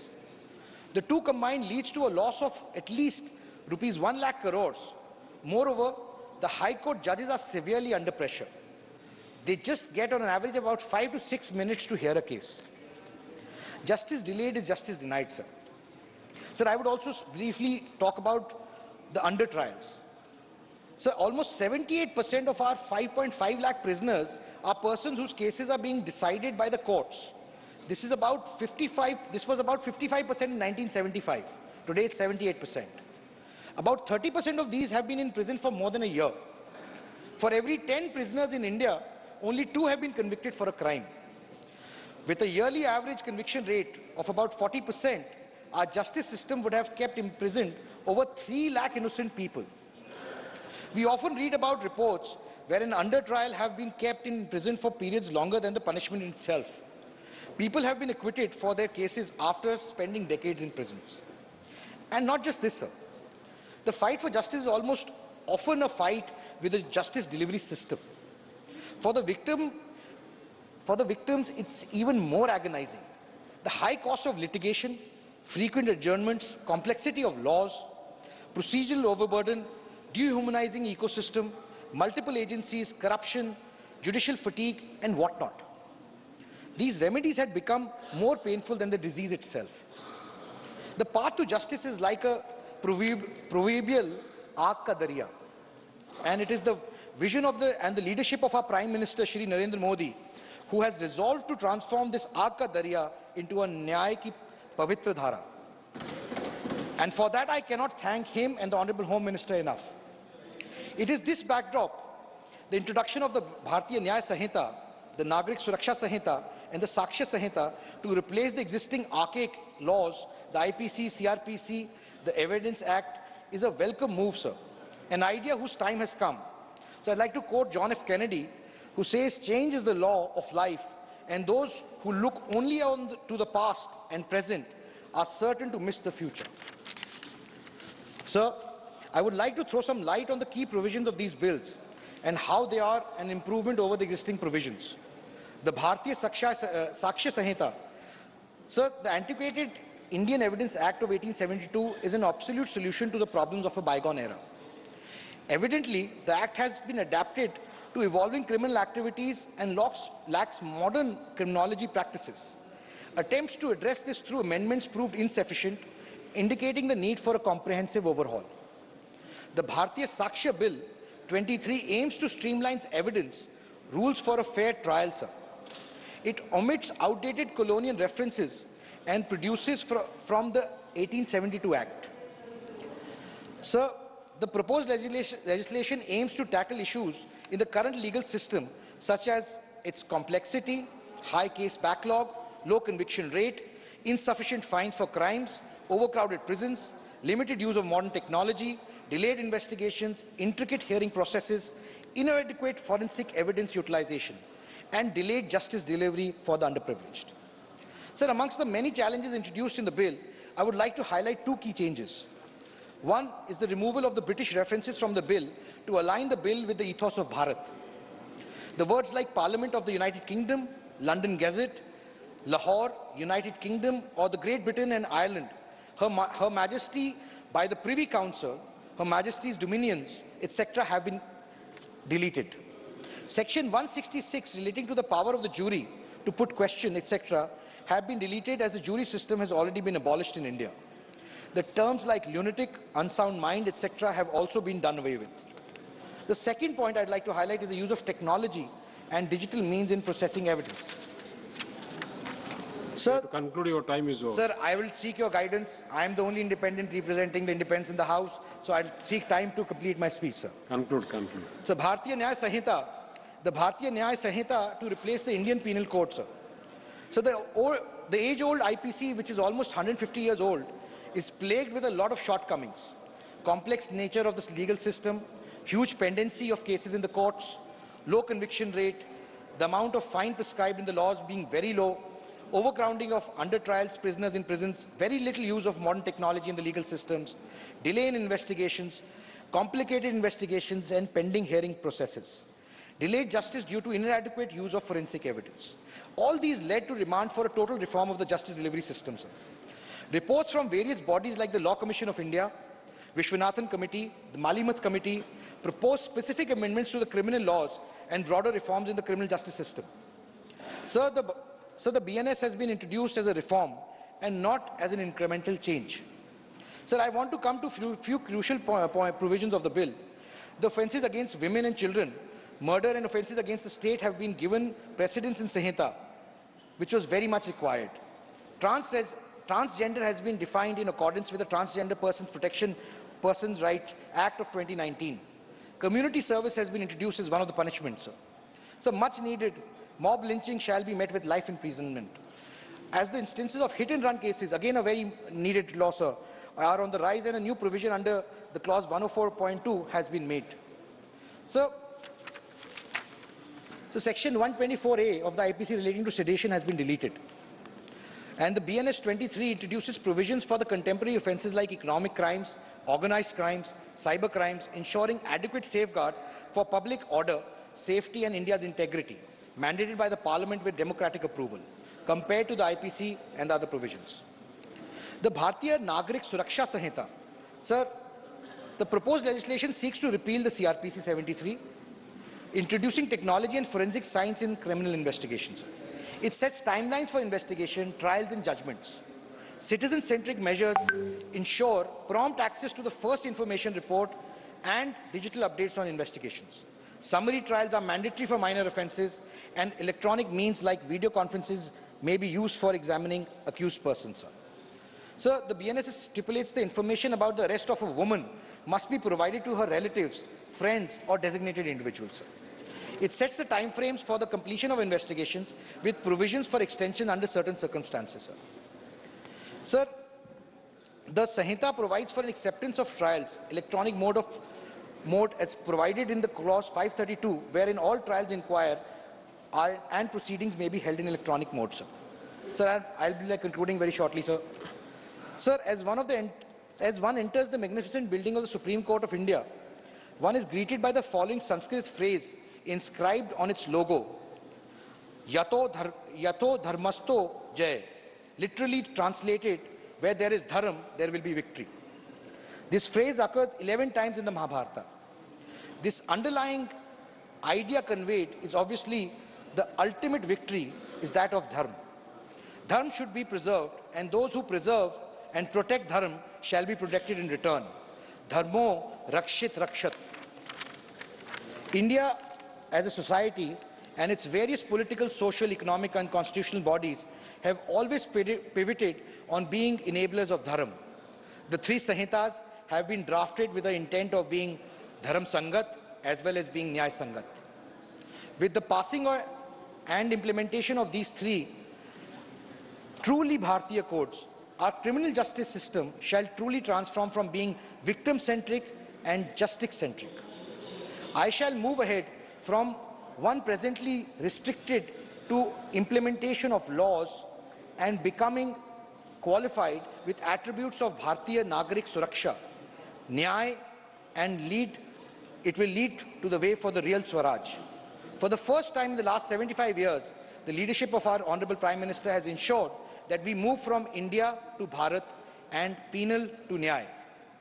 भारतीय होने का गर्व, संस्कृति पहचानने का गौरव, सामाजिक व्यवस्था का गौरव, न्यायपरक नीतियों का गौरव, विकसित भारत का गौरव और विश्व गुरु बनने का गौरव हमें इन पिछले 9 साल में सरकार के अंदर मिला है, sir. Towards the end, I just want to thank the Honorable Prime Minister and the Honorable Home Minister for endowing the responsibility and the opportunity upon us members to discuss and pass this historical bill. Sir, it is rather sad that few of our colleagues who could have been participated positively in this debate chose not to. To them, I wish to tell a quote by Badr Bashir: नए दौर के नए ख्वाब हैं, नए मौसमों के गुलाब हैं, ये मोहब्बतों के चिराग हैं, इन्हें नफरतों की हवा ना दो. Thank you, sir. Shri Vijay Pal Singh Tomar. धन्यवाद माननीय सभापति महोदय. आपने मुझे भारतीय न्याय संहिता 2023, भारतीय नागरिक संहिता 2023, भारतीय नागरिक सुरक्षा संहिता 2023 एवं भारतीय साक्ष्य विधेयक 2023 पर बोलने का अवसर दिया. इसके लिए धन्यवाद. महोदय, मैं इन तीनों बिलों के पक्ष में बोलने के लिए खड़ा हुआ हूं. महोदय, माननीय हमारे देश के यशस्वी प्रधानमंत्री माननीय मोदी जी ने 2019 में लाल किले की प्राचीर से 5 संकल्प किए थे, जिसमें एक ये भी था कि गुलामी के प्रतीकों को हटाने का काम करेंगे. और माननीय मोदी जी जो संकल्प करते हैं उसको सिद्धि तक पहुंचाने का काम करते हैं. उन्होंने चाहे वो अपने रेसकोर्स रोड का नाम लोक कल्याण मार्ग रखा हो, चाहे राजपथ का नाम कर्तव्य पथ रखा हो, चाहे धारा 370 को समाप्त करने का मामला हो, चाहे महिला आरक्षण का मामला हो, चाहे ट्रिपल तलाक को समाप्त करने का मामला हो, और चाहे इंडिया गेट पर सुभाष चंद्र बोस की प्रतिमा लगाने का मामला हो, उन्होंने जो कहा वो किया. महोदय, मैं इतना बताना चाहता हूं कि प्रधानमंत्री जी के नेतृत्व में माननीय अमित शाह जी ने, जो हमारे गृह मंत्री हैं, उन्होंने इन 3 पुराने कानूनों को जो 150 वर्ष पहले ब्रिटिश की संसद ने पास किए थे, बनाए थे, उनको समाप्त करने के लिए यह बिल लाने का काम किया है. महोदय, 1857 का जिक्र आया. मुझे गर्व है, जहां से 1857 की क्रांति की शुरुआत हुई, आजादी के प्रथम स्वतंत्रता संग्राम की शुरुआत हुई, वो मेरठ की जन्मभूमि, वो मेरठ की भूमि जहां से इसकी शुरुआत हुई थी, वहां पर फौज ने बैरक से बाहर निकल गए थे, जेल के फाटक तोड़ दिए गए थे, धन सिंह कोतवाल वहां कोतवाल थे, और पूरे अधिकारी जो अंग्रेज अधिकारी थे उनकी या तो हत्या कर दी गई थी या वो छुपे थे जाकर के. हालांकि और प्रदेश और देश के अन्य हिस्सों में भी वो आंदोलन चला था. मंगल पांडे जी ने बैरकपुर से चलाया था, क्या टोपे, झांसी की रानी नाना जी, और अभी बताया माता दीन वाल्मीकि, हजारों लाखों लोग उसमें शहीद हुए थे। और मेरठ में जिस गांव के धन सिंह कोतवाल थे, उस गांव में वो घेर करके उस गांव को बागी घोषित कर दिया गया, बहुत लोगों को फांसी चढ़ाने का काम किया गया, गोली मारकर हत्याएं की गई। एक भमोरी गांव है मेरे क्षेत्र का, जहां से मैं एमएलए था, उसमें 7 लोगों को पंचायत करते हुए अंग्रेजों ने गोली मारी थी। उस समय उनके पास कानून ही नहीं था सजा देने के लिए। मैं पिछले चुनाव में फतेहपुर जिले में गया तो उन्होंने कहा एक शहीद स्मारक पर जाना है। एक वहां 51 इमली के नाम से बिंदकी विधानसभा में शहीद स्मारक है, अच्छा स्मारक बना है। मैंने पूछा क्या हुआ, कि 51 लोगों को एक साथ फांसी देकर इस इमली के पेड़ पर लटकाया गया था, इसलिए इसको 51 इमली के नाम से यहां शहीद स्मारक बनाया गया है। इस तरह की सजा दी जाती थी। तो अंग्रेजों ने अपनी रक्षा के लिए और दंड देने के लिए वो 3 कानून जो बनाए थे उनको समाप्त करने का काम हमारे मोदी जी की सरकार ने किया है। क्या वो 3 कानून थे, मैं ये बताना चाहता हूं। पहला कानून था Indian penal code. Indian penal code 1860 में अस्तित्व में आया था। और दूसरा था क्रिमिनल पीनल कोड, जो 1898 में अस्तित्व में आया था। और तीसरा था एविडेंस एक्ट, जो 1872 में अस्तित्व में आया था। तो तीनों कानून अंग्रेजों की शासन की रक्षा के लिए थे। उनका दंड देना उद्देश्य था, लोगों को न्याय देना उनका उद्देश्य नहीं था। इसीलिए इन कानूनों से, तीनों बिलों को लाने से पहले हमारे माननीय गृह मंत्री जी ने 18 राज्यों और केंद्र शासित जो राजधानी थी उनमें सुप्रीम कोर्ट के जजों, हाई कोर्ट के चीफ जस्टिस, न्यायिक एकेडमी वाले, 22 यूनिवर्सिटीज, 142 सांसद, 270 विधायकों, तमाम लोगों से सुझाव लिए और 4 वर्ष तक गहन इस पर विचार विमर्श हुआ। और करीब 158 बैठकें में माननीय गृह मंत्री जी स्वयं उपस्थित रहे थे। तो महोदय, मैं बताना चाहता हूं कि इन कानूनों को लाने से पहले पूरी तैयारी की गई थी। 19 से लगाकर 4 साल इसमें लगाए गए थे। होम की स्टैंडिंग कमेटी में, जैसा अभी बताया था, भेजा गया था। उनके भी सुझाव इसमें शामिल करने का काम किया गया था। तब ये इंडियन पीनल कोड की जगह आया था भारतीय न्याय संहिता 2023। भारतीय नागरिक सुरक्षा 23 आया था सीआरपीसी की जगह, और जो एविडेंस एक्ट था उसकी जगह भारतीय साक्ष्य विधेयक 2023 लाने का काम किया था। महोदय, इस भारतीय न्याय संहिता जो इंडियन पीनल कोड है उसमें पहले 511 धाराएं थीं। अब उसकी जगह 358 धाराएं होंगी। 175 धाराओं में बदलाव किया है, 22 धाराओं जोड़ी गई हैं और 19 धाराओं को निरस्त करने का काम किया है। और मैं बताना चाहता हूं कि नागरिक सुरक्षा जो 2023 सीआरपीसी 98 की जगह आया है, जो 98 का सीआरपीसी था उसकी जगह नागरिक सुरक्षा, भारतीय नागरिक सुरक्षा संहिता लाई गई है। इस बिल में अब 533 धाराएं हैं। 160 पुरानी धाराओं में बदलाव किया गया है, 9 पुरानी धाराओं को निरस्त किया गया है। तीसरा एविडेंस एक्ट, ये इसकी जगह तीसरा साक्ष्य विधेयक 2023 लाया गया है। ये पहले 167 धाराओं के स्थान पर अब 170 धाराएं होंगी। 23 धाराओं में बदलाव किया गया है, एक नई धारा जोड़ी गई है और 5 धाराओं को निरस्त किया गया है। पुराने तीनों कानून जो ब्रिटेन की संसद द्वारा पारित किए गए थे वे गुलामी के प्रतीक थे। उन्हें समाप्त करने का काम हमारे गृह मंत्री जी ने और वर्तमान सरकार ने किया है। महोदय, कानून में जो दस्तावेज थे उनकी परिभाषा को विस्तार से इलेक्ट्रॉनिक या डिजिटल, डिफाइंड ईमेल, सर्वर नक्स, computer, smartphone, laptop, SMS, website, locational साक्ष्य डिवाइस, उपलब्ध मेल पर मैसेज के, इनको सबको कानूनी वैधता देने का काम किया गया है, जो आज के इलेक्ट्रॉनिक युग में बहुत जरूरी था। एफआईआर से केस डायरी तक, केस डायरी से चार्जशीट तक और चार्जशीट से जजमेंट तक सारी प्रक्रिया को डिजिटलाइज करने का काम इस कानून में किया गया है। सर्च और जब्ती, अभी बताया गया था, जो फाल्स एंड फोर्ज रिकवरी दिखा दी जाती। हर केस में मैं देखता था कि 1 कट्टा मिला, 2 कारतूस। एक आम धारणा पुलिस की बन गई थी क्योंकि वो अपने पास से रखते थे। अब ये फॉल्स एंड फोर्ज रिकवरी नहीं होगी। जो भी रिकवरी होगी ये हमारे उसकी वीडियोग्राफी होगी, ये अनिवार्य कर दिया गया है और वो केस का हिस्सा होगी। पुलिस द्वारा ऐसी रिकॉर्डिंग के बिना यदि चार्जशीट दाखिल की जाएगी तो वो वैध नहीं मानी जाएगी। ये बहुत बड़ा एक इसमें काम करने का काम किया है। पहले अभी मेरे पूर्व वक्ताओं ने भी कहा एक लंबे टाइम तक केस खिंचता था, अब समय सीमा तय की कर दी गई है, 3 साल से ज्यादा कोई केस नहीं चलेगा। और वकील जो लगातार एडवोकेट तारीख पर तारीख लेते थे, 2 से ज्यादा एडजॉर्नमेंट अब नहीं ले सकेंगे। हमारे इसके बाद महोदया माननीय प्रधानमंत्री मोदी जी के नेतृत्व में उन्होंने निर्णय किया है, हमारी सरकार ने नेशनल फॉरेंसिक साइंस यूनिवर्सिटी बनाने का एक ऐतिहासिक निर्णय है। मैं इसके लिए उनको बधाई देना चाहता हूं।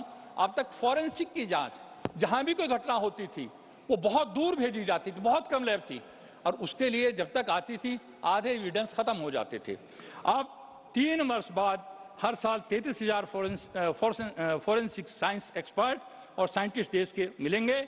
इससे दोष सिद्ध के प्रमाण जो अब तक एक्विटल का या कन्विक्शन का रेशो बहुत कम था वो बढ़कर 90% तक हो जाएगा, ऐसा लक्ष्य रखा गया है।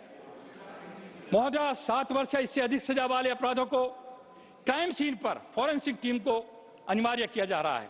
इसके माध्यम से पुलिस के पास एक वैधानिक साक्ष्य होगा, एक एविडेंस होगा, जिसके बाद कोर्ट में दोषियों को बरी होने की संभावना बहुत कम होगी और कन्विक्शन की संभावना बढ़ जाएगी। अभी बताया 0 FIR। आमतौर पर हम देखते हैं 2 थानों की सीमा के बीच में या 2 जिलों के बीच में कोई क्राइम होता है, हीनियस क्राइम होता है, पुलिस वाले FIR नहीं लिखते, इस पर लड़ते रहते हैं, मेरी सीमा में नहीं है, इसकी सीमा में है, और तब तक वहां से सबूत खत्म हो जाता है, मुलजिम फरार हो जाता है। अब इसको 0 FIR शुरू करने का निश्चय किया है। अपराध कहीं भी हो, जिस थाने में रजिस्टर करना चाहेंगे वहीं हो जाएगा। सीमा का विवाद को लेकर हीनियस क्राइम की FIR कई घंटे डिले होती थी, अब नहीं होगी। पहली बार FIR का प्रावधान भी जोड़ा गया है। हर जिले में एक थाने में ऐसा पुलिस अधिकारी नामित किया जाएगा जो गिरफ्तार किए गए व्यक्ति के परिवार को गिरफ्तारी की सूचना ऑनलाइन और व्यक्तिगत रूप से देगा। यौन उत्पीड़न में पीड़िता का बयान अनिवार्य कर दिया गया है। इस उत्पीड़न के मामले में बयान की वीडियो रिकॉर्डिंग की जाएगी और इसको भी अब कंपलसरी कर दिया गया है कि बयान पीड़िता का वो वीडियो रिकॉर्डिंग होगी। पुलिस को 90 दिनों में शिकायत का स्टेटस और 15 दिन में वादी को स्टेटस देना अनिवार्य होगा। पीड़ित को सुने बिना कोई भी सरकार 7 वर्ष या इससे अधिक के मुकदमे वापस नहीं ले सकेगी।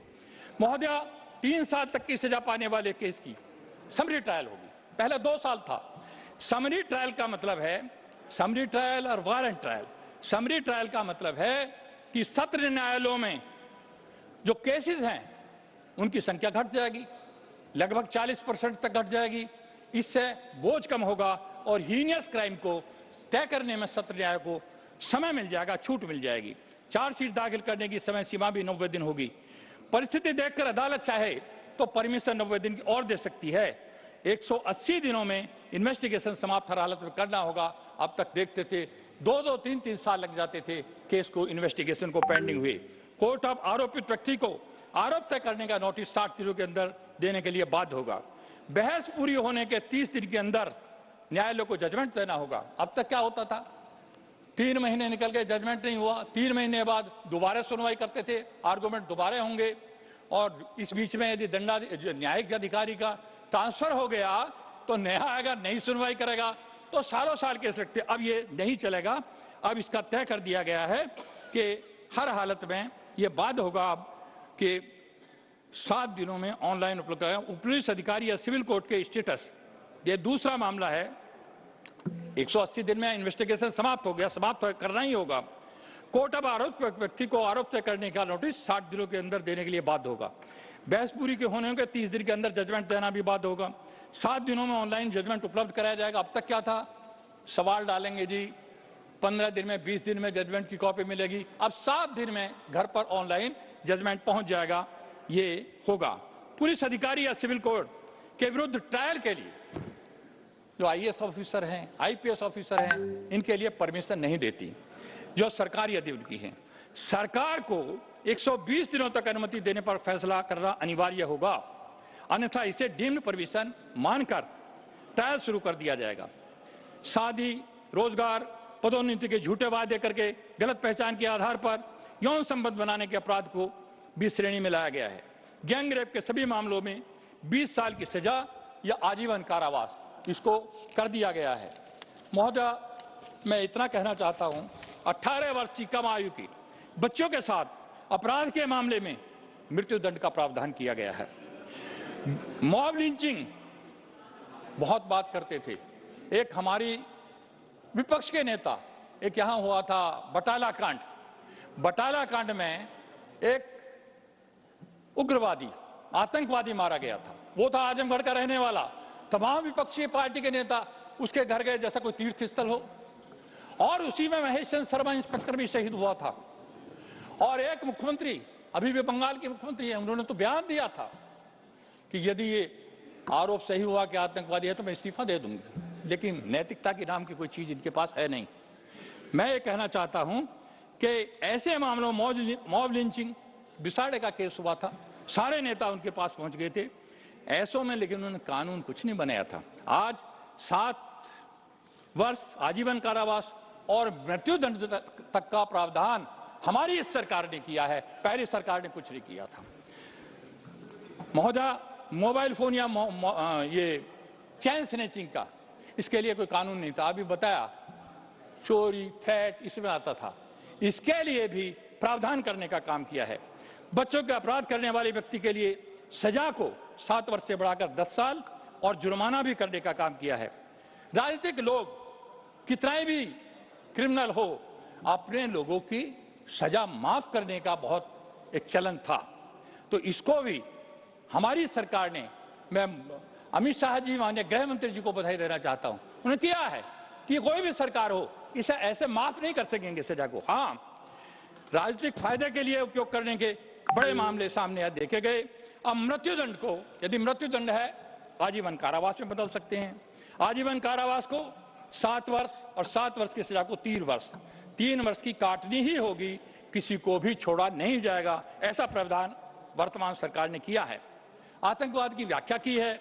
अब सशस्त्र विद्रोह, विध्वंसक, चुनौती देने वाले जैसे अपराधों को पहली बार इस कानून की उसमें लाया गया है। अब राजद्रोह को समाप्त कर देशद्रोह में शामिल करने का काम किया गया है। सत्र कोर्ट में भगोड़े अपराधी, एक मिनट लगेगा, सत्र कोर्ट में भगोड़े अपराधी का ट्रायल उसकी अनुपस्थिति में होगा और सजा भी होगी। सजा के विरुद्ध अपील करने का उसको मौका मिलेगा। कानून में 313 बदलाव किए गए हैं जो हमारे क्रिमिनल जस्टिस में एक अमूलचूल परिवर्तन कर लाएंगे और अधिकतम 3 वर्ष से अधिक किसी को भी न्याय मिलने में नहीं लगेगा। तो ऐसे अमूलचूल परिवर्तन किए गए हैं जो 150 वर्ष से पेंडिंग थे। आज करीब उनको इंतजार था। माननीय मोदी जी के नेतृत्व में सरकार आई तो उन पुराने कानूनों को सजा हुई, एक्विटल हो गया, लेकिन 4 साल से तो जेल में पड़ा है, उसकी 4 साल का कौन जवाब देगा। तो इसलिए विद इन टाइम चार्जशीट हो, विद इन टाइम ट्रायल हो, विद इन टाइम जजमेंट हो और जजमेंट की सूचना तुरंत मिल जाए 7 दिन के अंदर और सजा, इसमें कन्विक्शन रेशो बढ़ेगा, न्याय मिलेगा। यदि निर्दोष है तो उसको अपील का मौका मिलेगा। सारे प्रावधान किए गए हैं। बहुत बहुत धन्यवाद। जय हिंद, जय भारत। श्रीमती सुलता देव, you have 16 minutes.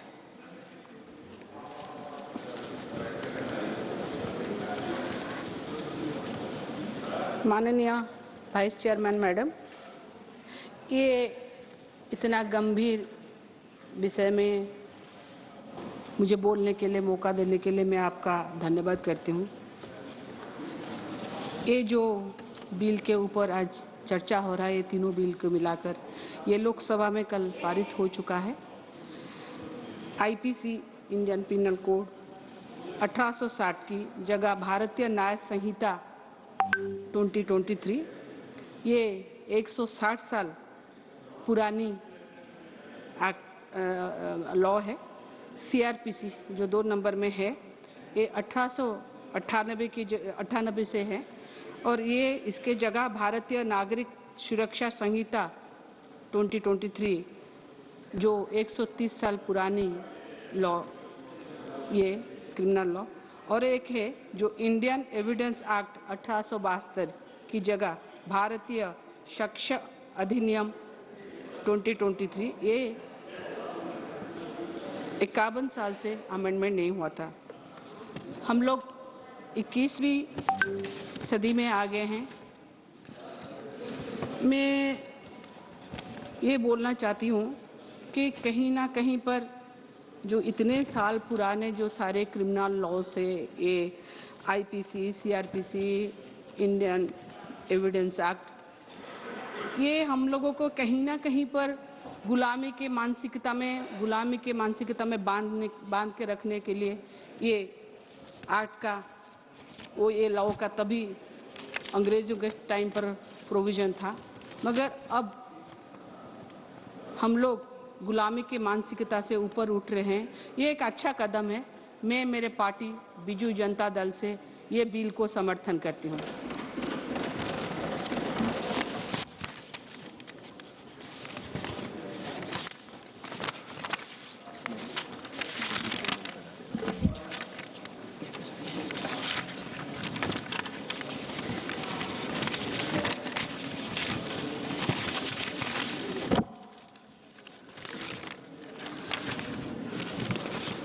जैसे कि ये एक्ट में बहुत कुछ बदलाव आया है डिप्टी चेयरमैन साहब, मगर मैं एक महिला हूं, महिला के नाते मैं साक्षी हूं। ये नया सदन जो मातृशक्ति बंधन अधिनियम को भी पारित किया है, ये सदन में ये जो बिल आज आया है इसमें महिलाओं को भी गुरुत्व दिया गया है। मैं इसके लिए भी तहे दिल से शुक्रगुजार हूं। मगर मैं और एक बात कहना चाहती हूं कि हम लोग गतिशीलता को जरूर स्वागत करते हैं, मगर ट्रांसपेरेंसी भी सभी चीजों में होना चाहिए। अगर ट्रांसपेरेंसी ना हो तो फिर लॉ का कहीं ना कहीं पर दुरुपयोग होता है। आइन तो बहुत कुछ बनाए गए थे, पहले भी बनाए गए थे, पहले भी चल रहा था, आज भी है, आगे भी रहेगा। मगर लॉ के जो आइन है उसके कार्यान्वयन कैसे हो, उसके ऊपर ये ज्यादा प्रभाव रहता है कि कैसे हो। क्योंकि मैं एक महिला हूं, मैं फिर से बोलूंगी कि 2005 को अगर देखा जाए DV act, domestic violence act हुआ था। डोमेस्टिक वायलेंस एक्ट होने के बाद आज 2023 में भी अगर देखें तो कितने डोमेस्टिक एक्ट ये जो हुआ 2024 में डीवी एक्ट, उसके चलते कितने घर में डोमेस्टिक वायलेंस एक्ट को हम लोग बंद कर पाए हैं, कितने केसेस हो पाए हैं, कितने महिलाओं को हम न्याय दे पाए हैं। अगर हम लोग न्याय नहीं दे पाएंगे, कितना भी कोशिश करें, कितना भी कुछ करें, कितना भी आइन आए, अगर आइन की जो कार्यान्वयन होता है उसमें अगर कहीं प्रॉब्लम हो, उसको अगर ठीक से ना किया जाए तो ये फिर से वही शुरुआत जहां से हुई थी वहीं जाके पहुंच जाएगा। मैं हमेशा एक बात बोलती हूं कि आइन हो, जो कुछ हो, जो नियम बदल रहे हैं उसके ऊपर कार्यान्वयन होना बहुत जरूरी है।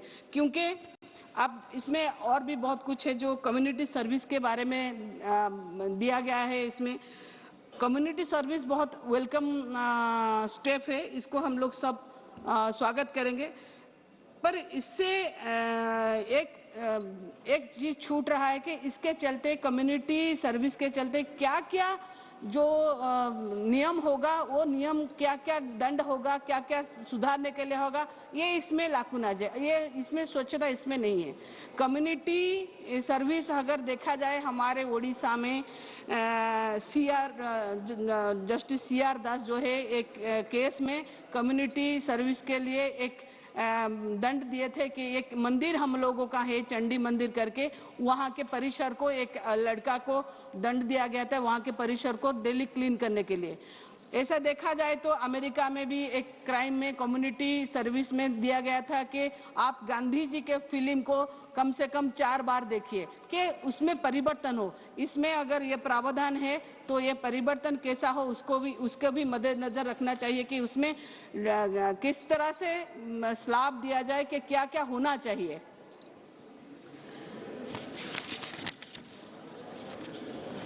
ये एक्ट में जो कुछ भी है मैं तो फिर बोलूंगी कि टाइम बाउंड इन्वेस्टिगेशन हो, टाइम बाउंड ट्रायल हो, मेडिकल एग्जामिनेशन जो हो रहा है वो सही इन टाइम में हो। हम लोग एक्ट बना लेते हैं, हम लोग लॉ को चेंज कर लेते हैं, मगर जो एक्ट बनता है, जो लॉ बनता है, उसके लिए जो प्रावधान होना चाहिए, जो फंड होना चाहिए, जो इंफ्रास्ट्रक्चर होना चाहिए, वो कहीं ना कहीं शॉर्ट रहता है। इसके कारण जैसे कि पुलिस जितना होना चाहिए उतना नहीं हो पाते हैं, जैसे जस्टिस और जज जितना होना चाहिए वो नहीं हो पाते हैं, जिसके कारण चलते वो ढेर सारे केसेस फास्ट ट्रैक केसेस में कोर्ट में भी पेंडिंग है, ढेर सारे केसेस में भी पेंडिंग है। जो हम लोग बना रहे हैं, जो नया आइन आ रहा है, उसके लिए मैं तो ये दरखास्त करूंगी कि इसका एक लीगल ऑडिट हो कि ये आ रहा है, इसका लीगल ऑडिट होने के कारण कितना पैसा खर्चा होगा, कितना काम होगा, कितना इंफ्रास्ट्रक्चर चाहिए। एक लीगल ऑडिट होने के बाद में ये जो एक्ट होगा सब सही से सारे लोगों के पास ये जा पाएगा, सबके सुविधा सबको ये मिलेगी। मैं और एक बात बोलूंगी, मैं एक महिला हूँ, क्योंकि मैं सुबह भी आज 0 आवर में बोल रही थी निर्भया फंड के बारे में। निर्भया इंसिडेंट के बाद निर्भया फंड का शुरुआत हुआ। मैं इसीलिए बोल रही हूँ क्योंकि जब फंड होता है, जब इंफ्रास्ट्रक्चर नहीं होता है तो क्या होता है ना, प्रॉब्लम शुरू होता है। वो फंड नहीं होने के कारण में वो जो प्रोग्राम चलता है वो बंद हो जाता है। निर्भया प्रोग्राम, निर्भया फंड का बस 7 ही स्टेट को दिया गया है। अगर देखा जाए उसमें फंड फ्लो भी नहीं है, जो लोग काम कर रहे हैं वहां पर स्टाफ सैलरी इन टाइम में नहीं पहुंच पाता। अगर देखा जाए इंफ्रास्ट्रक्चर डेवलपमेंट नहीं होता, विक्टिम कंपनसेशन नहीं मिलता। इस सबको पहले तो सारे स्टेट में यूनिफॉर्मली इसको लगाना चाहिए। और मैं एक बात इसमें ऐड करना चाहूंगी, इसमें बहुत कुछ सुंदर सा व्यवस्था किया गया है महिलाओं के लिए। फिर भी महिलाओं के लिए मैं ये करूंगी कि जो विक्टिम महिला है उनके लिए कंपनसेशन का प्रावधान इसमें रहना चाहिए, क्योंकि ऐसा नहीं है कि मैं आइन को ये कर रही हूँ कि सबको सम्मान देना चाहिए, क्योंकि जो विक्टिम होते हैं वो पहले तो उनका चार्जशीट दाखिल होता है, फिर उसका चार्ज फ्रेम होता है। जज अगर समझे कि सोचे कि ये सही है केस, ये इसका प्राइमा फेसी एविडेंस सही है, कहीं ना कहीं ये पीड़िता जो बोल रही है वो सही है, उसके ऊपर रेप हुआ है, कुछ प्रॉब्लम है, तो उसको रेप विक्टिम को उसके सरकार का पास में एक ऐसा फंड होना चाहिए जो कंपनसेशन दे। अगर ऐसा भी प्रावधान होना चाहिए ट्रायल बेसिस में, अगर कहीं पर गलती नजर आया कि ये केस गलत है तो फिर उसके बाद में उससे वो फंड भी वापस लिया जा सकता है, और वो भी नेशनलाइज बैंक का इंटरेस्ट के साथ। ऐसा प्रावधान होना चाहिए। और जो देखे अगर ऐसा कोई दंड भी रखना चाहिए, जो महिलाएं गलत तरह से ये आइन का दुरुपयोग करेंगी तो अगर उसके लिए अगर कोई दंड रहेगा तो आगे चल के महिलाएं झूठा केस भी नहीं देगी। ये इसके लिए प्रावधान होना चाहिए। और एक बात मैं बोलूंगी सर, 2 मिनट में मैं, मेरे साथ कितना टाइम है? करिए, दूसरे स्पीकर भी हैं आप। सर मेरा कितना टाइम है सर? आपका टाइम तो 8 मिनट था, खत्म हो गया। मैं और 2 मिनट में, 1 मिनट में, एक मिनट में मैं कंक्लूड कर रही हूँ सर। मैं और एक बात बोलूंगी, हम ये जो पृथ्वी है इसमें सबका रहने का स्थान है, इंसान को भी है और पशुओं को भी है। हम लोग इंसान के लिए भी एक्ट बनाते हैं, पशुओं के लिए भी एक्ट बनाते हैं, मगर कहीं ना कहीं मुझे लगता है कि एनिमल क्रूएलिटी एक्ट में इसमें ज्यादातर देना चाहिए, क्योंकि जो देखा जाए तो जैसे कि एनिमल के ऊपर भी जो ऑफेंस होता है, जो रेप भी हम लोग देखे कि लास्ट ईयर 400 केसेस ऐसे रजिस्टर्ड हुए हैं, और देखा जाए तो ऐसे भी डेड बॉडी को भी नहीं छोड़ते। इसके लिए ऐसा प्रावधान होना चाहिए कि एनिमल क्रूएलिटी एक्ट को ज्यादा से ज्यादा किस तरह से जो एनिमल के ऊपर क्रूएलिटी हो रहा है उनके ऊपर अगर नियम कड़ाकड़ी हो तो उनको भी राहत मिलेगा। मैं सोचती हूँ कि ये सरकार के तरफ से जो आया है बहुत सुंदर नियम आया है, ये इसको मैं समर्थन करती हूँ। जय जगन्नाथ, वंदे उत्कल जननी। धन्यवाद Shrimati Sulata Dev ji. Honorable Dr. M. Thambe ji, 9 minutes. Thank you, Deputy Chairman, sir. I am always happy. Former Deputy Speaker Lok Sabha speaking before the Deputy Chairman of the Rajya Sabha. I am always opportunity. When I am going to you are the chair, I am the lucky man. I think you will give sufficient time to express my views. Equally happy to listen your inputs. Thank you, sir. But this bill is different from. No. Sir, we are elected. We are representative for people. We have to give something time to express our views. That is all. So thank you very much, sir. Mr. Deputy Chairman, sir, I rise to speak on the 3 bills that the Honorable Union Minister placed before this House to replace the age-old provisions of the IPC, CRPC and Indian Evidence Act. Sir, I want to accept the views expressed by Honorable Member Yes, Niranjan Reddy. When he concluded, he spoke certain things regarding, especially the name. When we are putting Bharat Nyaya Sanihita, Bharatiya Nagarika Suraksha Sanhita, Bharatiya Saksha Sanhita, like that, when you are putting this language, you put in English also. That is what requested. My request also same way, that we cannot, even a colonial period, what we are doing, we are going telling, is a part of the thing which this language also now we are using here. Therefore, whenever the courts also debates are taking, on English only taking place. Hindi also some states are there, this side. Same way, I am also requesting, through you, sir, let the government come forward to see that Tamil language can be used in Madras High Court, district courts, wherever proceedings are taking place in Tamil Nadu. The long demand of the Tamil Nadu people is to see that Tamil language can be used to argue in the court. Therefore, when they are changing the names like the Hindi, please try to see Tamil also, because our Honorable Prime Minister always prizes Tamil culture, Tamil language. This is one of the ancient language in the world, he says. Therefore, to honor that language, Tamil language, let the government come forward to see that Tamil can be used in all the courts in Tamil Nadu, sir. And also, former Chief Minister of Tamil Nadu, Puratchi Thalaivi Amma Jayalalitha, during her period in the legislature of Tamil Nadu, passed a resolution to rename Madras High Court as Tamil Nadu High Court. That is a long demand still, because there is that Tamil Nadu, Madras province is, that is gone. Therefore, Calcutta province gone, Bombay province gone. Therefore, when Karnataka High Court is there, Kerala High Court is there, Andhra High Court is there, Gujarat High Court is there, like it, why can't the Tamil Nadu High Court can be named like that? It is not meant for Madras. Madras is no more. Chennai is the name now. Therefore, what is the name of keeping Madras? Therefore, that is requesting, sir. Now I am going to the point regarding, sir. Sir, these three important bills concerning the everyday lives of the citizens of this country, the government is trying to bring these laws on par with the prevailing situation in other countries of the world. Taking the first bill, Bharatiya Nyaya Sanhita, which replaces IPC, I would say that IPC 1860 is the principal law on criminal offences in India. Over the years, IPC had been amended number of times to add new offences in its fold. In the past, several reports of the Law Commission have recommended amendments to the IPC on the subjects like offences against the women for adulteration and death penalty, etc. As a former law minister, sir, I know where I preside over the Vajpayee government. I know how many law commissions have given so many amendments. Sir, in the new bill, the age criminal responsibility is retained at 7 years and extends to 12 years, depending upon the maturity of the accused. This provision is not changed in the new bill. This age is lower than the age of criminal responsibility in other countries. This clause contravenes the recommendation of the International Convention, sir. Secondly, it appears that the recommendation of the Justice Verma Committee regarding the gender neutral of the offences are not taken into cognizance. I request the Honorable Home Minister to consider this and include this, sir.